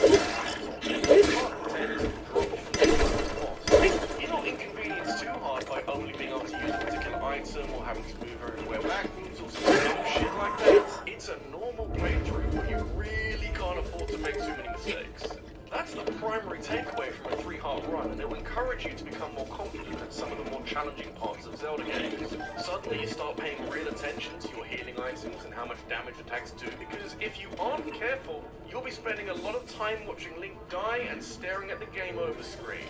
Obviously a 3-Heart Run is as challenging as the game you're playing. Skyward Sword gives you 6 hearts at the start, so it can't even do that right. At Mint Mobile, we're always looking for innovative ways to save I did 3-Heart Runs with Ocarina all the time, dude. premium wireless. That's why instead of hiring an expensive director for this commercial, we found someone willing to work for candy and approval. Hey, listen, sweetie. Alright, admit. Do it, honey. Hey. Nap time. So embarrassing. Sorry, guys, this one's on me. Let's light this bitch up. godsend for brand owners like me who really don't do great on camera. Not only can I share my product in unique ways, but people love to see how it's made, and I can highlight what makes my products unique or how to use them in the best ways. There's even built-in tools to make filming so much easier. And all that thanks to the fun creator space on TikTok.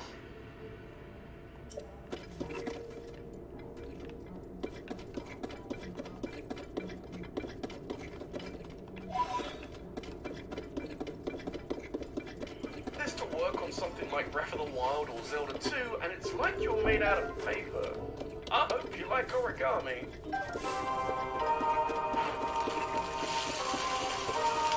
Never mind Pokemon, you're heavily encouraged to collect them all in your average Zelda game. These are, after all, adventure games, and so it really is in your best interest to do some exploring and extra reading so you can pick up all the trinkets and upgrades and bugs.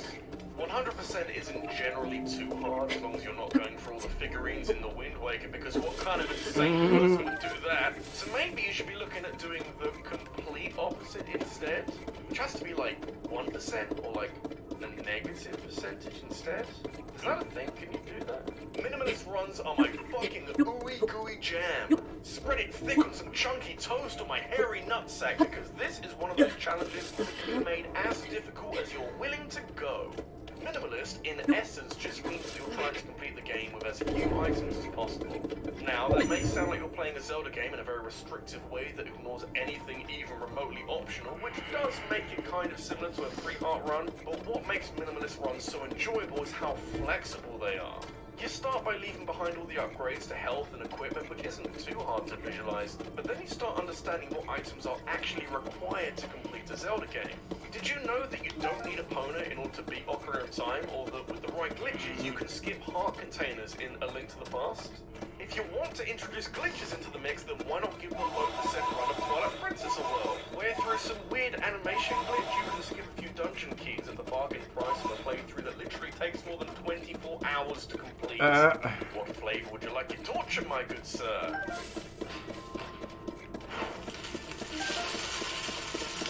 I know I said that a pacifist run requires the least amount of explanation, but honestly, an optimal playthrough of Breath of the Wild is about as simple in theory Dude, as that's you can hot, ask. dude. What's interesting about the Defeat Ganon run is that you're pretty much doing exactly what the game is asking you to do, or Well, at that's least you're all taking you- a very literal approach to defeating the bad guy.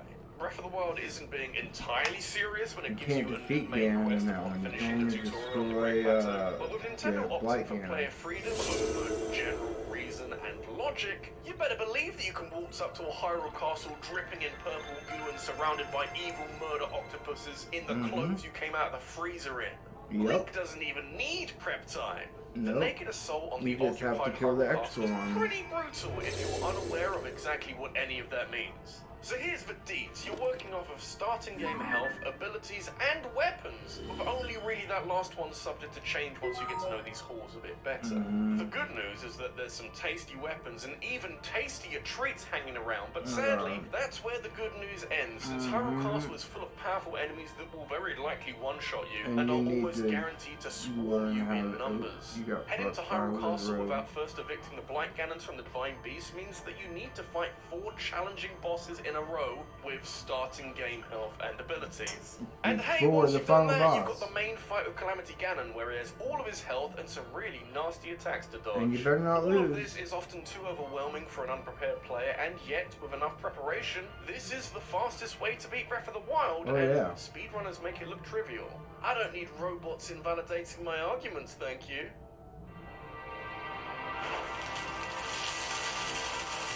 The mere presence of this video is an admission that Zelda games generally aren't very difficult. One of the more Hey, simplistic that challenges you was can implement without having to the- change anything about how you play the game would be having 0 deaths, which is a Legend of mere Seasons byproduct of of knowing these Time, games or the too other. well and being unfazed by any and all obstacles. However, for the first time in this video, 0 deaths goes beyond being a self-imposed challenge and actually one that is rewarded in Link's Awakening, because this is the one and only Zelda game that is hiding a secret ending behind having 0 deaths on your save file.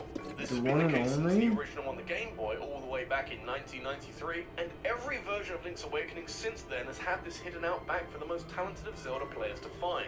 Link's Awakening isn't exactly the hardest Zelda game around, but when your margin for error is this fine, and one mistake can undo hours of progress, you do start to see some of the harder parts of this game as significantly more tense. Of course, you can save every 5 minutes and merely reset whenever you fuck up if you're a giant weenie, but it's still a drastically different approach for a Zelda game. One where you're both not too worried about dying because it's Link's Awakening and not Super Meat Boy, but also there's that fear in the back of your head that if you become too complacent, you'll fail a challenge that technically isn't that demanding.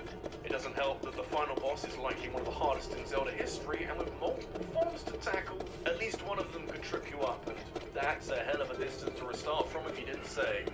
How's your confidence doing?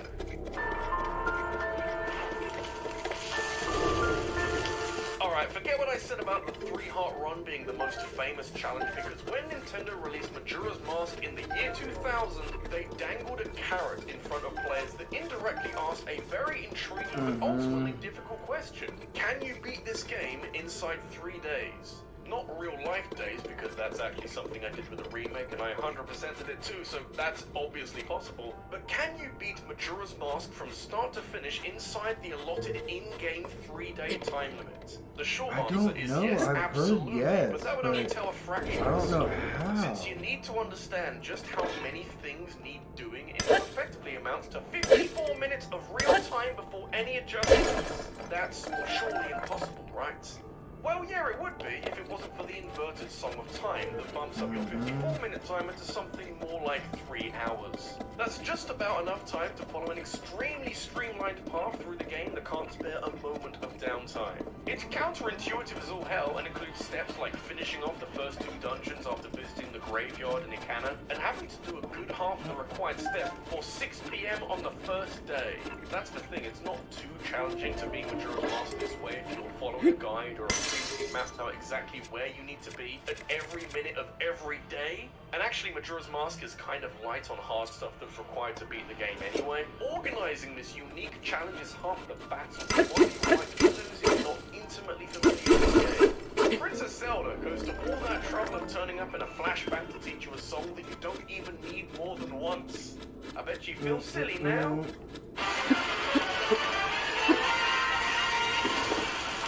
So we try taking the shield away, and that can be pretty difficult.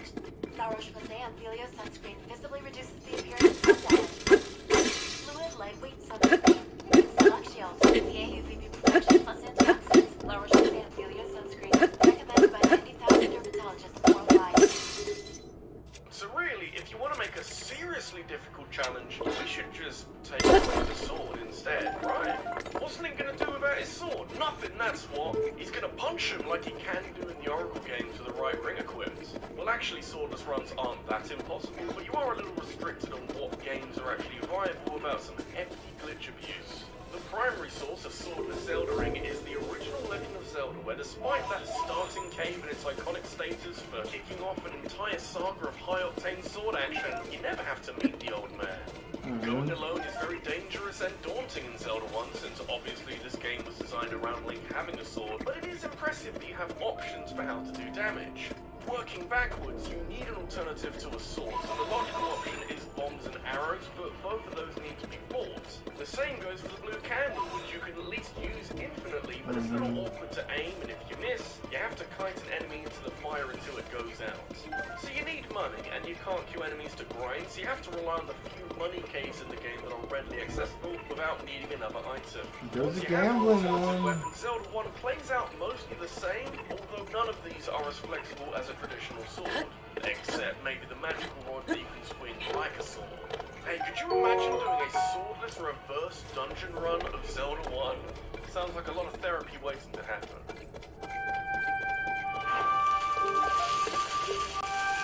If you've played through enough Zelda remakes, you may have noticed a trend when it comes to difficulty.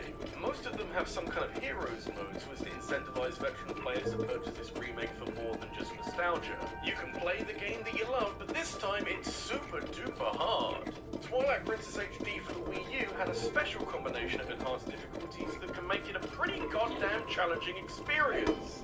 There's hero mode as usual, so you take double damage, but if you scan the Ganondorf amiibo, that acts as its own separate modifier. So if you give yourself blue hearts during hero mode, you're now taking 4 times the usual damage. That makes Oh, hey, why are you guys Just attacking the me? knock-on effect of a 4 times What's your problem? HD is that increasing your health is now Little unbelievably cunt. important. All those heart pieces and picking up a heart container after defeating the boss, it's like gold dust. Any attack that would have done 1 heart of damage now one-shots you at starting health, and late game enemies can leave a sizable dent in your health even with 2 full rows of hearts. You never feel all that safe, and what were originally small attacks from insignificant enemies can stack up ungodly quickly. If you want the perfect showcase of how ridiculous you can make this challenge, then I implore you to give both the Cave Ordeals and the new Cave of Shadows a go. That's 50 and 40 consecutive floors of increasingly more challenging enemies with very restricted options for healing, and the Cave of Shadows forces you to be Wolflink the whole time, and do you know what that does for you? Well, Wolflink can't use potions to heal himself for one, but he also takes an additional double damage compared to Human Link. Do you want to take 8 times damage? No one wants that. And those are all the challenges I have for now. Do you agree? Is there a challenge I missed out? Are you enjoying Zelda Month? Let me know in a comment down below. And if you enjoyed this video, make sure to leave a like and subscribe for more in the future, and hit that bell for notifications of every new upload. If you need something else to watch right now, I talked about the worst things in Zelda games last week, and I also want to thank my top supporters on Patreon, including Blue Catarade, Lima Pro, and Scott Riker.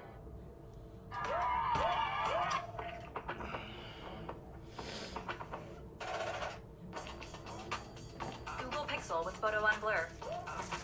Buy Google Pixel 7a and get Pixel Buds A series.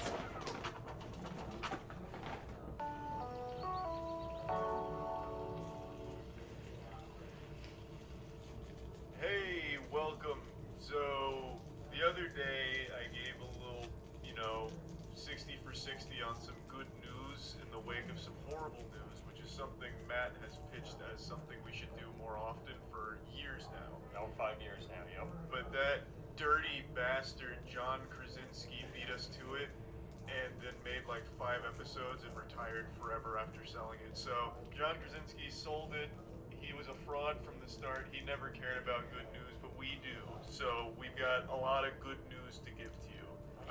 Making enemies with John Krasinski. I just started the good news with really negative takes, which is hype. Now we're here with our first incredible story. So the first story is one that hits near and dear to my heart and the hearts of every vertically challenged man out there.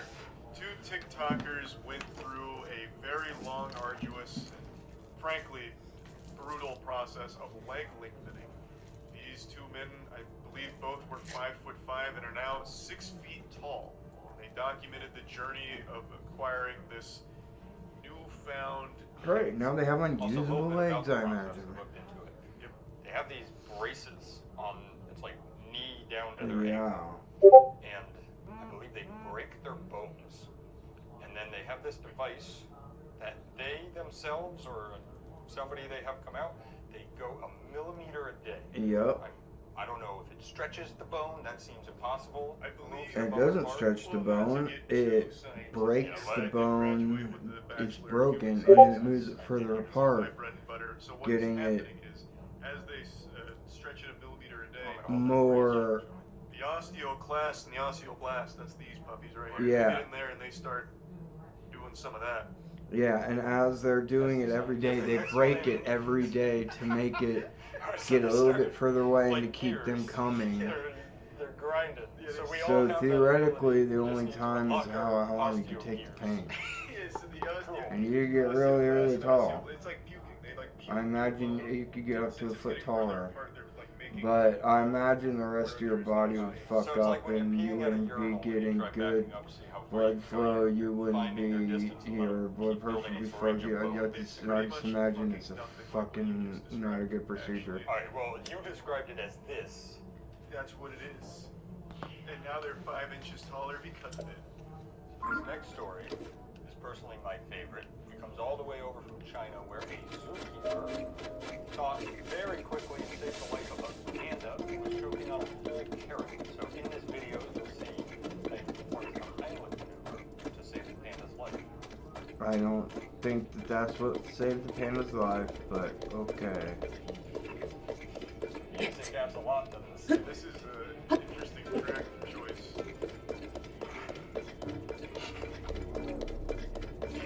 So, you might not be able to tell from the video, but the panda, as I said, was choking on a carrot. It was lodged in his throat. The zookeeper quickly thought of everything he could and gave him some form of the Heimlich maneuver to dislodge the carrot. That's not the Heimlich maneuver at all. You Yeah, go near its stomach. when you watch it a little closer, yeah, it's more like Wiegand and Bernie's did.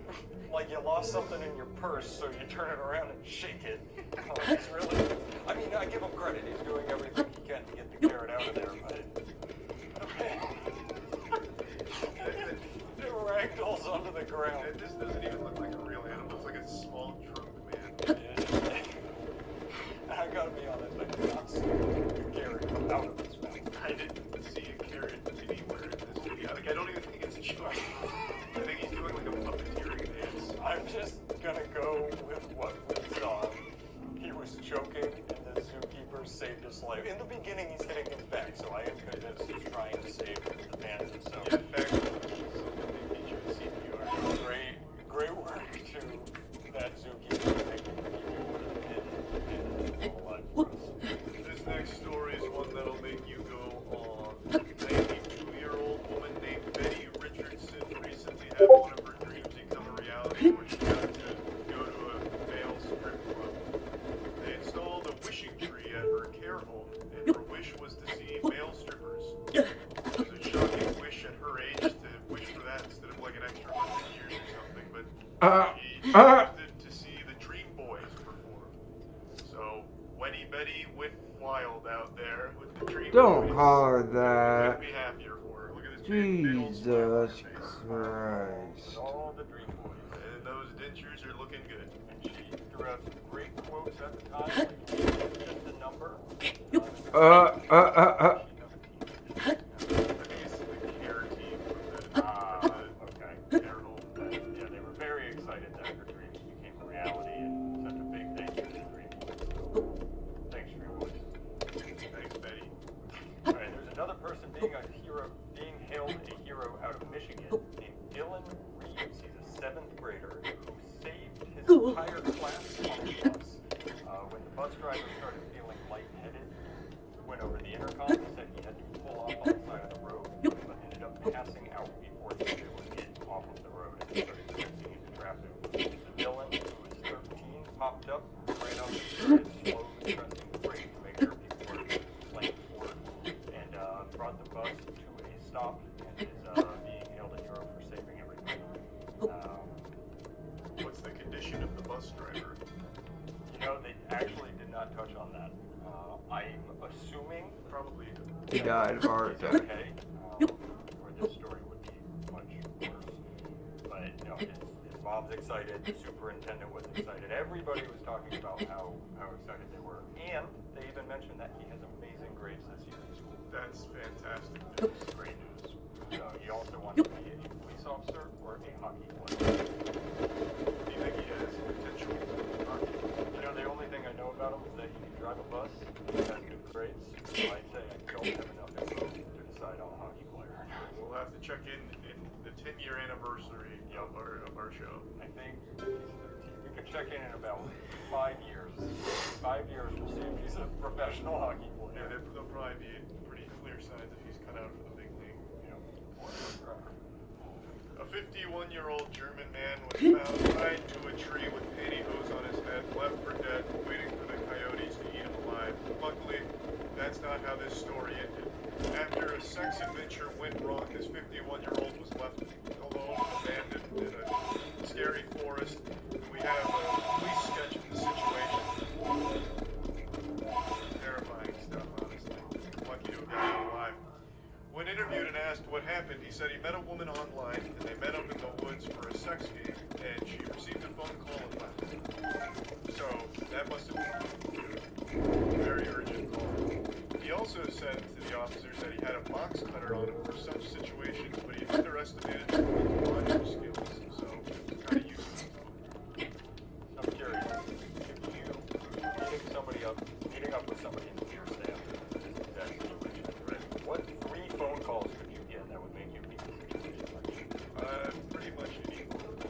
It's just an excuse to leave. Oh, I see. Now, wouldn't you know that before telling me about Yeah, but like, if you're so ugly, I want you to die. So, like, I see. So it was attempted murder. I mean, it sounds like it. It's not like a mistake to make. It's not like she just got forgetful after the phone call. It's not like the black guy paralyzed her. Yeah. She knew. Other question is, which part of this are you picking out? That he's alive. Okay. Yeah, that he survived. I figured, yeah, because he's alive. He almost had sex. That's true. I guess the two. He was fully clothed. Well, she could have dressed him. She tied him. Well, yeah, wait, that's a weird. Why would you be fully tied up? She has something with her immediately. She tried to kill him, and he's embarrassed. Exactly. Yeah, because this stuff's not adding up to me, but I'm no detective. Yeah, no, this is definitely a fishy situation. We'll keep our finger on the pulse as more information is made clear to us. We have another sketch coming in from the on-the-scene artist. Oh my goodness, I'm sorry, Dad. I hope the kids aren't watching. Oh, wow. Wow.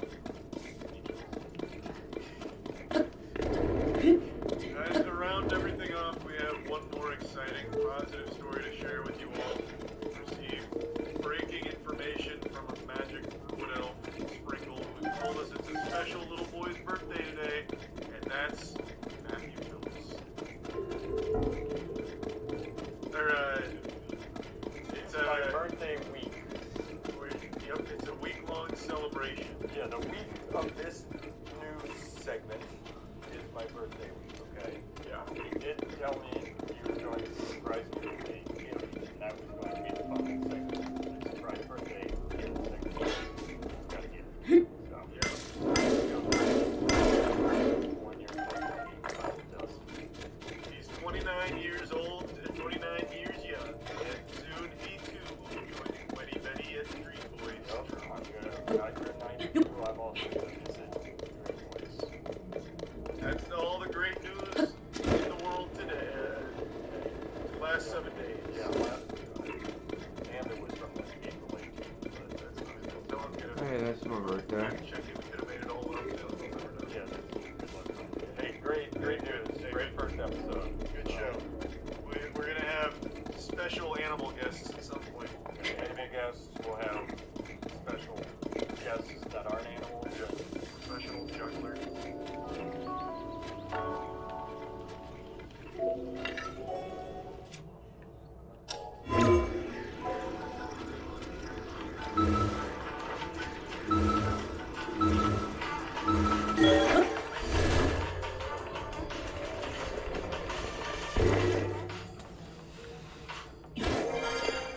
You put me up here? What the fuck?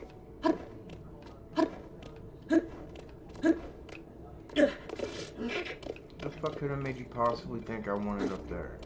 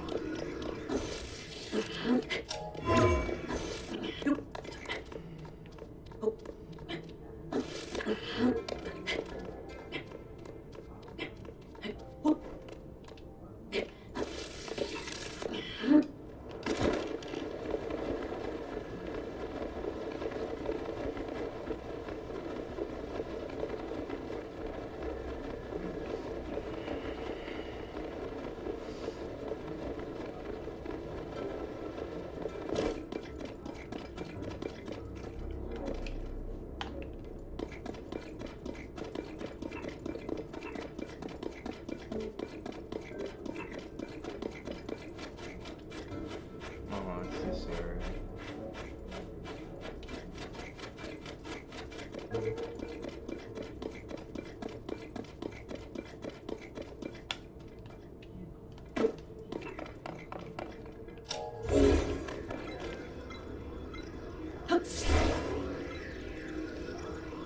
Look.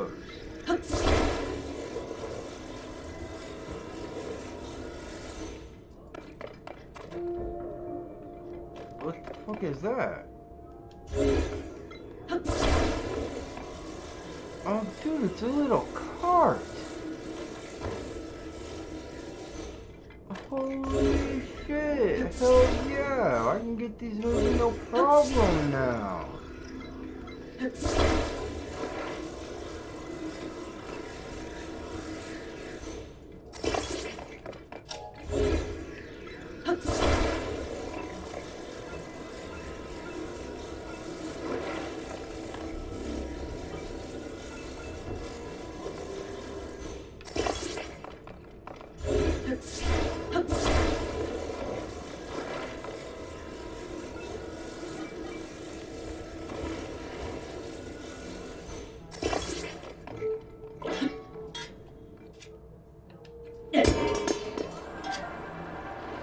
No, don't go up.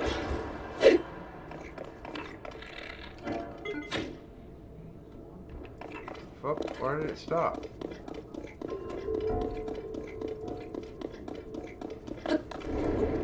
Okay, that tree was not good.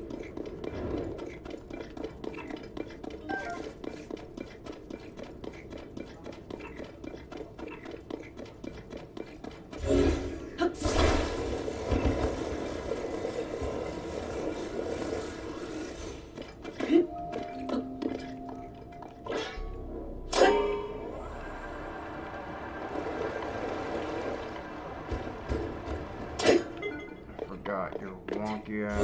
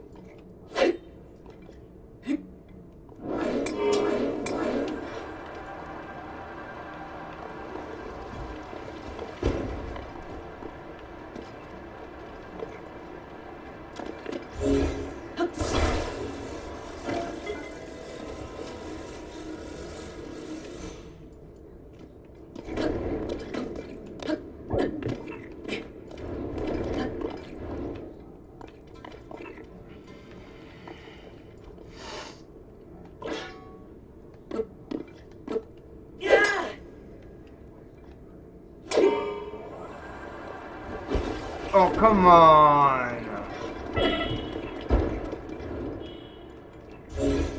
You stupid asshole. Get back over here.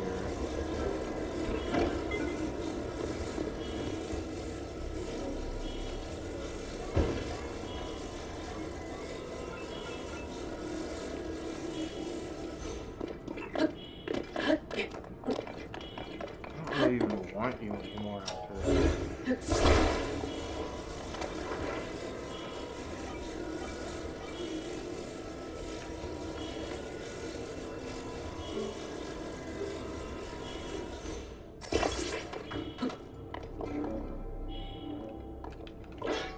Go!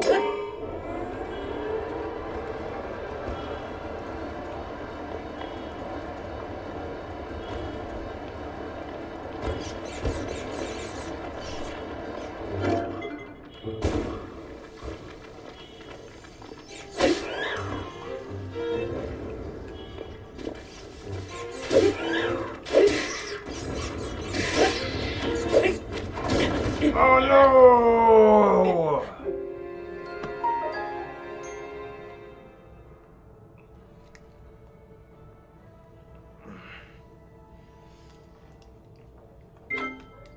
Al Kuzma is now a part of Panera's Unlimited Sip Club.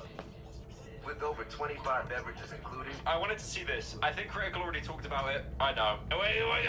I saw this everywhere. Apparently this guy's been on some like copyright strike spree or some garbage. Oh my god. Oh wow. I get 1080p enhanced bitrate. What's using enhanced bitrate or premium? We already covered it where it's the first video. Business Casual, owned by a man named Alex Edson, whom I've covered before, has filed 3 deliberate strikes for just a few seconds of content based on public domain images against a channel named Magnates Media. Short version is Alex is evil. Is he the guy who did that documentary saying Google live bad? Because I watched through that and I thought it was like very disingenuous when it came out like months ago. The successful channel he's devoted the past 5 years of his life to will be deleted full scale. I consider this to be the fraudulent attempted assassination of a competitor's career, and 8 months ago, I tried to warn people. Alright, the title is kind of extreme, I get that, but I'm pretty sure it's justified, so please hear me out. I don't even think the title's extreme. He literally said the word bro said the word assassination, unironically. I know he's got like some fucking like Black Ops tape recorder. You know at the end if I'm right about that. Here's the situation. A while ago, I covered a lawsuit against YouTube as a platform by a channel named Business Casual. Not just any lawsuit, this lawsuit was being pursued by a man named Alex Edson. Alex is Business Casual. Recently bought the YouTube channel. He was not the original creator or person. No, he left a dislike. No. Oh my god. I'm gonna dislike the video. That's gonna stop him. And had now decided that a few seconds of his footage served as justification for taking down the entire Russia Today YouTube network. Alex Edson, in a rather long, high production value video, which, contrary to what he says, was not being suppressed at all, and many of you have likely already seen, went on the attack and asserted... Honestly, I do want to say, I hate when YouTubers say my videos being suppressed. It's such a cope. You really do just get unlucky, bro. Like, not every video you make is gonna get, like, 1 million views, or, like, you know, what you want. Unfortunately, some of them flop. Like, I saw, a good example is, I saw Tommy Innit do an interview, a podcast. Happy early birthday, Pyro. Thank you, Carter, for the 10. And Tommy Innit, he speaks so professionally. Like, how old is he? Like 19 or 20 or something? But he literally speaks like a CEO, or like a 30 or 40-year-old CEO. He is so business-minded. Like, the kid is super clever, right? The thing is, though, is like, even though he talks about knowing about all the metadata and all these analytics and stuff, like, even him, sometimes, he'll have videos that get, like, you know, sleeper views compared to the rest. It's happened to me. It happens to everyone. It sucks. You feel like dog shit. But I hate when people kind of act like that YouTube has, like, a big plan against them. It's so... I mean, okay, hang on. Let's see if his video is still even up. Let's see if it even has... Why I'm suing YouTube. So, is that tits? Holy based. Okay, hang on. I'll watch that later. Goddamn. Hang on. Let's see if this is... it's not even age gay. It's probably not even demonetized. Analytics and stuff. Like, even him sometimes, he'll have videos that get, like, you know, sleeper views compared to the rest. It's happened to me. It happens to everyone. It sucks. You feel like dog shit. But I hate when people kind of act like that YouTube has, like, a big plan against them. It's so... I mean, okay, hang on. Let's see if his video is still even up. Let's see if it even has... Why I'm suing YouTube. So... Is that tits? Holy based. Jeez, what the fuck, Pyro? Shut up. Don't be fucking idiot. Let's see if this is, You weirdo. probably not even demonetized. I was waiting for people like age gay will not be destroyed by those who do by those who want.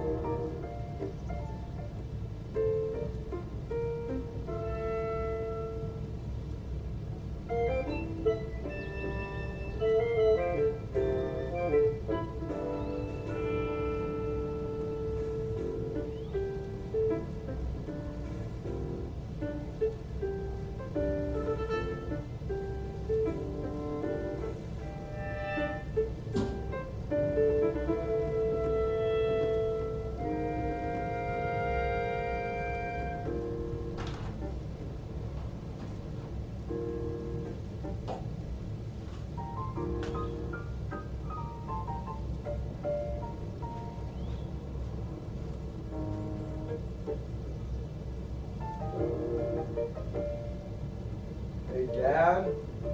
Is Sheba up there?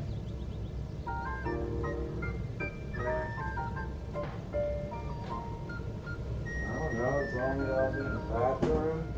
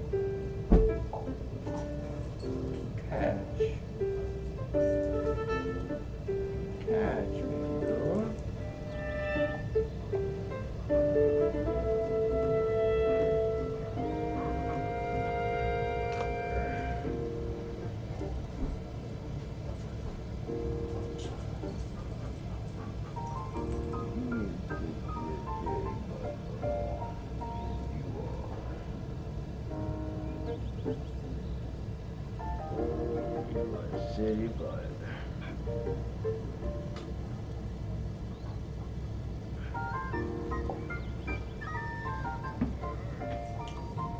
city, but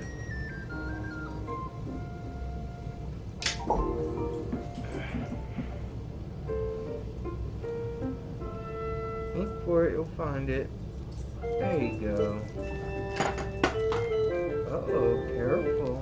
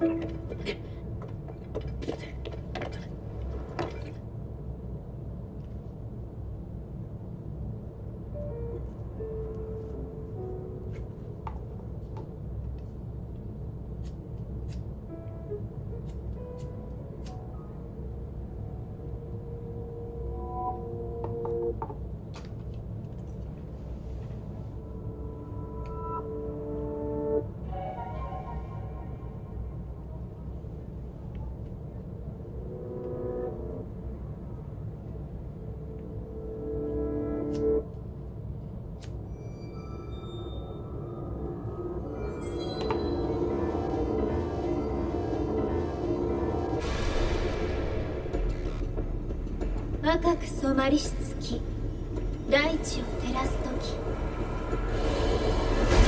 魔物の魂が肉体を得て蘇り、再びこの地を席巻する。